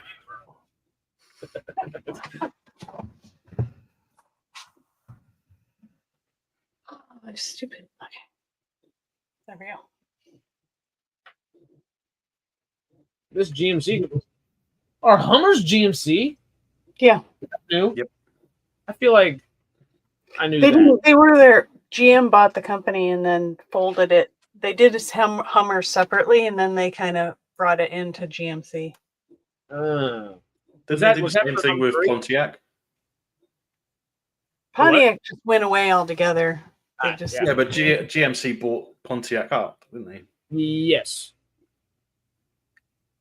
Which is Well, why when they did the new Knight Rider series, they used the Mustang instead of a new version of the Trans Am. yeah, because they don't exist anymore. Yeah, because Pontiac was closed down by GMC when they bought it. GM. It's a shame, really. I used to like the Pontiacs. Used to like looking at. Used to like the Firebirds. Yeah, they were a division of GM that got closed down because they just didn't need that many different. Like 3 different versions of the same car with different. You don't really need to have that. Yeah, I guess that's just scooping up the competition and Mm-hmm. choking them out. Are you in college, Harris? I am not. I was. No longer. Thankfully. It's a lot. Too much. Just kidding. But no, it was a lot of fun. But No longer. No longer. Student fees are too high. Mm. Yeah, my first year of college, I went to TCU. No. I lucked out being adopted, being a quarter Cherokee and H Choctaw, and then also being an Eagle Scout helped and cut some leeways. But not enough, because TCU, good Lord, is pricey. What'd you do in college? I'll give you one guess. Surprise. So I did hear Sarah's birthday's April 17th, right? 1995. The year is wrong, but the date is right. 95, right between Matt If and you I, want right? to believe it's 95, I'll let you. Oh, really? Well, I didn't realize. Okay, actually, GM owned Pontiac for decades before they closed the brand down. Mhm. The brand down. Yeah. GMC is another brand of GM. GM's another brand of GMC, isn't it? Because isn't GMC the parent company? GM is like General Motors is the parent company, and they have these divisions under, and there used to be Pontiac, Chevy, Cadillac, GMC, and I guess, Pontiac. yeah, And they closed Pontiac down. Buick is not still. All the others still exist, I think. I think Buicks are. I mean, I grew up in Michigan, so I know all this stuff, you know. Do you think they'll make a new version of the DeLorean? The what? The new GM DeLorean? doing that? I remember we were talking about the new DeLorean. Seems like I vaguely remember coming across something about that, but I don't remember the details. That looks like a Porsche. Or are they trying to reboot the company? Like bring the DeLorean Motor Company back to life? It looks like they're trying. Mm-hmm. DeLorean. Not like an electric, maybe? Oh. Looks like it will be, doesn't it? Yeah. Can't see a very good radiator grille there. No. Judging Looks from being electric. lit up. Mm-hmm. Yeah, Well, it's not going to be nuclear. It's not going to be nuclear powered, is it? No. That's a shame. There's no Mr. Fusion. I'm waiting. I'm ready. I'm waiting. We all need a Mr. Fusion, right? Yeah, they don't have to worry about the Serbians coming to get it back. No. Mm-mm. Oh, it said concept sketches, so I guess it's still strictly conceptual. You know, the funny thing is that looks more like it could be the next kit from Knight Rider. Yeah. That would look awesome with a red light on the front. And I can hear the music in my head right now. Yeah. That sound. It actually reminds me of the car in, was it the Wraith? Oh, Really yeah. bad You made us car look at that horror up movie. at one point. I don't remember the cars. I haven't seen that in ages. Also, some aspects of that look like the new Jaguar. Sorry. Yeah, it is a little Jaguar-esque. Mm. The new ones, anyway. It almost, yeah. I said Porsche, but it looks more like a Jaguar. I feel like that's a thing. Yeah. Yeah. There's aspects of there that look like the newer versions of the Aston Martins as well. Let's hope it can reach 88 miles an hour. You know what? That in red, it looks a lot like the Pontiac from Knight Rider 2000. Mm. In red, that looks. Never saw it, so I couldn't tell you, but yeah. GMC is a truck brand. GM is the owner company. GM also closed down Oldsmobile, one GM brand. That was the other one. I knew I was forgetting one. See, I always thought GMC was General Motors Company. Is it General Motors Cars? I think it is. It's a little confusing, but modest. General Motors Corporation is the parent company, but they also have a division that's called that. Well, modest. If, Yeah, if that could be new DeLorean where it manages to get to 88 miles an hour without stalling, then it would be a lot better than the old one. If it time travels, it's awesome. That was the ironic thing about the DeLorean, is that the fact that they thought it could, they actually tried to get it to go to 88 miles an hour without, when realistically it couldn't even get to 40 without stalling. Or was it 30? I can't remember. I don't know. I'm not the car guy. Chazz though, and Sarah can talk cars, and I guess our other Michigander, right? Is that the way to say that? Yes, it is. Aaron, old chilling in the basement. He can talk your head off about some cars. Mister right outside of Detroit or near Detroit, wherever he is. Yeah. Me, no, sorry, y'all. It's funny though, what didn't Detroit used to be like the capital of car manufacturing in the US? Yeah. That whole big. Well, there's still stuff there, but it's not like it was. Like not nearly. I mean, yeah, because I know San Antonio has just about all of Toyota now. I know Mexico's grown a lot in car manufacturing, and there's a bunch of stuff. Bunch of different places, I guess. I'm not a car guy. I don't even drive. I'm a bit of a car guy. Really? I'm a little bit of a petrol head. I never noticed. I can talk car. Brum, brum, brum, brum. Oh, you used to watch Brum as well, David? Oh, yeah. I don't even know what that is. Yeah. Cat got into a roll of toilet paper that was sitting on the table. There's not much of the roll of toilet paper left. I used to have a cat that I swear, like, I don't know, had a vendetta against rolls of toilet paper. Like, there'd be extra rolls, like, in the cabinet, you know, under the sink. And you'd open the cabinet door and there'd be, like, 3 shredded rolls of toilet paper. No. Like, he would just, like, seek it, like, do like, it. Like, find a way to open the cabinet, get inside, and attack the toilet paper. This is Brum.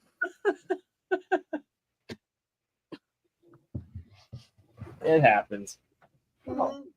Cats.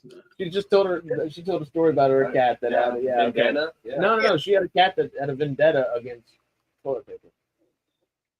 It happens. Like literally, that's just a cat thing. It's a cat thing. Yeah. It I is. explain normal cat things, and I always get this look like, Yeah. I had cats. I'm like, I don't believe you. The roll you have out, they like do that and unroll the whole roll.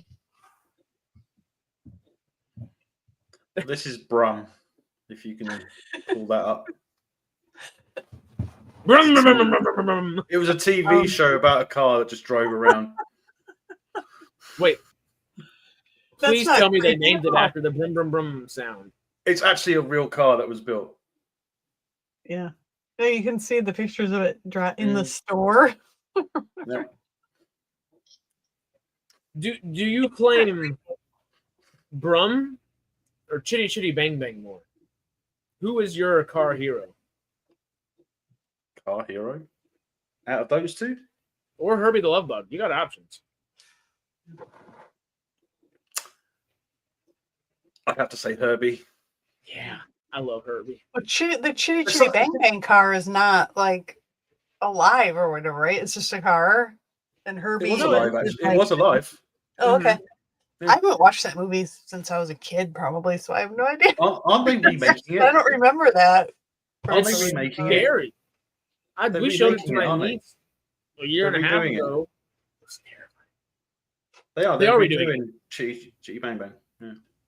New Chitty Chitty Bang Bang. I forgot they were. Well, they just did Mary Poppins a couple years ago, didn't they? With what's her name? I can't remember. I almost said Amelia. Emily Blunt. Mhm. Yeah. The new Chitty Bang Bang's the guy that did Matilda is gonna do it. So if anybody's gonna do it, it's kind of perfect. Kind of perfect.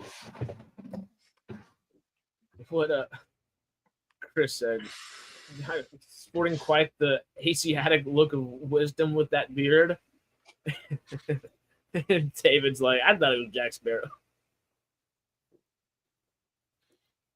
Well, technically, Herbie didn't speak either, but he had the horn. Yeah, he would just drive places or do his own thing. What did Chitty Chitty have? Just a Chitty Chitty Bang Bang. It was just a Chitty Chitty Put Put, basically. Yeah. Chitty Chitty Bang Bang, I love you. Yeah.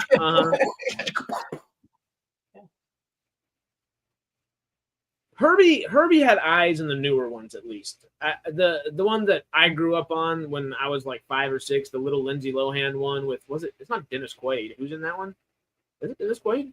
Whoever it is. I think Dennis Quaid played her father, didn't he? I think so. That's the one. I remember that one obviously a whole bunch because that's what released when I was a little kid. And that no, you had a thing for Lindsay, didn't you? It's Lindsay Lohan. What do you? Of course. There's also the eyes. I realized both hands up at the start. Yeah. It's also the eyes. The eyes. I realized as I did it, I was trying to gloss over and keep going. That did not work. I pulled a J on accident that time. Damn it. Oh, that was funny. But the eyes, I'll do a different motion now. We're very realistic for that. We're all were very important as well. Always be, and it's great. It was always a hoot. A hoot, huh? Dennis Quaid and Lindsay Lohan only co-starred in The Parent Trap, not Herbie. Oh, okay. Oh, right, that's right. Yeah. Who's Herbie the Love Bug Man? Give me 2005, please. I'm So just something scrolling. I was going to say a car, but it wasn't alive. So never mind. Oh. I was distracted in fully loaded. I was distracted by how they redid Herbie with the new spoiler and a racing kit. Herbie looked amazing in all that. Oh, so okay. First of all, I'm misremembering. He did not have eyes. He just had very emotive windshield wipers over his lights. Whatever I'm trying to say. But it was Michael Keaton. I don't remember that being Michael Keaton at all. Yeah. Wow. I remember now. It's been a long time since I've seen it. It's not one that I like to rewatch often. Love some Michael Keaton. Hey, there we go. You can now quest into Herbie the Love Bug. It's sci-fi territory, right? Science fiction in a way. These cars living. Well, I might as well do the car then. You're gonna rebuild Herbie the Love Bug from scratch yourself. I wish I could. Do you know how much that version of the Beetle would cost to get just the bodywork? $18. $18,000? A little closer. I could Google right now how much they would cost. The what? So I could Google the cost of one of those with the paintwork as well. Mm. But I won't. You could always get a Herbie and paint it like the Mystery Machine, and get the Mystery Machine and paint it like Herbie, and throw people off as much as possible. No, I'd rather get myself a smart car and have it set up like Starbug from Red Dwarf. Oh wait, they did that for a Red Dwarf episode. Sorry. The Texan in me will keep me from ever buying a smart car, and if I do, it's just to put a brick on the gas pedal and watch it go into a wall. I've no smart cars. I can't do them. That's my car person analogy there. It's also an episode of It's Always Sunny, but it's not a smart car.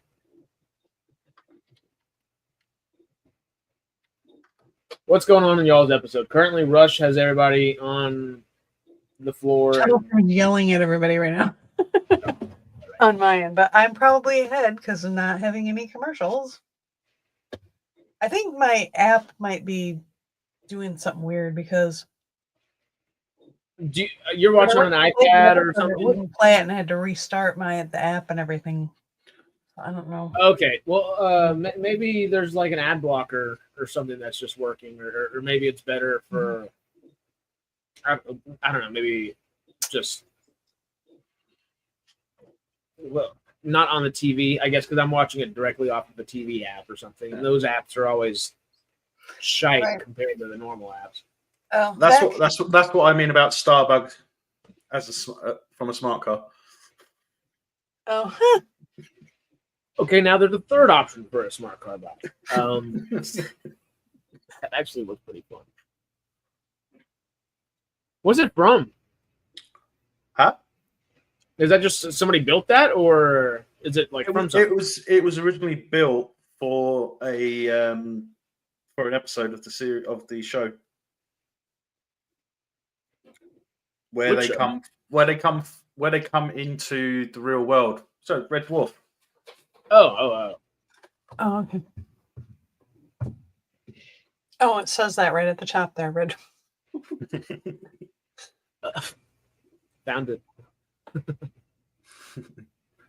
Chris is saying, build a van as a camper van, like in the van life videos on YouTube, then paint it like the Mystery Machine. Oh. Don't tip me with a good time. I just need the time, patience, and tools for that one. We'll have to start to call you Shaggy. Believe it or not, I've been called Shaggy for a long time. People who are at least compared to. One of my roommates actually has like a friend of his named Shaggy after the character, and every time like they're FaceTime and catching up and everything, I just laugh a little bit. I'm like, it's Shaggy. So like it's actually Shaggy. It just cracks me up. Scooby's a Great Dane, right? We're supposed to be. I think so. Yeah. Pretty sure. Well, he's also an Anunnaki. The alien. Don't know what the hell Shaggy's supposed to be. Who? Sorry, I meant to say Scrappy. Oh, Scrappy. Scrappy's a Great Dane and Anunnaki. Looks more like a pug. Well, yeah. Wait, he's a pup. Great Dane pup. You know? It is funny. I watched a whole freaking YouTube video a couple months back, like late at night, just random thing on the recommendation list, and I'm like, well, sure. And it describes apparently within the canon of Scooby-Doo, everything makes sense. The Red Shirt Shaggy movies make sense. They're all within the digital world of the one TV movie. Like it was a really great little explanation of a whole bunch of stuff. But sorry, I started reading comments. What were we just talking about? What brought us to that? Scooby. Oh, the Anunnaki. Excuse me. Sorry. Give me ADD. Half a second. I'm gonna forget something. But it is the video described how there is, I think, a whole movie dedicated to Scooby, to like finding out that he is a descendant of an Anunnaki, and only descendants of Anunnakis are able to look like dogs. I guess they are dogs to a degree, but that's what allows them to talk like people and it not be kind of like people. Kind of like people. And the fact that Scooby-Doo has taken the time and to make all of it make sense over the last 60 years is insane. But I appreciate it. Thank you, Scooby-Doo. Shaggy, because of long hair, right? Not for some other reason.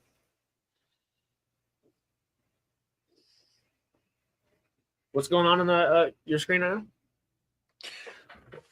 They're just they're approaching the first discovery because they are the second. I've got Telford looking at, I guess, would it be Rush 1 or Rush 2 in this case? Oh, no. Damn ad break. I literally looked at Zoinks! Jinkies. Jinkies. Can I skip through the ad? Nope. Probably should have tried that on the first episode, but I didn't expect it to work. Scooby-Doo on Zombie Island had real zombies, not just a masked villain. True story. Yeah. It's the only one where that's... I think there's only a couple times where they've proven that some villains are actual villains and not so much just a masked guy in a costume. Yeah. Scooby-Doo is always a true story. I'm trying to remember the video though, because Zombie Island was either the episode that you can use to determine between what is in real life and what is in the video game world of their escapades, from that whole like electric cool episode where they hop inside the video game world. And that's, so if you see Shaggy wearing a red shirt, it's supposed to be in the video game world, and that's one of the games versions of events. Green shirt Shaggy is OG actual Shaggy throughout things. But it gets really confusing. I need to actually watch that video again. It was fun. Which episode are we on? We are on the middle episode, or middle aspect, I guess, of Twin Destinies of season 2.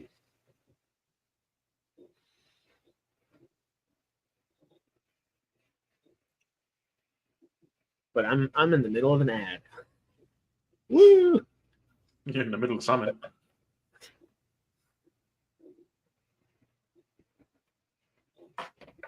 Oh, really? So it makes sense that Astro from the Jetsons also can talk almost like a human because they live in space and Astro's part Anunnaki. Hey-oh. Isn't there Scooby and the Jetsons at some point? The one-E ghost of Scooby-Doo had a real ghost and Vincent Price. Vincent Price. They all have meddling kids.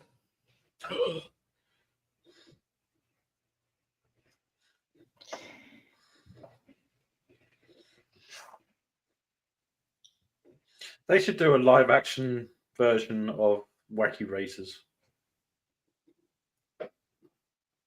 Don't know that. You don't know that? No.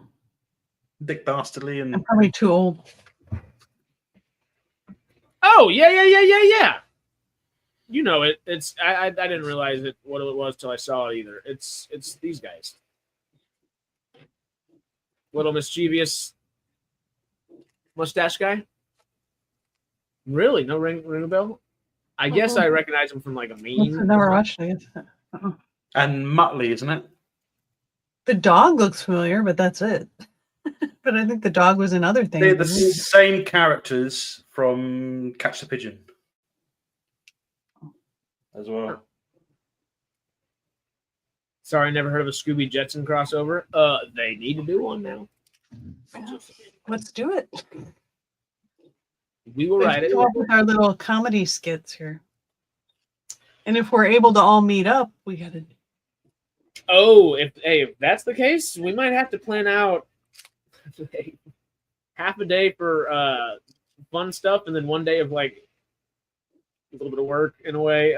We all come down and I mean, we have the spaces to do it. It'd be kind of great, and if we have the theater to do it at, we have a place to film. And I guess it doesn't hurt that we would already have our buddy Matt with the film equipment on hand and on location. We might have to think some stuff through, you know? Might be a good idea for 6. I want to see an episode of Scooby-Doo where they take Scrappy-Doo to the vets to have him put down. I was never a fan of Scrappy. It's annoying. They didn't exactly do him justice in the movies, did they? No, but I mean it's purposeful. He's kind of always supposed to be annoying. Yeah. I've always had like a soft. I don't think I've ever liked Scrappy Doo, but I've had a soft spot for him. Mm-hmm. I don't know why. He's annoying as. Just talking about the Scooby Doo stuff. I'm gonna look up the Scooby Doo lineage. It's hilarious. The family tree, the Doo family tree, is some wild stuff.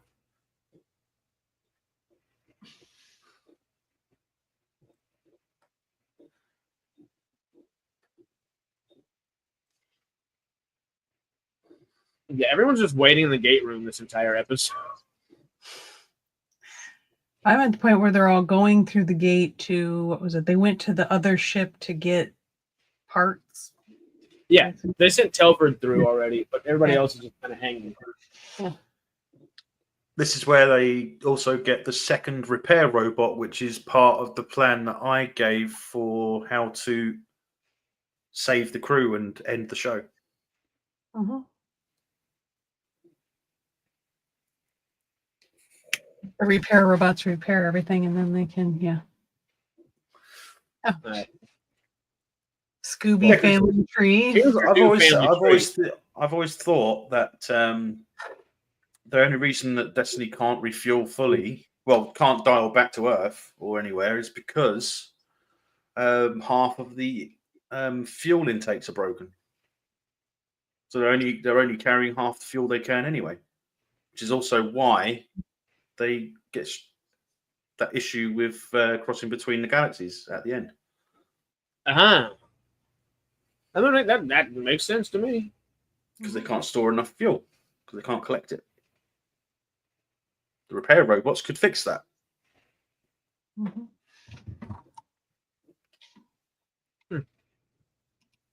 Yeah.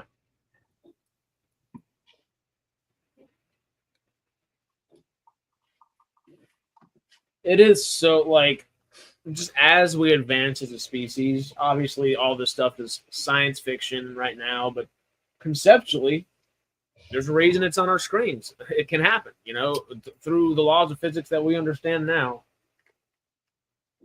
which is just the weirdest thing to ever wrap your brain around, or not even attempt to start to wrap your brain around. Well, the warp speed theory has been kind of proven, but hyperspace travel hasn't been.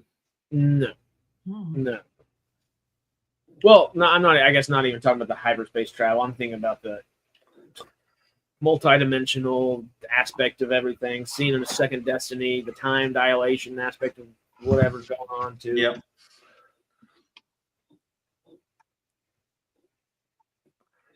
One thing I love about sci-fi that I think a lot of people don't necessarily, when people aren't big sci-fi fans, conceptually things just get to them. It's like that thought can happen at any time. Watching any sci-fi thing, you're like, oh yeah, that's right. It reminds you how infinitesimally small we actually are all the time. Yeah. And I think that can kind of scare some folk occasionally, but also for bringing it back for Ginny's word of 2025, the hope and just the awe and wonder it brings at the same time, I get excited. Put me in space. I'm ready. Richard Branson, Elon, Bezos, any of you. It'll probably be Elon. I don't know if I want to go stay on Mars, though. That's not something that I would ever have the desire to do, per se. Well, he'll be sending NASA back to the moon, won't he? Well, I guess, yeah, the moon, one way or another, has to come first. Would y'all live on the moon? Yeah. I would, too. I wouldn't live on Mars because of the whole gravity aspect of things, but the moon... I just want to play one round of golf on the moon. You might lose that ball forever. Uh-huh. Hey, at least it'll be a new record. First guy to hit a golf ball on the moon, and the furthest driver Is that the right term? You bring your clubs. I'll bring a tennis racket, and we got this.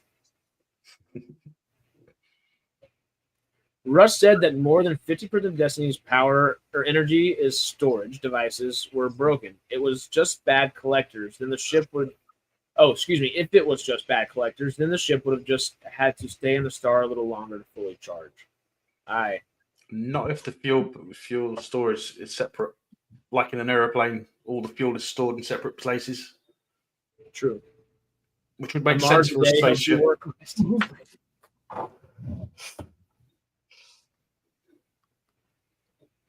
Jack O'Neill drove the ball further.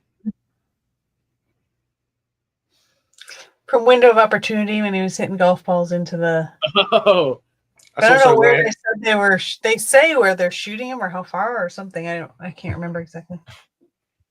That's also where he stole Jay's dream, isn't it? Yes. With Amanda. Yes. Oh yeah, yeah.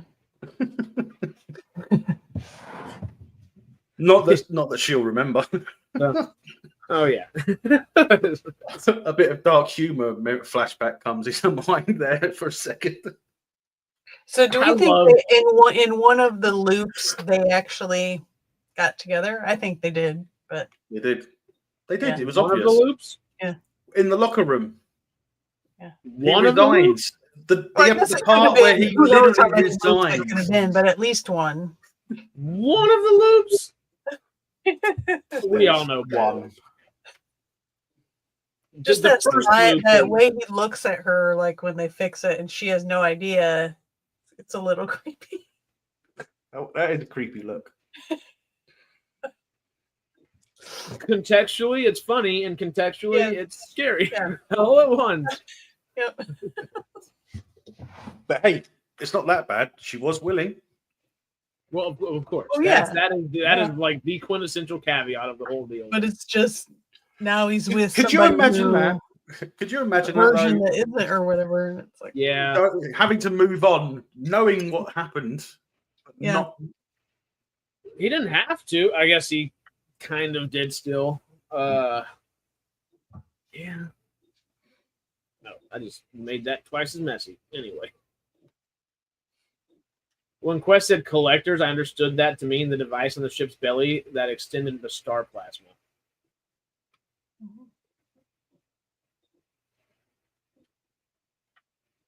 Oh, yep, there goes Rush. Kind of, yeah, because they operate like a ram scoop, don't they?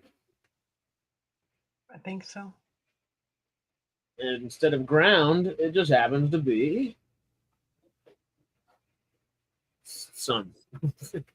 Actual star. The collectors could deploy, but they wouldn't necessarily be able to draw anything in. Right. Let's see how we're theory. doing. It's just a theory. Still on just a theory? A Stargate theory? That'd be a great Maybe channel Eli name. had, instead of just the 2 robots, maybe Eli figured out how to manufacture more of those robots. Why couldn't the robots build more of the robots? Yeah, or whatever. He figures out how to do that, whatever way that happens. And yeah. Yeah, that's exactly it. It does make sense, but you know, I don't know where they were going with it. Destiny's an old ship, millions of years old at this point, isn't it? Yeah.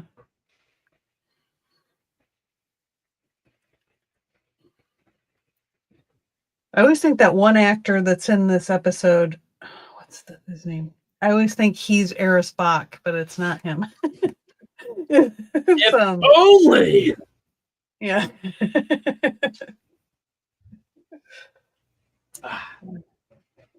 One day we'll get more Eris Bach. Also, I really do like that actor though. He's in a whole bunch of stuff. He's a really solid working actor. I just remember his name off the top of my head. Lucian Alliance guy. He has a thing for TJ, or they have a thing for each other, kind of. Because he played a bounty hunter in SG1 as well. Yeah, I guess technically the same character. Maybe. Yeah, I guess he could because they had that. He's been in he's one of those guys that's been like in a million things, but you can't really you can't remember exactly what his name is. My roommates and I were trying to figure out just because modern Varro, that's his name, Mike Dopebud. There we go. My roommates and I were just debating last night, trying to figure out like what specifies what, you know, as an A-list movie star versus an A-list celebrity nowadays. Because half the time you got someone that people watch playing video games that they know more than a celebrity, or that they would know more than a movie star. So that would be what technical celebrity is now. Ish. And you know, we were just trying to figure out exactly what meant what. And well, I think for A-lister, you have to be in like a huge movie that like everybody's seen. You know, everybody knows who you are, knows your name, you're everywhere. Well, because it's different now. And that was one of the things that we were thrown off about, because that's what I was saying, because I'm thinking like, okay, traditionally, like your A-list movie stars or your movie stars, you know? And there aren't too many of those guys left. Oh my God, I keep messing all this up. Well, kind of the same for television too, if everybody's watching. But anyway. Well, yeah, because now television's prestige. So it used to be kind of like, oh, big TV actors are like your B-list actors, right? But Anthony Mackie keeps bringing up the point whenever he's doing Avengers press tours and Captain America press tours. He always says there's no such thing as a movie star anymore. There's no new movie stars. Leonardo DiCaprio is probably like the last movie star. Timothée Chalamet is arguably the next one, but in the sense of nobody really knows actors' names, because the person we were thinking of was Nicholas Hoult. Is he technically an A-lister today in a movie sense or in a celebrity sense? And probably not in a celebrity sense, but maybe in a movie sense. But then it goes to the point of Anthony Mackie, where, okay, is he only that because he was Beast, and now he's Lex Luthor, and he was also in Mad Max? Like, is it only the IP roles? Because the Anthony Mackie's kind of thought process has always been, there's no movie star anymore. People go to movies to go see either the project, the IP, or the character within the IP. So you're going to go see Captain America. You're going to go see Iron Man. You're going to go see Spider-Man. And kind of all those examples we thought about, because, you know, you think of all of those. You think of Tom Holland, Chris Evans, and Robert Downey Jr. specifically as movie stars. But go look at any other movies outside of the Marvel Cinematic Universe. Obviously, RDJ got Oppenheimer, but look at Dr. Dolittle. That was 6 months after the biggest movie maybe that's ever been made. Nobody saw it. Chris Evans, nobody saw Ghosted. He was in Knives Out, and that did well, but it wasn't like a huge success. Really good success, but it I guess could have been larger and should have been larger just simply for the cast they had there. And if he was the movie star level that I guess we would typically think about, it should have made almost double the amount of money. And then Chris Hemsworth can't really, all the movies he leads don't necessarily make a whole bunch of money. It was just a weird thought process. A rabbit hole we found ourselves down. And I don't know what to define as what any longer, you know? But yeah, there's an interesting thought process to go on. Yeah, it's good though. But I kind of agree. There isn't necessarily like TV move, you know, it's more like I think you're just a celebrity than it is like a TV star or movie star. I mean, yeah, the only movie, only TV thing kind of still exists with some actors, but usually if you get up, you know, really up to a high level, you're kind of doing both. You know, you're doing the HBO show and a movie and whatever. Yeah. The perfect example of that that we went through and after, you know, just talking everything through was Pedro Pascal. Definitely A-list, celebrity and probably movie star. But what made him that? Was it TV? Was it Game of Thrones or was it Mandalorian? And then what from where? It's kind of all of it. You know, just, I guess what do you call it? The zeitgeist or whatever? Like how much you're in the zeitgeist, I think. Yeah. And you have your time there, and then you don't. The 15 minutes of fame, I guess, or whatever you want to say. Yeah. But I mean, some serious, like Tom Cruise or Tom Hanks, they're always going to be that level, Yeah. That Tom Cruise, Will Smith. What about Sylvester Stallone, Tulsa King? Will Smith movies don't even make money anymore, though. No. And Jason Well, nobody Momoa likes Will Smith anymore after the little stunt he pulled. Good luck with I Am Legend 2. He's been having trouble since the 2010s, though. Since he did the movie with M. Night Shyamalan and his son, the After Earth one, which could have been a cool sci-fi movie, and ended up just being run of the mill as can be. So yeah, just thinking it through it might be a fun thing for us to kind of think about as well. Just like how do we classify this stuff? Hell if I know, honestly. I'm trying to think it through. I think I did a reaction to After Earth, and I actually said that I've seen it before somewhere. I can't remember what film it was. That the story is almost the same, almost identical. I can't remember what it was. Probably some Arthur C. Clarke novel that just got like bastardized or something. Like I don't know. It was just it was too similar, kind of like 65 was very similar to other things that I've seen. I mean, 65 in a way is a lot like After Earth. Similar story. But if you then you combine it with Outlander, which is another sci-fi movie. I enjoyed 65. I did have a good time with that. When you say Outlander, I think of that other series. I'm not the series. Gabaldon or whatever her name is, like that series.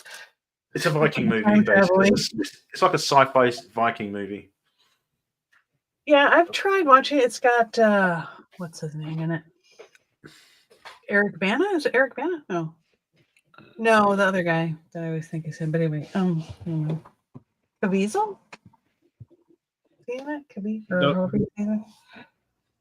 The Weasel and like Suicide Squad and stuff, or no, Outlander, the sci-fi Outlander. Yeah, I was just saying, I think the other Outlander that's a series on Stars, and I've read those books, but that's a different thing. Completely different thing. James Cavill. Okay. Is that what you're looking for? I'd have to look it up. Whoever is the main guy. Caviezel. Caviezel. That's what I'm trying to say. It's actually a pretty good movie. Yeah. Oh, David's also saying Pedro isn't a movie star in his opinion. He's just the list below that, whatever that's called.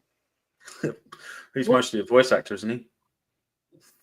Not anymore. It kind of was, but also what is because usually that's a B list. But also, what the hell is a B list now? Because a B list used to be the person that was, I've seen them and everything, but I don't know their name.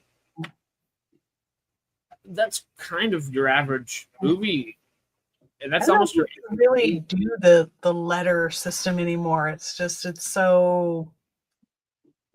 It's kind of antiquated in a way because it's so hard to do, and I guess one of the rabbit holes we went on that I guess that we tried to find our medium somewhere was there are so many new mediums themselves that have been introduced since like people have been thinking about A-list, B-list, et cetera, et cetera. Right.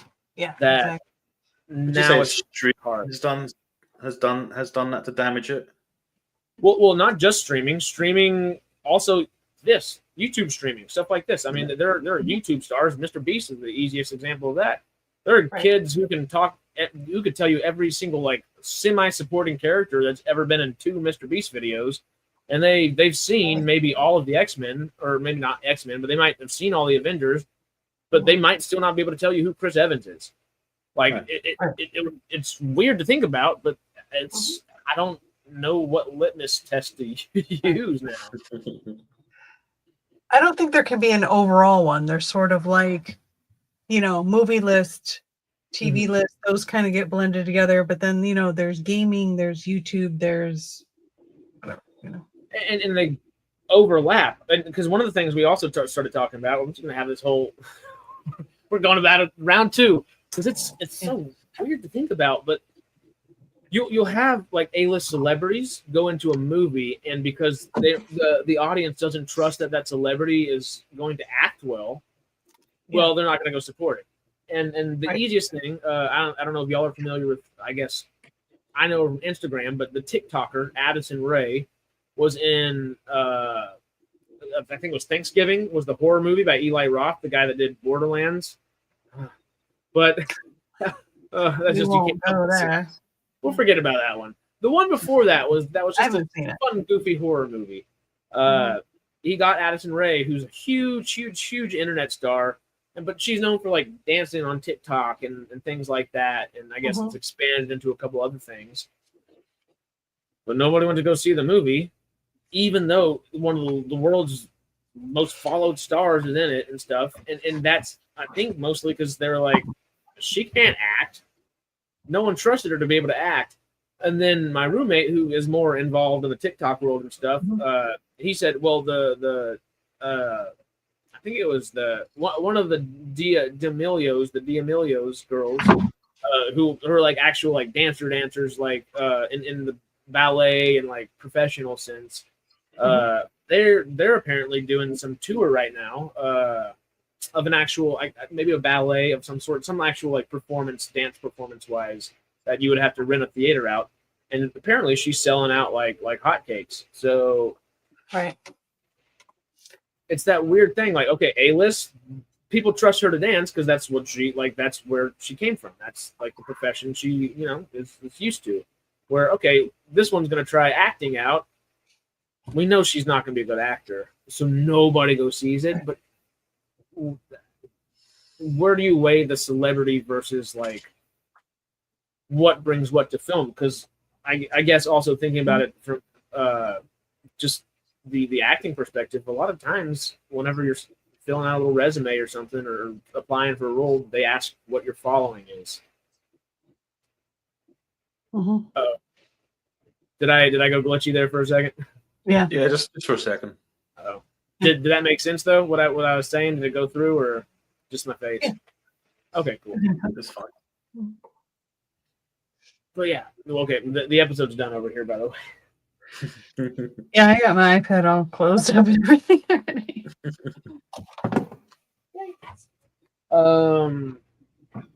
Yeah, it's just a funky little thing. But we've made it through SGU. That'll bring us back to the main focal point. Well, there's only 4 episodes, so yeah. Well, technically 5. Yeah, not too far, but SGU. Give me your, if you had to, where would you just for the sake of numerical value, because we've been talking about numbers and digits and everything. 1 out of 10. Where are you gonna put it? And I guess before you answer that, where would you put SG1 and SGA? Just for comparison's sake. In comparison's a thief of all joy. I understand that, but we're still having fun. That's hard to. I think SG1 I put at like a 9.5. Because it's like. I think Atlantis, I put it about 8.5. Okay. And yeah, I'd agree with that because they're on par with each other, I think. SGU, I'm just doing it, but SGU, I think I'd say 7. Okay. Well, I really do like SGU, but in terms of like entertainment value and just, SGU, we don't get a complete story, all of that. So, yeah. Melvin, what you thinking? SGU is the first Stargate show I watched. That's right. Yeah. You said that's what brought you into it. Mm-hmm. Yeah. Well, I hate these rating things. I hate rating shows or movies, but it's just for the sake of it. I would say that SG1 would be 8.5. Atlantis would be a 9 because I enjoyed that a lot more. Because I think in Atlantis that the setup was there. You didn't have to. It wasn't build. It didn't have to build itself up like SG1 did. Right. So it was a much better start. And I'd say SGU probably 6.5, 7, maybe, because but only after season 1. So towards the end of season 1, that's when it gets to about that point, because it starts to find its legs at the end of season 1, and then through season 2, it starts to get better, and then obviously you have to give it a downgrade because of the cancellation. Yeah, because that sucked. It really did. Yeah. I think they were starting to put the humor back in. Yeah. Like if you watch, like they were towards trying, the end, it's like they were slowly like, we'll put a little bit of humor in here, we'll put a little bit of humor here. But we also So had they more would have had more cameos. humor in it too. But We also had more cameos as well. yeah. So we had Jack Moore through season 2, didn't we? yes. And we had we had Sam, we had Daniel.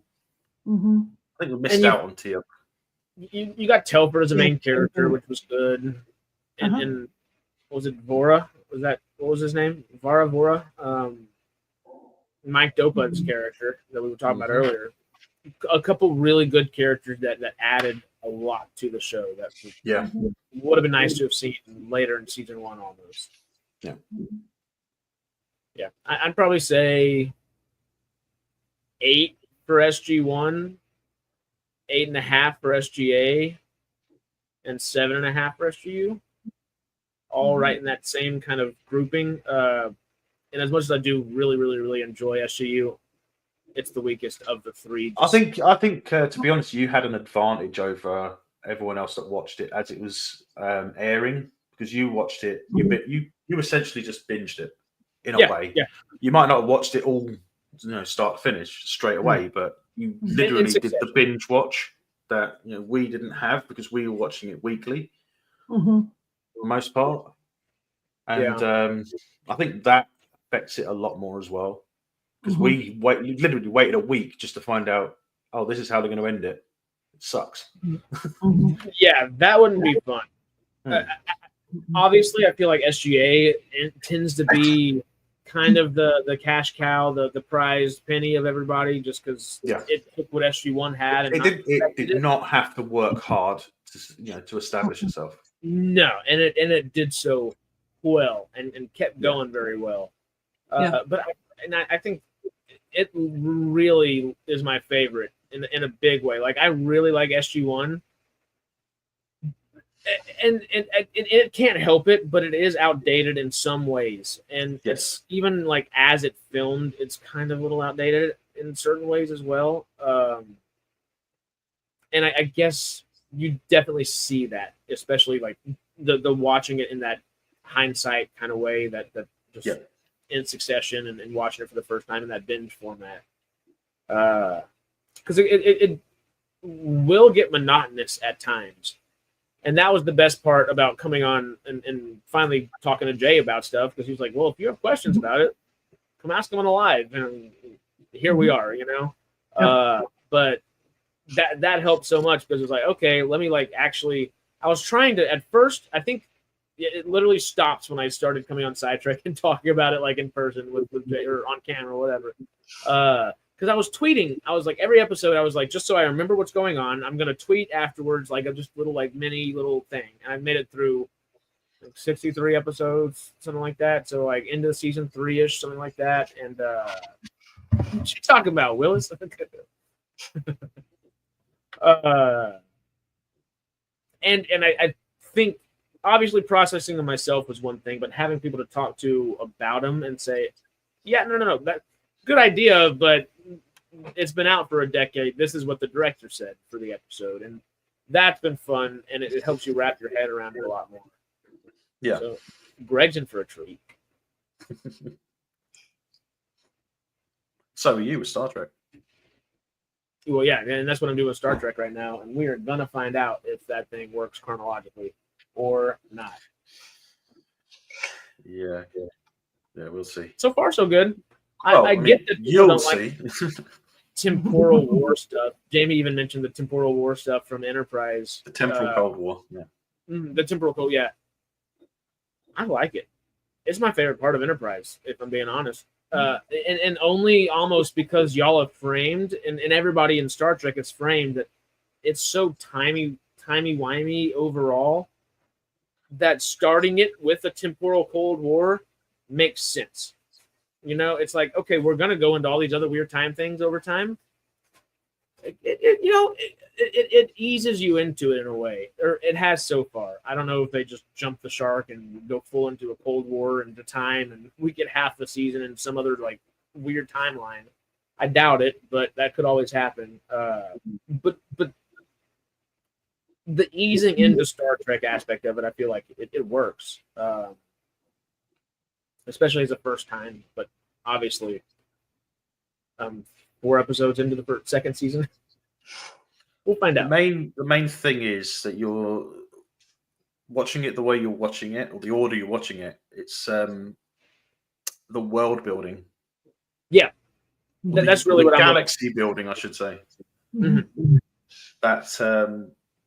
That you're going to be kind of missing out on by watching Enterprise first. Hopefully not, because technically it should be the best. Because I watched it for the world building aspect of it, because that's just how I love. Just when I write, world build is the way I like to do it. Just it's fun to start interconnecting things and seeing how things work. But chronologically, I feel like should work well for the world building thought process, just because you start small. It should be easing us into it. Because the technology's not as great right now. They're getting to a certain point. But yeah, obviously. I mean, I think I've said it before, but there was a reason why when Enterprise came out, it was called Enterprise based on Star Trek, not Star Trek Enterprise. There's a reason. Yeah, I could see that. But yeah, I mean, I'm glad you're liking it, and I can see you're liking it by watching your streams. It's fun.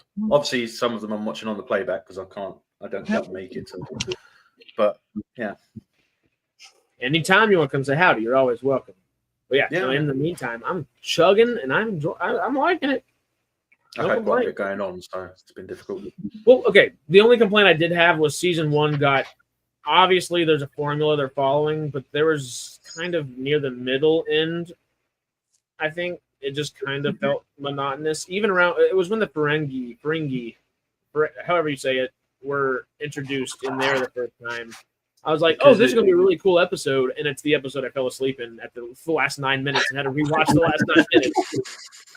Yeah, that's kind of the formula the Star Trek series has. Like, the very beginning of a season will be like good episodes, then it kind of dips a little bit, and then there'll be good episodes in the middle, and then it kind of dips a little bit, and then it'll be good at the end. It's like you'll notice that as you watch the seasons. But that's what makes Star Trek is because you don't know what to expect from episode to episode, which is fun. I do like the Monster of the Week format, one way or another. Which is why when you get to something like Strange New Worlds and Discovery, where you've got the series arc story, so the whole season is for the story. Star Trek was always based on episodic stories, so every episode was its own individual story, maybe with a little bit of an overlap at certain points. Yeah.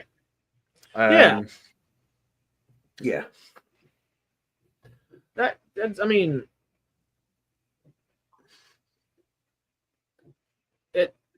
Star Trek is like a box of chocolates. That's not what I was going to say. Pretty much. What my brain was at. Yeah. But you're going to get that in. I think is it season 3 of Enterprise, where it's a series story, where it's a series arc story. I'm watching season 3 right now. The Zindi, the whole Zindi arc. Yeah. Mm-hmm. Okay. Chris said he watched Enterprise and was new at the time, and he thought it was a brilliant idea. Yeah, it was a brilliant idea, but I think the way they used it, I mean, it's a brilliant concept. It's always been a brilliant thing in Star Trek because there's always had a reason for it before. But in Enterprise, I think they lean on it too much. It was always a thing that, it happens. Whereas in Enterprise, it's like, it's there, deal with it. Yeah. Okay. Huh. Does that mean, Chris, that you think it's no longer a brilliant idea? Is the question, or did it just kind of like putter out and pitter out over time? Because if people weren't fans of it, I could see them kind of just putting that on the back burner and focusing on Archer and everything going on. As it turned out, I was in the minority of fans. A lot of other fans didn't like the Temporal Cold War Enterprise and wanted a walkthrough of Trek history. Go figure. Like Jay always talks about that. He wanted it to be more about the formation of this federation. Well, it was supposed to be, but it got cancelled. Yeah. So. Yeah, I was about to say, couldn't they go back and still do that, kind of? I mean, they had literally paid for a new model of the Enterprise to start season 5. They paid for it. It was built. They didn't use it? And no, they didn't use it. Oh, because they never got a 5th season. Yeah. Well, that's a freaking shame. They were going to add a secondary hull underneath. That's what they were going to do. I still like the TCW story arc, but not the Xindi arc. Temporal Cold War. Oh, I see. I went to Clone Wars. It's like, oh, because I have faith of the heart.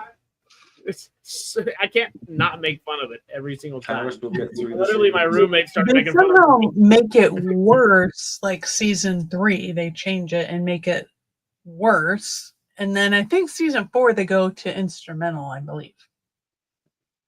But spoiler, sorry. When did that's good, and I have something to look forward to now. Instead of the first 3 minutes of every member stream, me just going and just like literally dancing with myself in a room, it'll be much better. It'll be much better. Dang it! I really dislike that song. The word's temporal. Am I going on temporal? Well, I know that. I know that. It's just, I guess I'm saying temporal. Am I going more on the poral side? Temporal. I don't know. I'm probably adding too many syllables. I'm from Texas. The accent comes through. Not all the time, but it does. Ask me to say oil. I said it right because I was thinking about it. I'll say oil if you're not careful. What about Orville? The Orville. I know that one. Now I'm thinking about it. You're not going to catch me now. I'm ready. Worcestershire. 3 minutes. Winchester. What were we saying right before that? Winchester. Oh, the freaking the theme song. I don't understand. Who picked that song? Somebody said didn't he write it? Forced it, I think. I think Nate was saying that. Nate was hopping in a stream at one point was saying that Bakula apparently had creative control over that aspect of it and was like, hey, we need to use this song. I don't think you're right. I think it's I want to say it's like Diane Warren or something.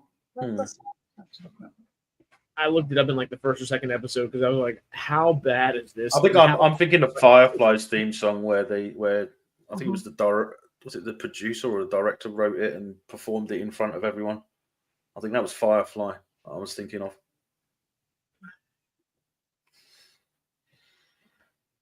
Maybe not the director. One of the producers, I think. Yeah. Chris. Temporal. The way you've been saying it, it sounds like tempura.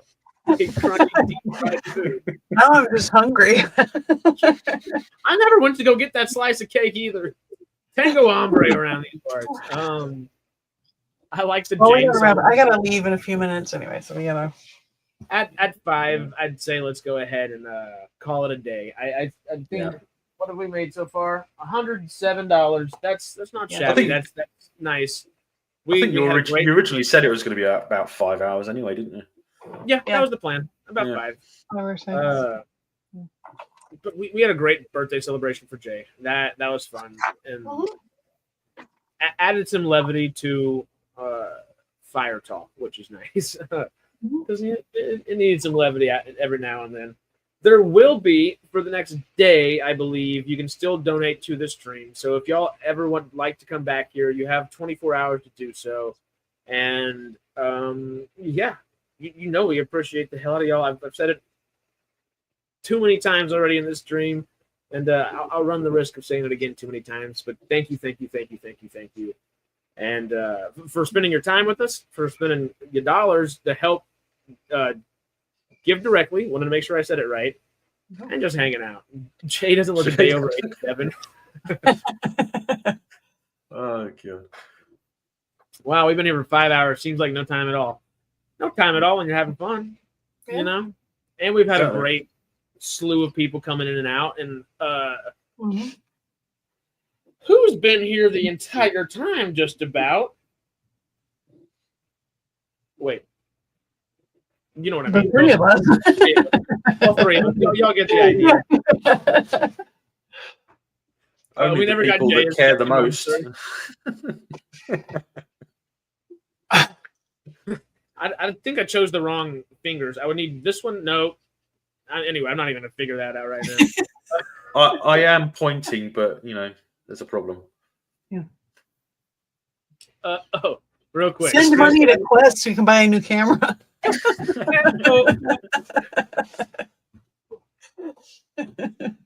Well, the camera starts overheating. He's just too hot for it, Mr. Melvin over there. Watch out. Section 31 killed it before I could make a video. That's right. It burned it away. Chris is saying, I thought Faith of the Heart was a great theme song, even though it sounded like it was aimed at much older Trek fans, old farts. And that is why I still sing along and like have fun with it. It is a great theme song, but it feels like it should be in front of Full House, not Star Trek.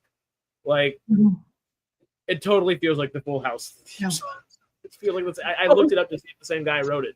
No, it was just so different because all the other Star Trek shows have these, you know, like orchestra intros. You know, well, you'll find out when you want. Yeah, I would have assumed so. You know, that just seems like the spacey sound, not 2000 soundtrack. Like, it does kind of sound country-ish in a way.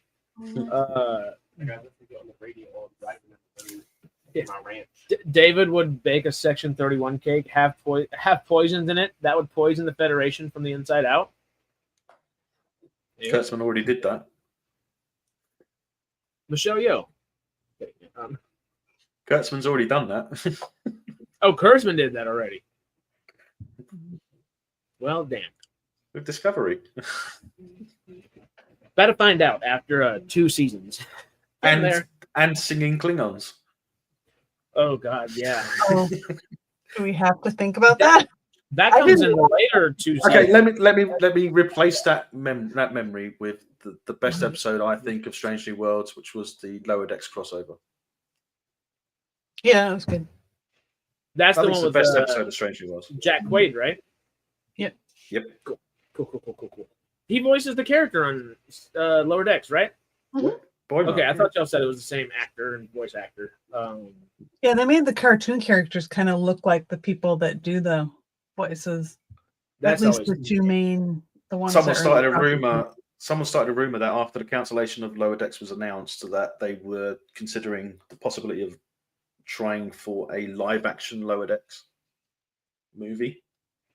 I doubt it'll happen, but you know, interesting idea. It's an interesting idea. That would make a great TV movie. The idea of it, at least. I reckon the cast would be up for it. Yeah, probably.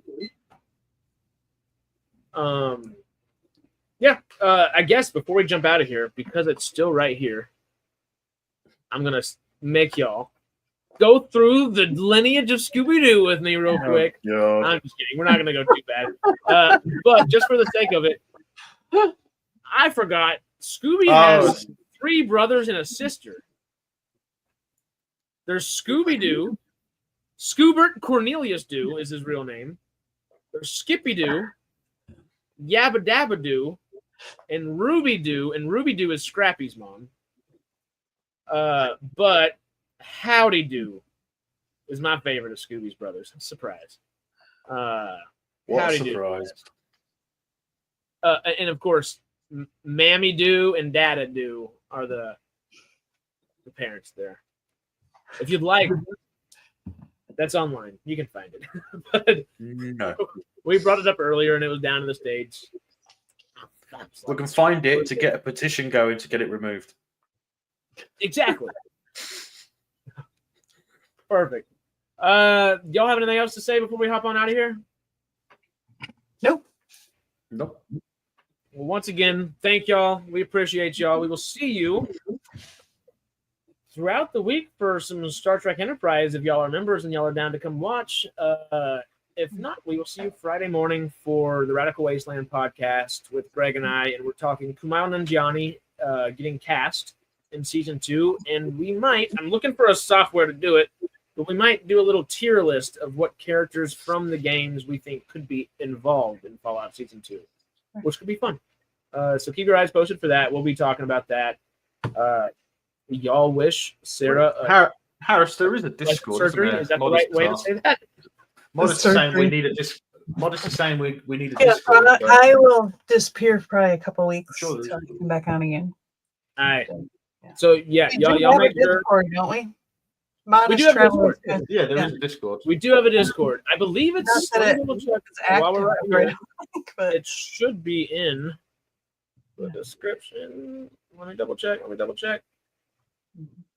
can you live stream it? You can. Hey, I could do that. There we go. Oh yeah, our Discord doesn't have the SciTrek out in front of it. Okay, well, shortly I will have that changed. We do have one. It is called SciTrek. We got I think 300-400 people in there. It's a good size one. It's a fun one. So yeah, check it out. It's a lot of fun. And good luck, Sarah. Very much good luck. Yeah, good luck, sir. Stay healthy. All you know. But do what Michael says. Click the like button. And once again, thank y'all.